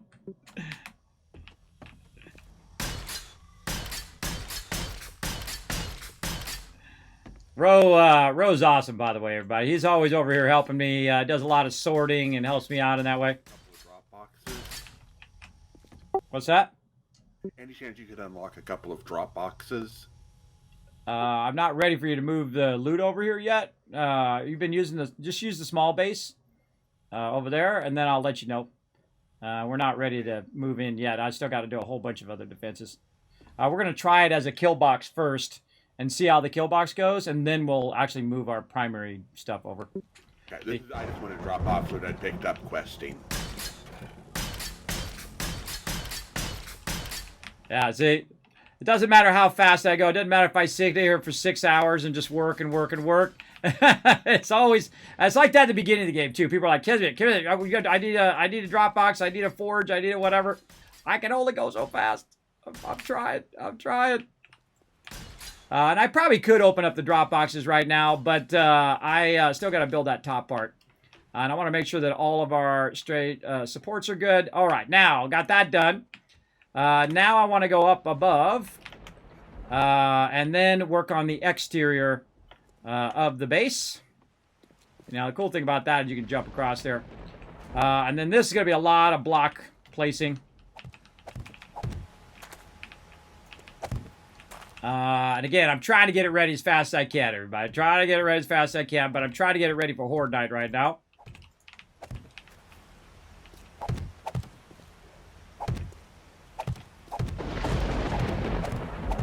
I gotta block all this out. And we have bombers come in here with this stuff. They'll blow this stuff to smithereens. So we'll see.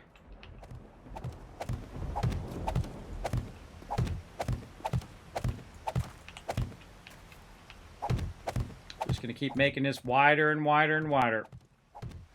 As wide as I can get here.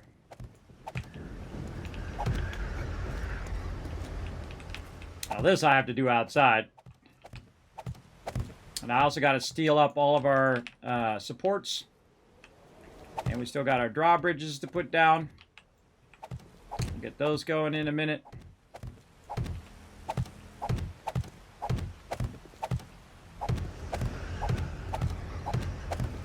Right now our highest priority is our defenses.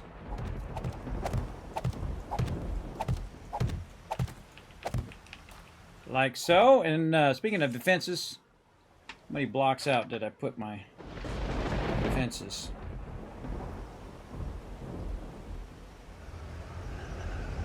Six out. So we got to get this at least 6 out around the whole base.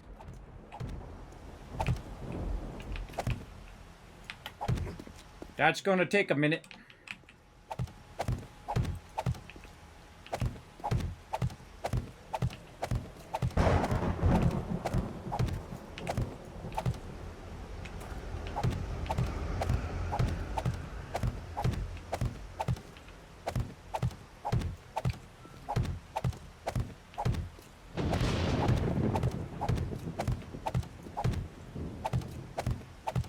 And usually what I do is I'll make stuff and then I'll keep repairing it with cement after they destroy it. Like when they destroy the ground by our other base, we just keep filling it in with whatever, hopefully cement. But then actually what you're doing is slowly over time as you're fighting them off and you're repairing your base, your cement pads are getting wider and wider and wider to, to fight them off. Remember, everybody, this is a lot of my crew working together to bring in these resources and to build up our base and to have all the resources to build drawbridges and power and all of that stuff. This is a giant team effort, and I feel like this is going to be one of my favorite bases of all time, and I've done hundreds and hundreds of bases, but I feel like this is going to be the one. Now, the real iffy factor of this particular base is that it's on destroyed zone. So that's an iffy factor of it. So I don't know what's going to happen. Part of the fun is trying stuff, right? That's where the fun's at.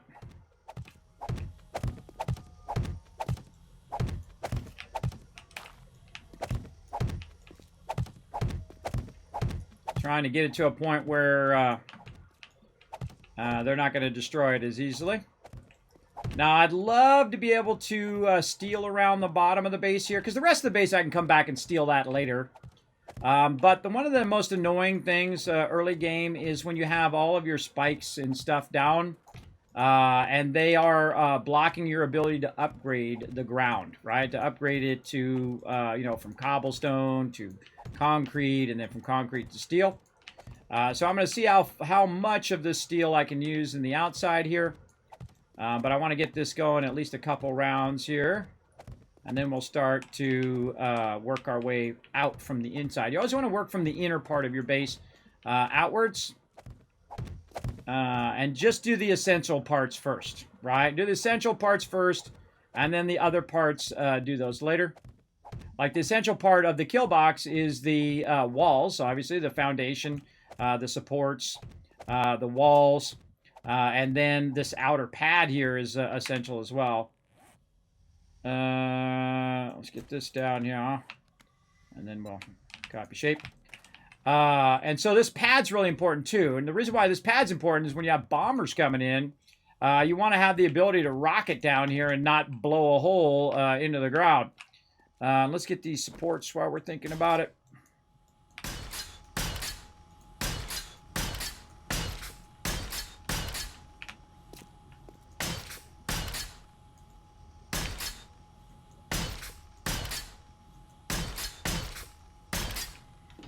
And then right here. If you haven't seen some of my other mega bases, I've done a lot of stuff through all the various alphas. Feel free to check them out. Check them out on the YouTube channel right there. Feel free to hit that subscribe button. And as you watching those videos and you like, make sure to hit that like button. Does help me out a lot.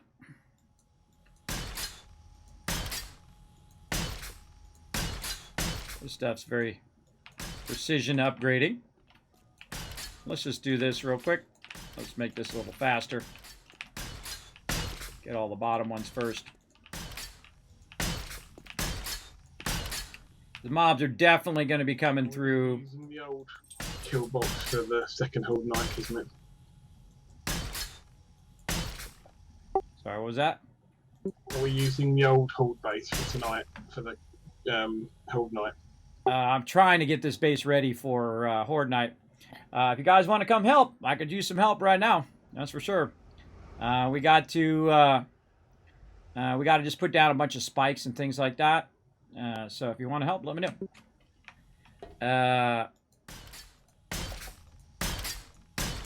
I'm gonna try. I'm trying, everybody. Now, if it comes down to it and I don't feel it's ready, then we won't do it. But one of the things you guys could do is bring all the ammo from the kill box over there and bring all that over. The ammo, the turret ammo, all of that stuff that's in the boxes at the top of the kill box. That would be awesome. All right. So I'll start doing that.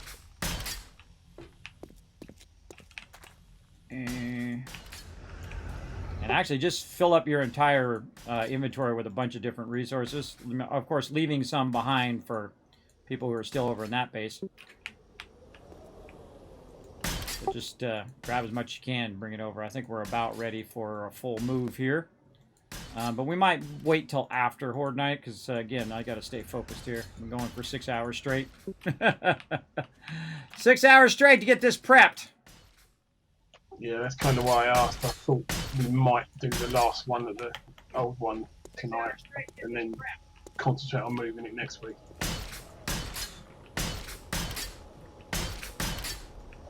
Well, I feel like we're going to move the production base next week, but I feel like we're going to test Horde Night out on this first before we move all the production stuff. All right, now while we're here, everybody, let's go ahead and do this.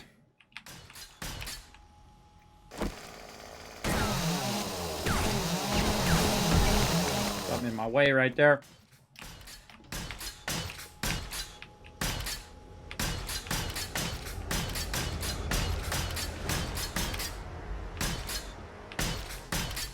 I hope we're going to have enough steel to do this whole pad. Now I got to do the whole pad. I got to do it basically 6 out from the interior of the base. And if the crew wants to come help, now's a great time to have everybody come and help.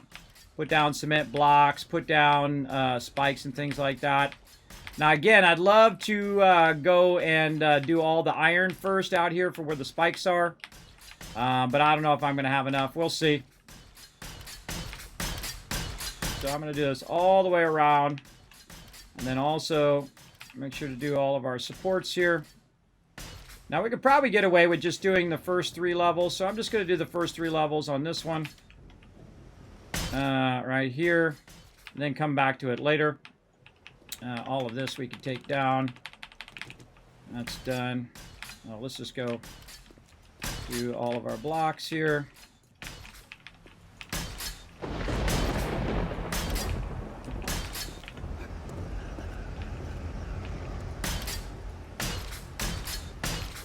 Again, we're just doing the supports for now.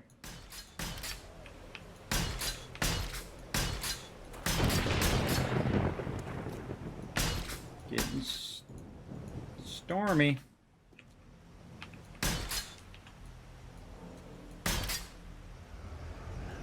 The reason why you do the first 3 levels is just in case the bomber comes along or mobs start hitting on it. It should be fine. That one and do this one. Because they're so thin, they're a little hard to click on. All right, we'll just do that.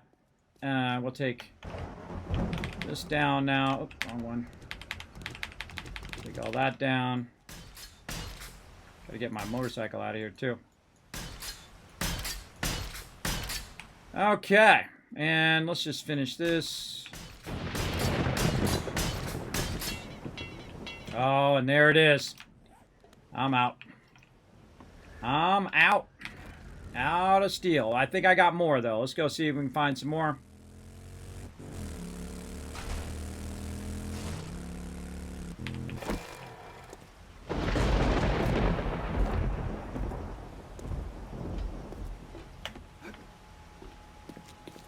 Oh, wrong one. Going in the main base. All right, steel. We need every bit of steel we can find.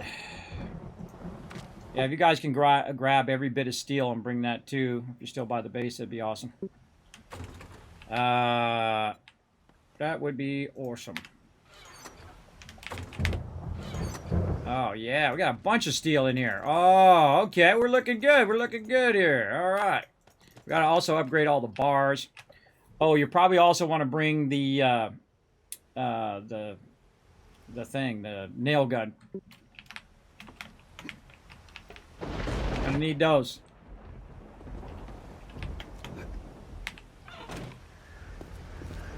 All right, everybody, we're gonna try to get this going on. We got this done. Yes, these are all done. Let's go back this way. Oh man, if I could get this done by 182, then we could sit and spend the time. And they bring all the resources over. We could go ahead and spike this out. Try to upgrade the bars up above, the first layer of bars. And this one I call all hands on deck, right? I just like, hey, everybody, come and help. I could use your help over here. Now, they don't have to, though. If they're busy doing something, if they're running an instance or doing a quest or whatever, it's not required. But I could definitely use an all hands on deck right here to try to get this ready.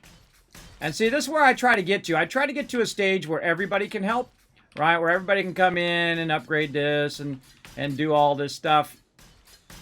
We just want to try to get this as many layers out as we can before we put the spikes down. That would be amazing.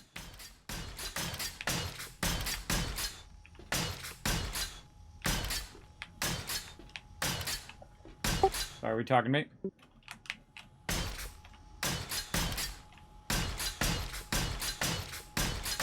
Thought I heard him say something.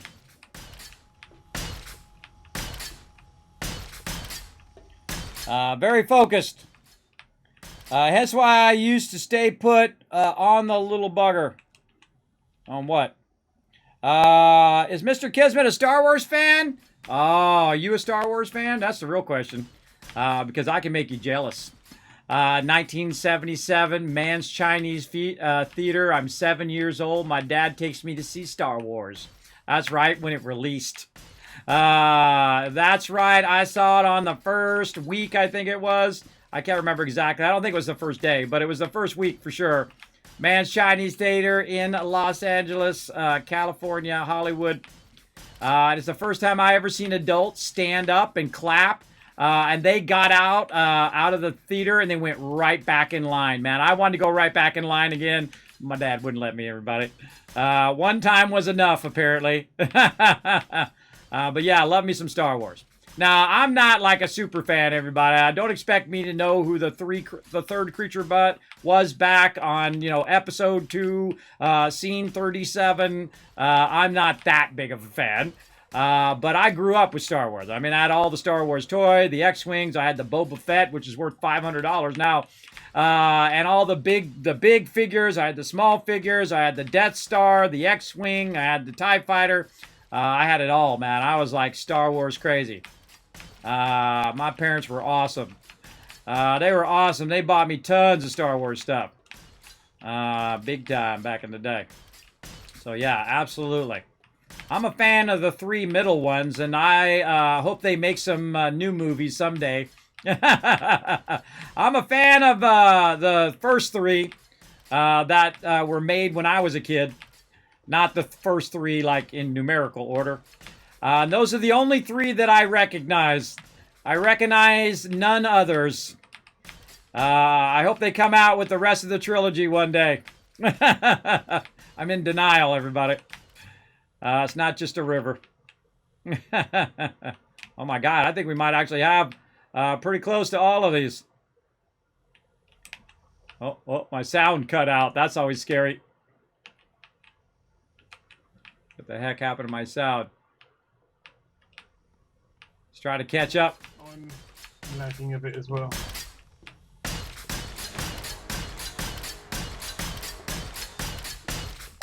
Yeah, pretty laggy tonight.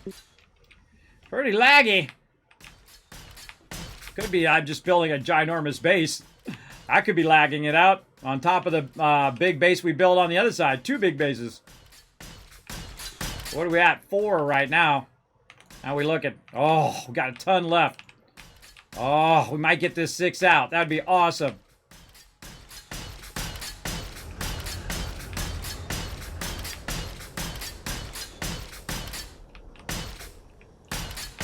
I might not even put in the drawbridges tonight until after Horde Night. I don't know. We'll see.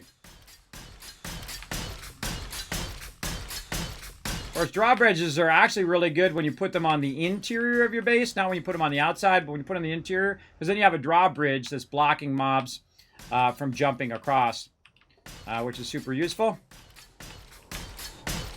What are we at now? This is still 4. Oh my God, 2 more rows to go. This is 5. Let's just double check. 1, 2, 3, 4. This is 5, and this is 6. Oh, gosh, that'd be awesome. That would be awesome, everybody. How much time we got? We got all night long. Let's go. We got all night, and then since we don't have to run back, we could get all of our resources and bring them over here.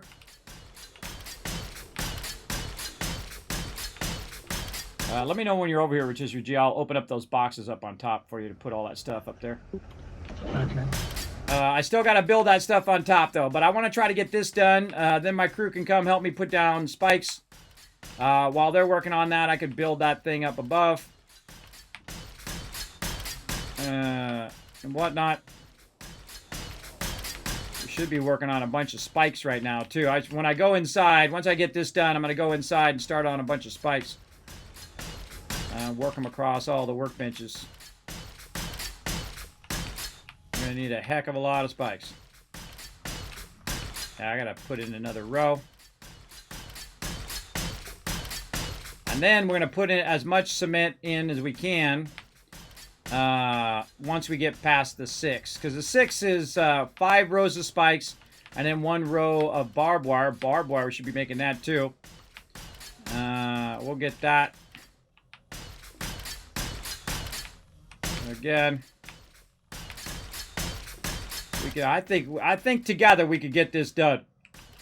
So 1, 2, 3, 4. This is 5, and this is number 6. All right. Let's just go this way, back the other way. This is 6. Now, these are all going to go all the way out to the road edge. All of these cement blocks, but I don't want to use them up. I want to make sure that I have enough for what we need.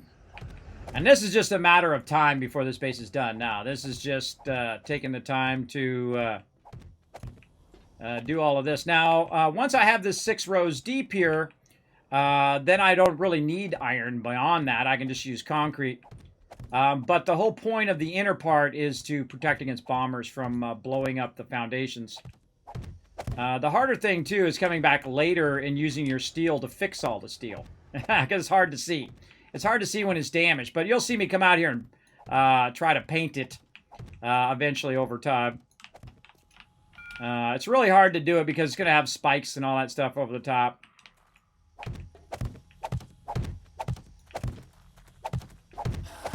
My senses have picked up something.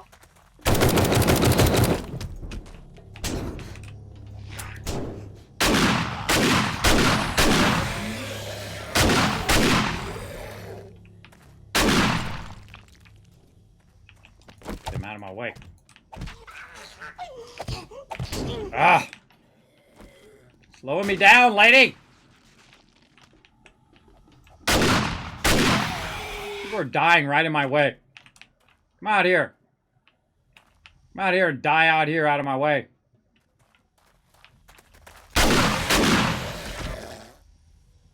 People.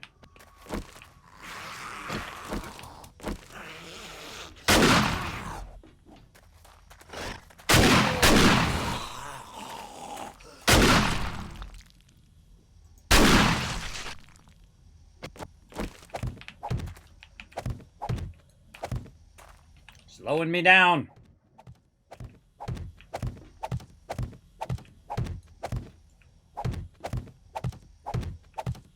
You can make that thing also shoot mobs too. My little drone. I'm just trying to get 6 layers here, everybody. We get 6 layers of iron in there. Then the rest of this we'll all upgrade later. Our steel, I mean. We'll get all the steel for that. If we get this 6 layers in, then we don't have to come back here later and take up all the spikes and do all of that. That sucks. That's a lot of wasted resources when you have to take up all the spikes. You can't just pick them back up again, which would be nice.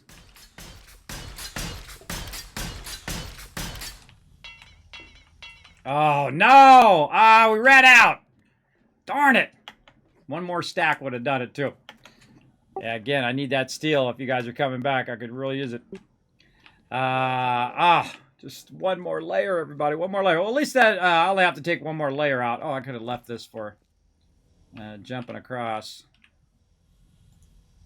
Gonna fall down. Yeah, gotta fall down to get across. Put it on that side. The cool thing is to put it on the inside, so that because when you jump across, you'll be able to pick it up afterwards. Okay, so let's get back down in here. Let's take a look at all of our stuff here. Let's go ahead and try. Let's hope our drawbridge doesn't fall down again. Because that sucks. Let's go ahead and get our power rocking. I should have brought some stuff for power too. Let's get this right underneath there. And on this side, we're going to put, this one's going to run this side. Nope. Stay like that. We should have brought some engines too. We do what we can do, right? Yeah. Yeah, I need some engines too. Is anybody still at the base? Or got any engines or got any stuff on them? I'll grab a couple of engines before I go. Is there anything else we need? I need all the steel you can muster out of there. I'm almost done with the outer part, and if I could steal out one more row, then we could put everything down and just leave it down and wouldn't have to take it out later. That would be awesome. Also, any concrete, bring as much concrete as you can, because then we could make more concrete and just keep making our cement pad bigger. Other than that, no. Okay, how many engines do you need? How much? What?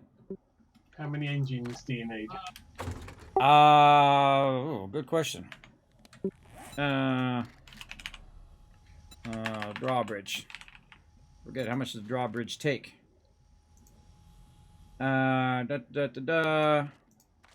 here's where it is. Horizontal support 300. That's what it's doing. Vertical support, yes. It doesn't say how much power it takes. I think it's like 15 or something. Just bring like 4. I think 4 would be enough. Okay. Okay. Let's hope this works, everybody. Let's get this drawbridge in here.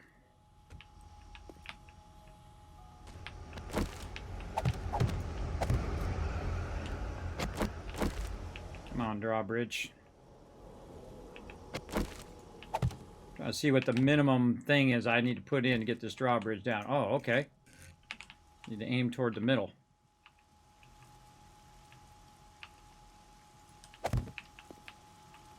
Yay, that time it stayed up.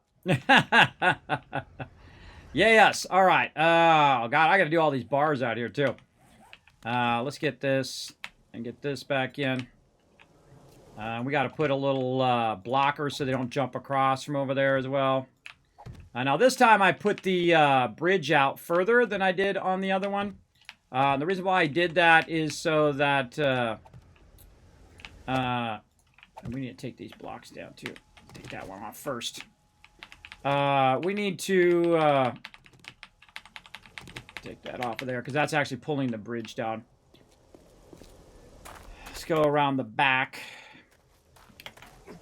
We need to do something which I've forgotten now.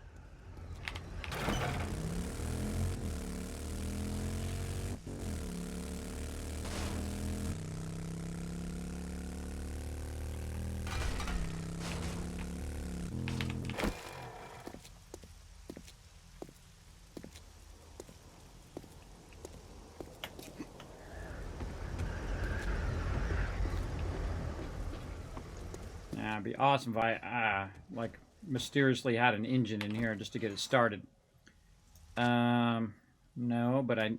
Oh, there's a roll-up door 5x4. I already had one in there. I already brought one. Cabinets out of there. It's out of there. And then, yeah, we had another roll-up door. All right, well, hey, we'll have multiple roll-up doors.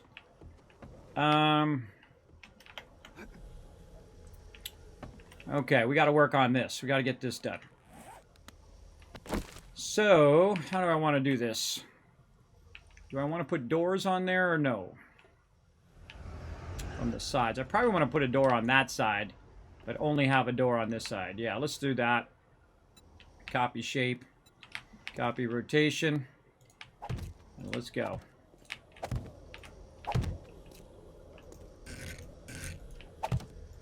Door in the center.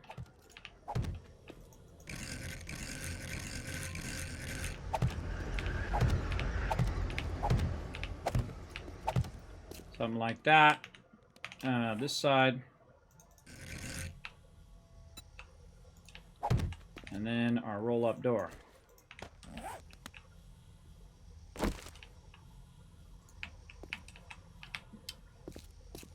Robot. Really is a hindrance to my building.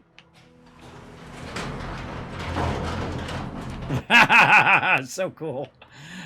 So cool, everybody. All right, let's keep going.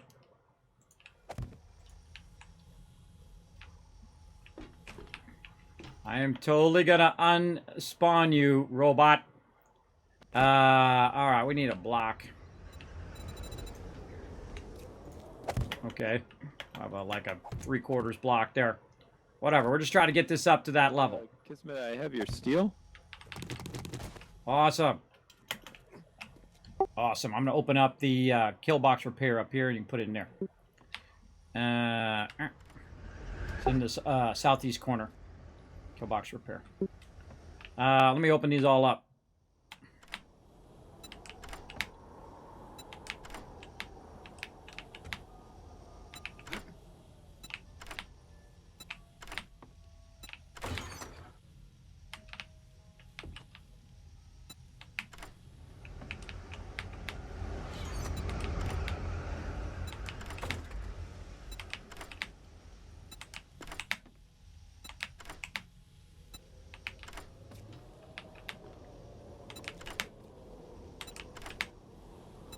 I think we got this, everybody.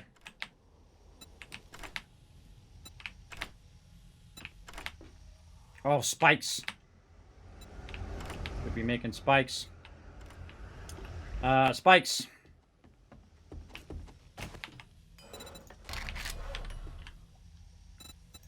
Wood spikes. As many as you can. Go. Open up all of these stacks of wood. Let's say 100 here. Go. You know what? Screw it. 200.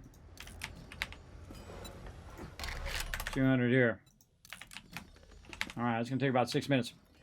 All right. Now, wherever there is iron or steel already outside, we can start putting spikes down. I have spikes going in all the workbenches in here. And should be good. Drop boxes are also officially open up there. All right, back to work on this. All right, let's do it right here so we can see how high we need this to be. Have you got your M60 on you, Kismet, or do you need me to bring one down? No, we need to bring everything from the boxes over there. So yeah, all the rockets and everything from the other kill box. Won't let me put that there. I've got a level 60 M60 and a level 6 sniper as well that I can bring up there. All right. Well, I just left mine in the box, so if someone just brings it up, I'll have it. So, what am I doing here? Won't let me put that there. Weird. I don't know what that's doing, why that won't let me put that there, but let's just keep going. Yeah, I have to go one block out from that. I should have done those. Should have done these ones as squares. Yeah, it's blocking my ability to block that up there. So if I had done these as squares, I could have went out one and back around. It's weird that that will not let me put that in there. I wonder if I pick this up. Well, I don't think I can now. I don't think I can pick that up. Maybe I should have put these in first. I should have put those in first and then put the door in. Well, let's just fill in the rest of this first and then we'll deal with all the rest of that later. Oh, wait, maybe we can put this in bulletproof glass so we can see what's going on outside. Great to see you, Master. Get out of the way, drone. In the future, I'm going to take that drone out when I'm building. It's just in my way most of the time. Oh, I have it in here. Yeah, I think we should go bulletproof glass so people who are in here can see what's going on. So we'll do the bottom part, which is going to protect the boxes. But I think bulletproof glass will be more than enough. More than strong enough to help the deal. Nope. Come on, copy shape. Nope, not going to copy shape for me, are you? Fine. Copy rotation then. All right. Yeah, let's do this so you can see out of there. Have the corners be like this.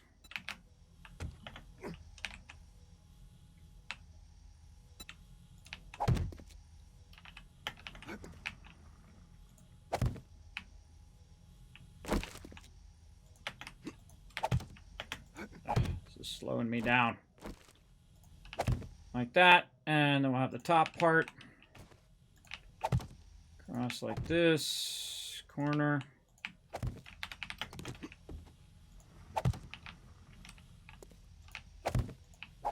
Yeah, we'll just make it, we'll just make windows. And then over here.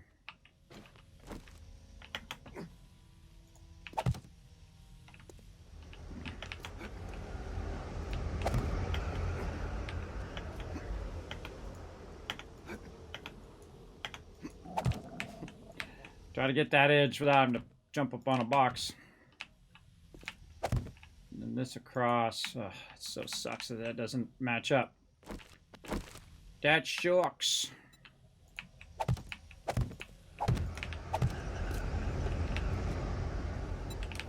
Day 182, Horde Day, everybody.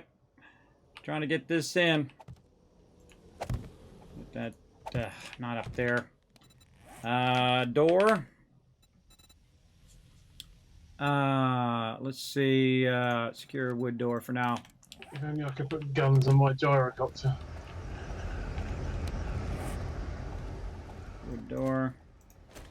And we'll strengthen up all these doors and make them epic later on. This probably wants to open outwards so it's not blocking the box. All right, we got to take this one out because we screwed that up.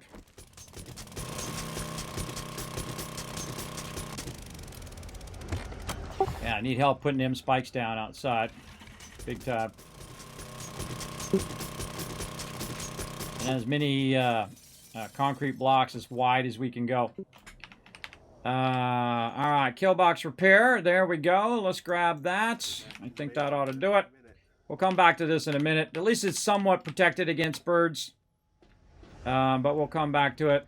We just got to get this outer row going. And then I got to prioritize spikes. Oh, looks like somebody's already doing it. Awesome.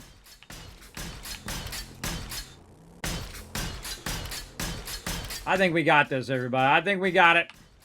We just need to get our spikes in there. Now, they may blow gigantic holes into this destroyed stuff. We'll find out. But we'll see how it goes. Just want to get this in. And then we get... It's going to be 5 rows of spikes, and then the outer row is going to be barbed wire. If you're trying to get in the base from the ground, you want to get on from the north side. The other side doesn't have any power until we have some batteries. Or engines, I mean.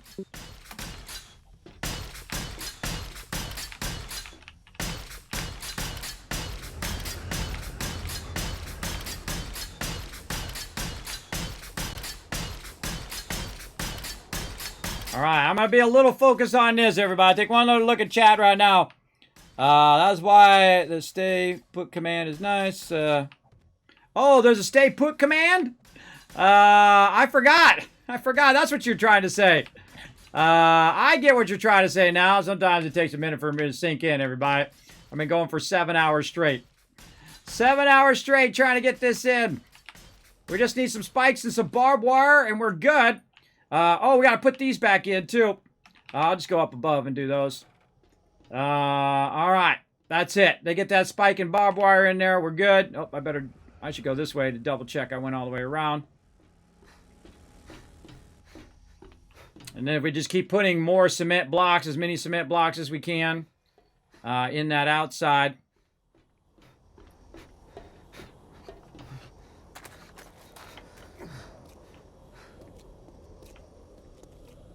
So slow. I hurt my leg. My stamina build up. Go for it. All right. Those things are open. Let's unlock these. Oh, we're locked.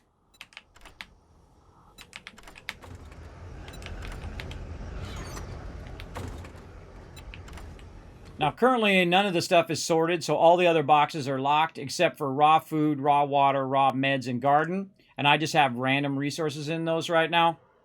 Just a heads up. All right, now we got to go, and we got to work on our bars, so my people are not standing there falling off the top of the base. So we got to get boogieing on these bars.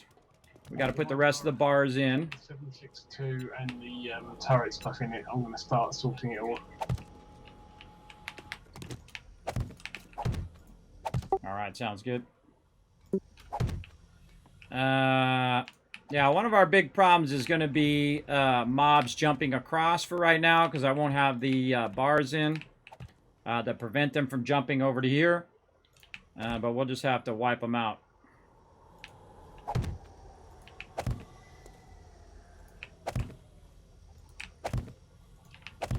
Okay. Now most of my team's going to be standing out here. Where do you want to cement the engines? We got to have cobblestone. I got plenty of cobblestone. And this. Anything else? No. Oh, yeah. At least we'll have it as iron bars. Not quite steel, but at least they'll be iron bars. Actually, be concrete bars in this case. Yeah, there we go. Actually, let's do the inner one first.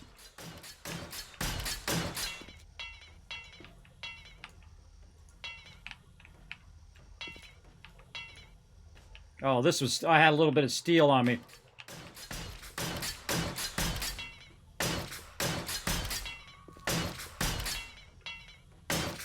Oh, these are concrete bars. Oh, yeah, I can just go straight to concrete. I don't go to steel anymore. I just go wood, cobblestone, and then concrete. I forgot. You don't have to make them as metal anymore. I need concrete. That's what I need.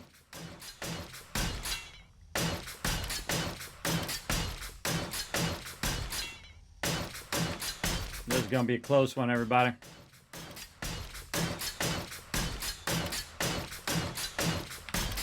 Riding it right down to the edge. Engines in Dropbox 4.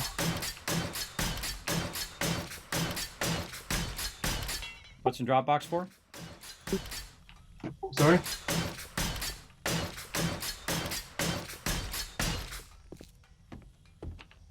Concrete and engines. Dropbox 4. See, that's why we label them. Ah, awesome. Let's put all this forged iron back in there. I don't need all that. I need this. And then this. And this. And then I'm just going to make a box. This way. I'll put a switch. Right there. I'm going to go down in the main thing. I'm going to go ahead and put some engines in here. Refuel it. Turn it on. I need my thing. Where's my little fly guy? What are you doing, guy? Get down here.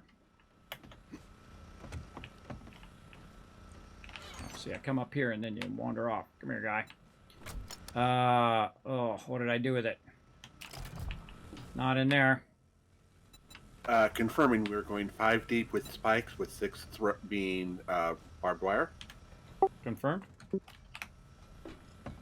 And then if you guys get that done, then just start cementing out the outside and just put down as many cement blocks as far out as we can.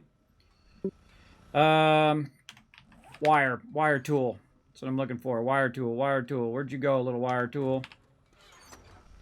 Oh God, I don't know what I did with it.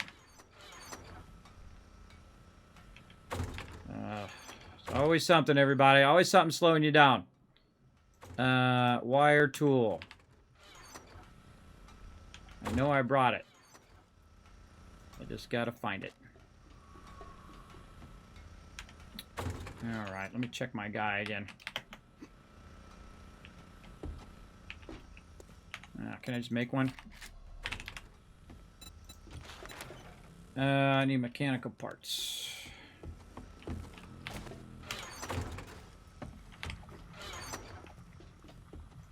Let's unlock this box as well. Let's make another one. You can't find it, make another one. I'm sure it's in there somewhere. Oh, God, I can't even type.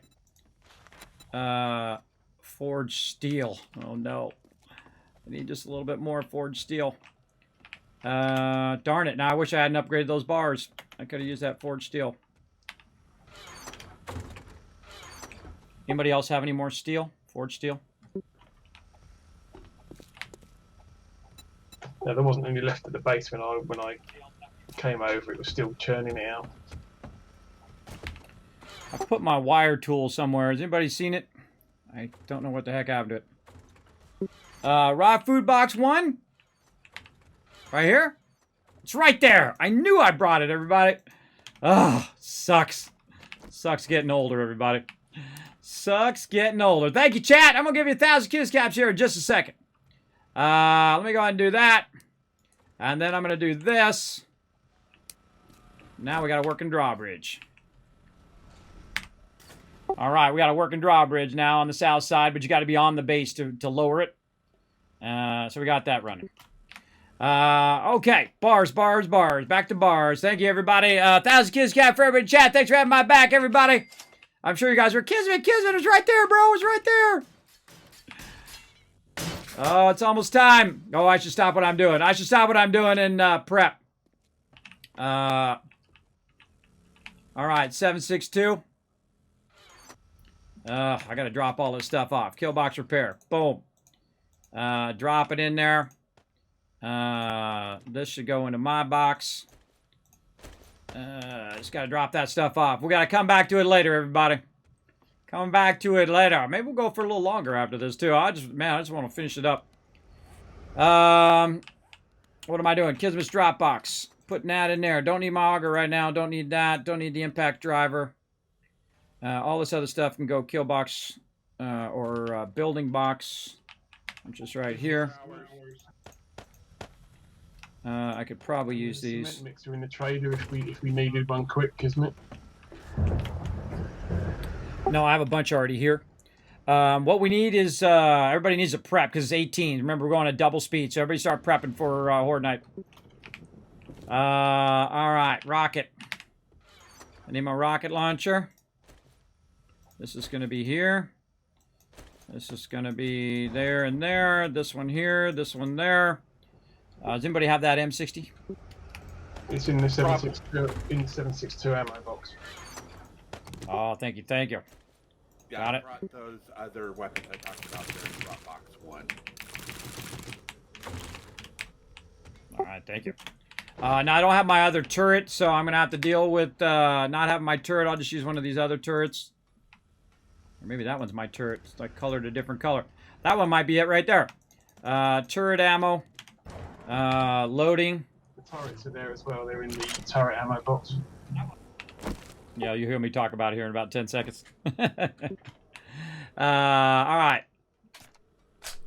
Remember, we're 1 down tonight, so everybody needs to get in there and do what you got to do.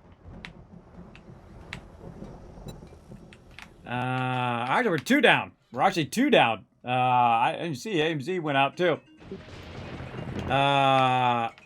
It's too focused. Too focused on what I was doing. What did I do with that shotgun ammo? Oh, it's on my little fly guy.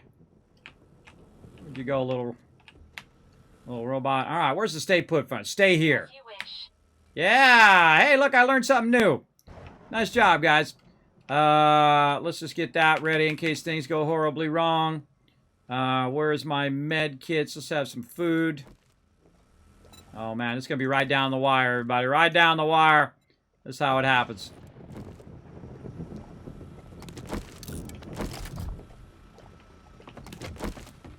The crew is crushing it out there. They're putting down as many spikes as they can.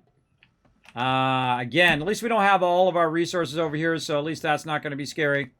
We're going to need Killbox repair in case they do somehow start to breach. Let's get some of that ready. This, some wood, some cobblestone. We need our cement blocks. Where the heck did those go? I don't know. I don't know what I did with them. Probably put them over here in the building box. Building box. Yep, cement blocks. Actually, put those on my bar and make them actual blocks.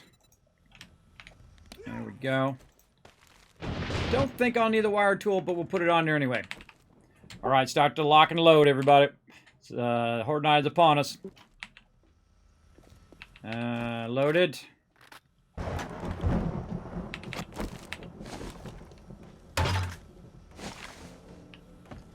I suggest to stay off of the wood bars when you're up top, because those are just frames and they'll knock out from under you. What else? What else? Oh, I need all my med stuff. Some more ammo there, some turret ammo, med kits. I need to put this in here so I can see where my ammo's at. Ammo. This over here. Oh, where's my bike? Oh, I need my bike. In case things go horribly wrong. Ah. Fix these ladders too. I gotta get these ladders going. Get my bike. Drawbridge is down so you can get back in.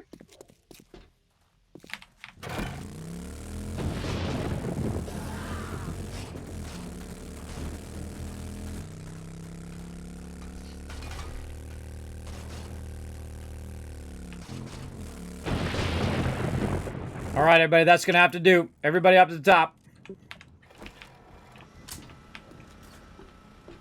Oh, there's my other turret. Oh, no, I picked it up. I got it on me. Sorry.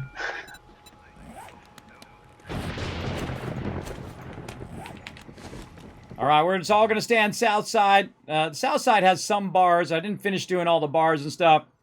And we'll just see how it goes. Try to kill those bombers before they get too close. Again, call them out when you see them. All right, everybody. Killbox not quite finished. We didn't get enough spikes in. We didn't get our barbed wire in. But we're gonna do the best we can do. Right? We'll give her a little test to get started. Let me close this.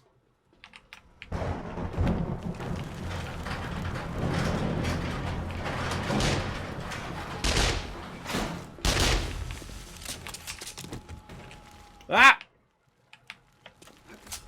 Missing a bar there.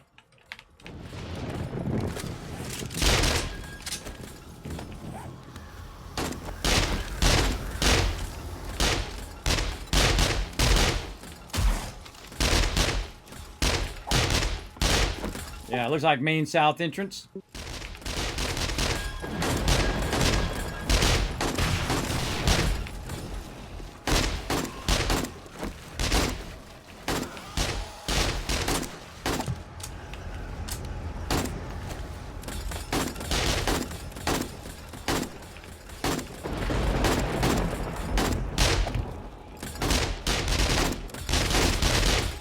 West side, we've got stuff on the bike.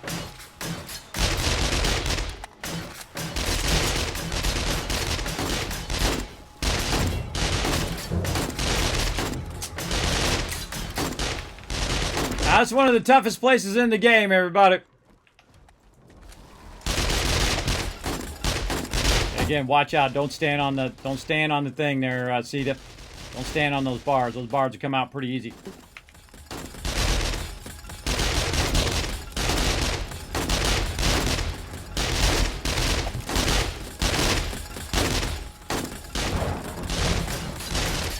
Watch out for them knocking out the bars as well, especially cops will knock them out, and then you'll think there'll be bars there, and you'll fall.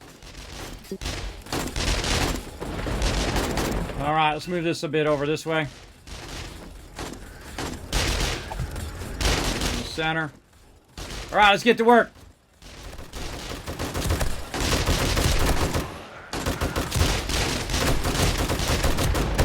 Killbox doing his job.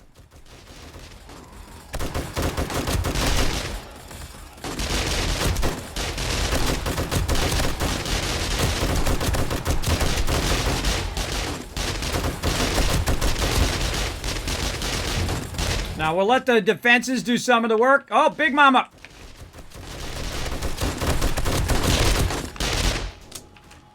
Some mobs hitting on the inner kill box there. Let's go down. Let's go down in the kill box. Oh yeah! By the way, you guys can come down in the kill box if you want. It does work on the outside.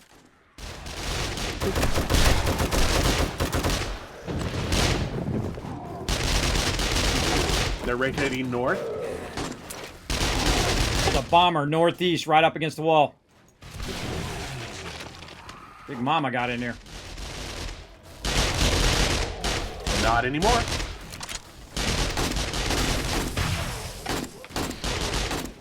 Oh, you can shoot the rocket out of the kill box now. Awesome if you're using a sight.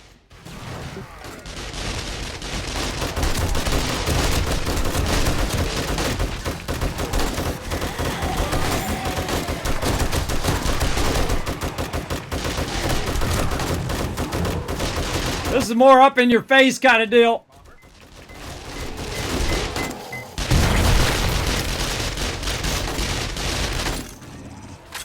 Oh my God.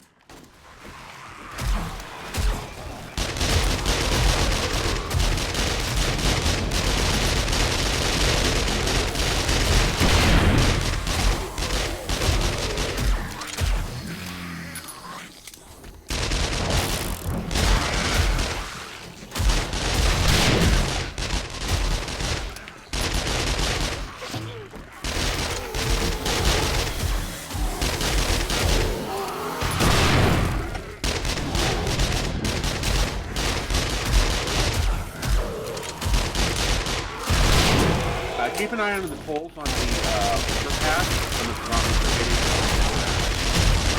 Oh God, we got a breach, breach, breach. Over here, everybody on right here, so I can clear this breach.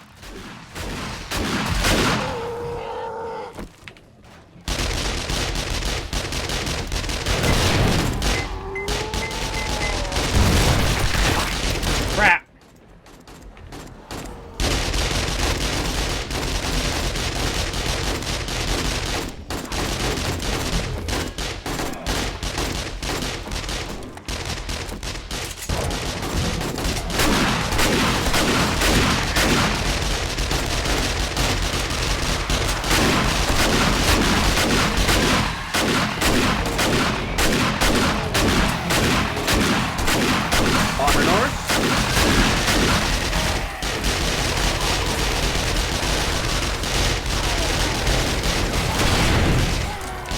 Bomber down.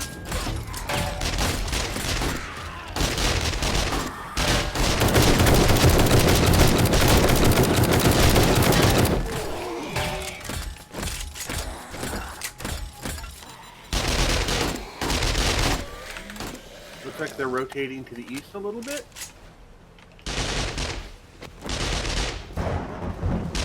East, east. This way.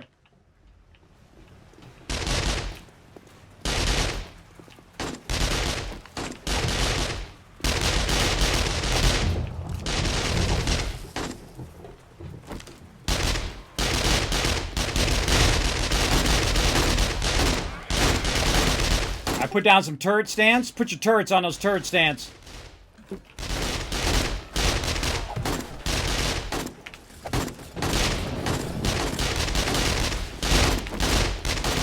This is a crazy one, everybody. The Killbox wasn't quite ready. Oh, God, I missed them all.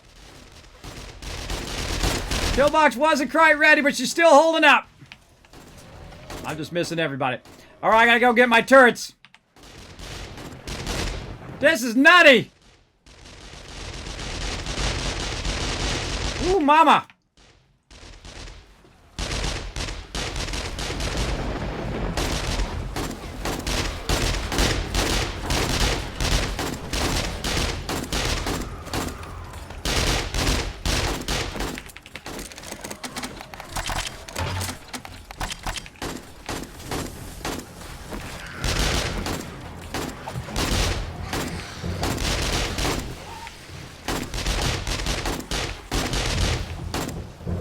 I didn't even get my turret stands in yet.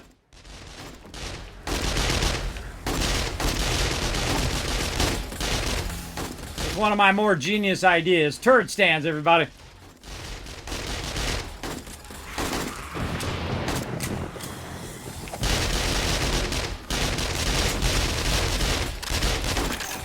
I haven't had time to reload some of my weapons. Alright, I think we gained control. Darn weapon didn't actually finish.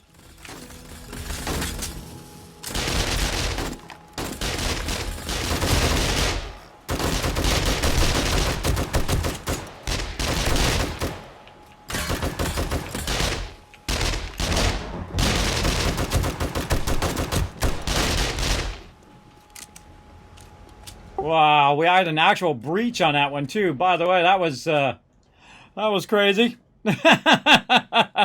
Woo! Now that was a good horde night, everybody. An uncompleted Killbox still did its job, though. Oh my gosh, they breached the corner here. That's scary. Makes me want to put another layer in there too. Let's go ahead and take this. Oh, we got to get all of our stuff. Ooh, mama. All right, well, I think that's confirmed. Killbox is up to snuff. Woo! All right, that was scary. We didn't have the ability to lean out to shoot rockets. A bunch of mobs were coming from different directions. We didn't know where they were coming from.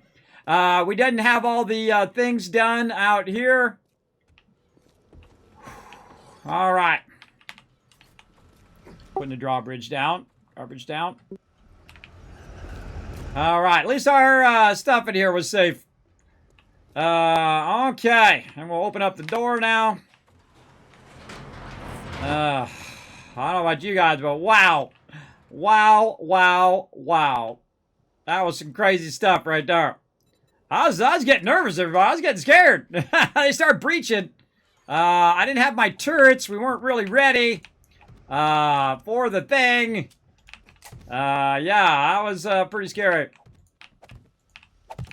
Let's build this over the top here, so... And that's what happens when it's not ready, everybody. The craziness like that happens. Whew. All right, but fun, though. It's fun to kind of test the limit of what you can do, right? To see if your team rises to the challenge. And they did, man. That was a lot of bombers right at the very beginning there, too. Man, I wasn't even ready for those bombers. Right over here. Wow. Okay, let's also, just in case someone decides to come up the ramp, let's just put our turrets down. Wipe them out. And a lot of spikes gone on the west side as well. Yeah, make sure to take out some concrete and repair, or yeah, if it's concrete, repair the concrete. But if not, just leave the steel and we'll repair it when we have more steel, because we're gonna have to make a ton more. What's Kismet shirt I'm wearing? I'm wearing my Cosmos shirt. It's my own custom shirt. You can actually get them on Teespring. I believe I have it down in the panels. Feel free to snatch them up. They come in different colors, and they're awesome. And they're super light and airy, but also warm enough to keep you warm at the same time. Man, I'm so glad I put that steel down. They would have been blowing holes in the side of the base easy. Yeah, look at how much damage they did. It did a pretty good amount of damage. It took a lot of spikes out. Now, those were just the regular level spikes. Oh, look, they took the corner out. Well, they took the corner out upstairs, too, in that corner. Yeah. Here's what I suggest you guys do when you're putting the spikes back in. Is just upgrade the spikes as you go as well.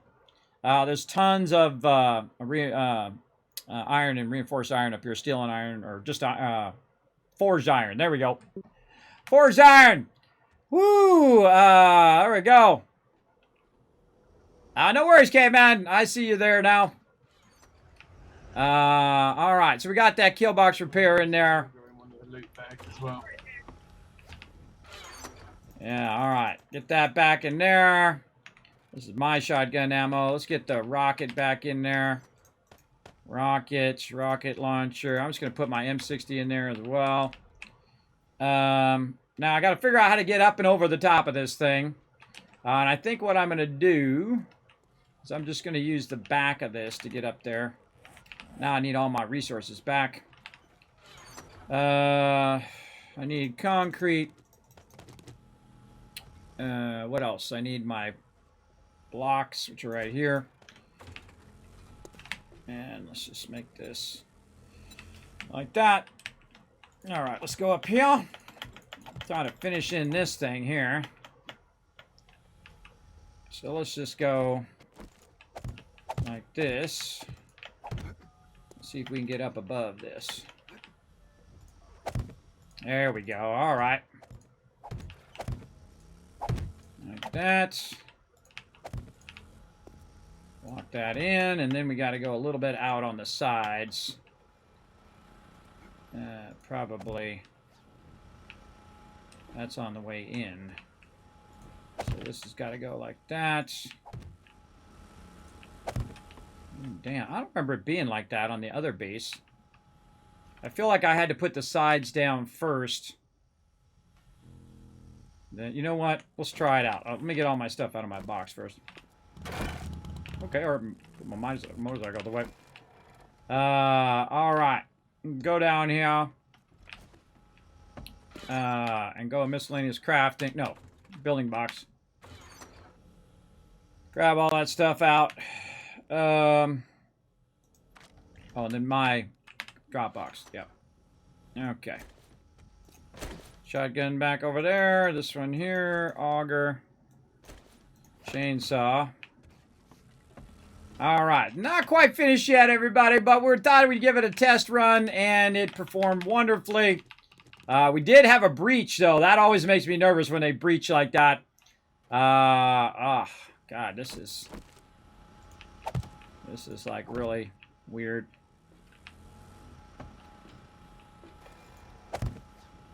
Yeah, I should have made this. This should be a block. Oh, wait, I was going to take it out and put it back in after I put in the sides. Oh, my God, it's 14,000. All right, let's try it. This way, maybe I don't have to build that really awkward, weird thing I'm doing there.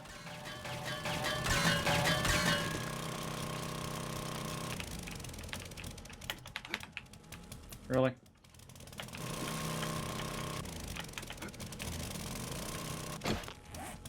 Should have brought it down. Yeah, I can't take it out now. No. I'm probably gonna have to repair it now.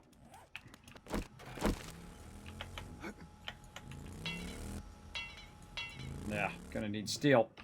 Let's hope I have enough steel.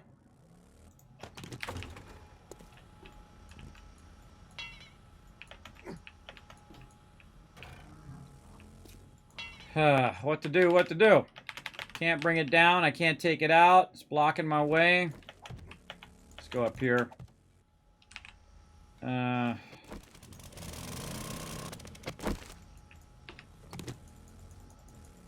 It's glitched.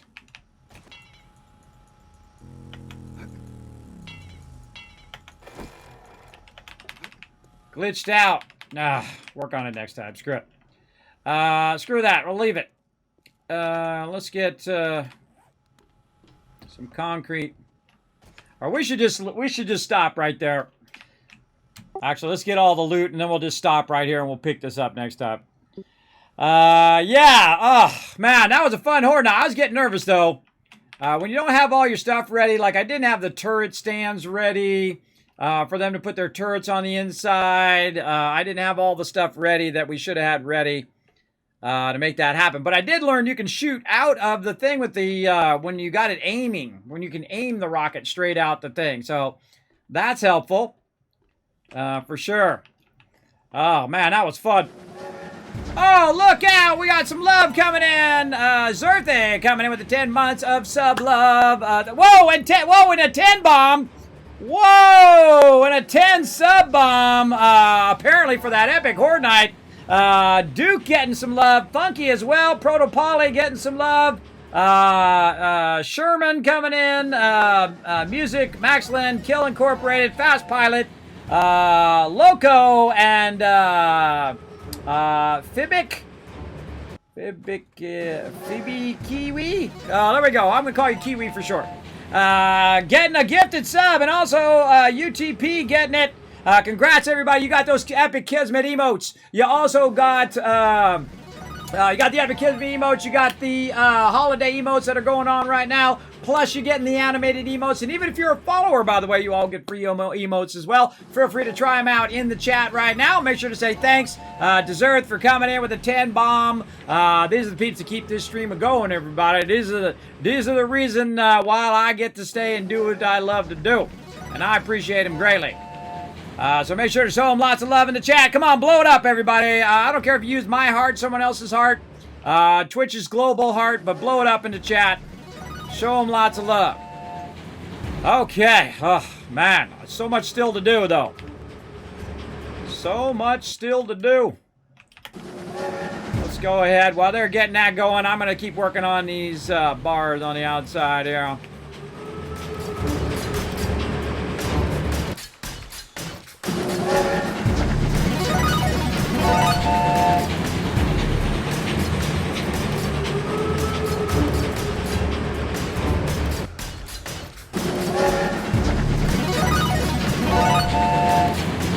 Still going.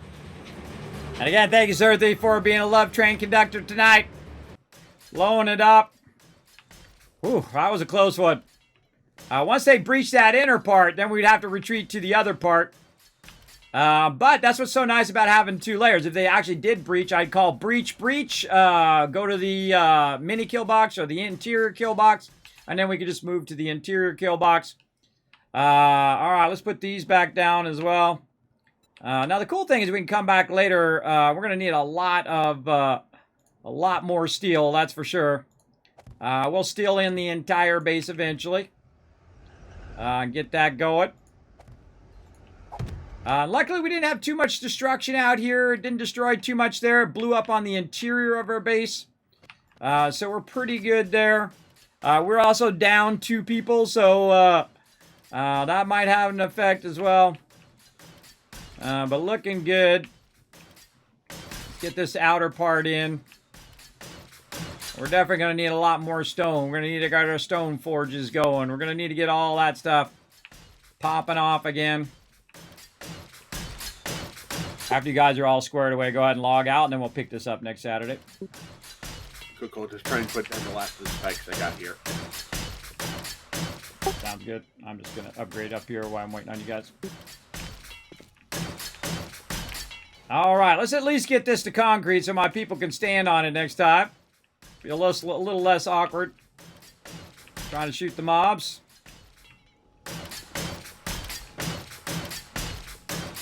I think it's always cooler when you're down in the kill box, everybody, as opposed to being up top. I mean, they're like right in your face. They are in your face and ready to wipe you out. Now again, our spikes were only wood spikes, so they pretty much destroyed a bunch of them. But when we get them upgraded to our better spikes, then it will kill off the low-level mobs at least. And then also when we get our turret stands in, that'll help us be down in the kill box. We'll also get our thing built here so they can't jump across. Okay, I'm out of spikes. I will go ahead and log out. You all have a good night. All right, Ro. Thanks for hanging out. Yeah, you do the same.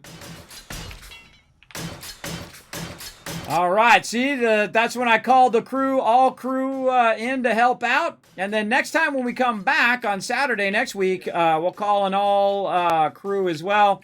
And we'll just try to finish up the base. Oh, I don't have to think. What was that, Rotisserie G? I've logged out. All right, awesome. All right. What am I doing? I am getting this stuff. Where did I put it? Over here. And we'll do all the sorting and all that stuff. There we are.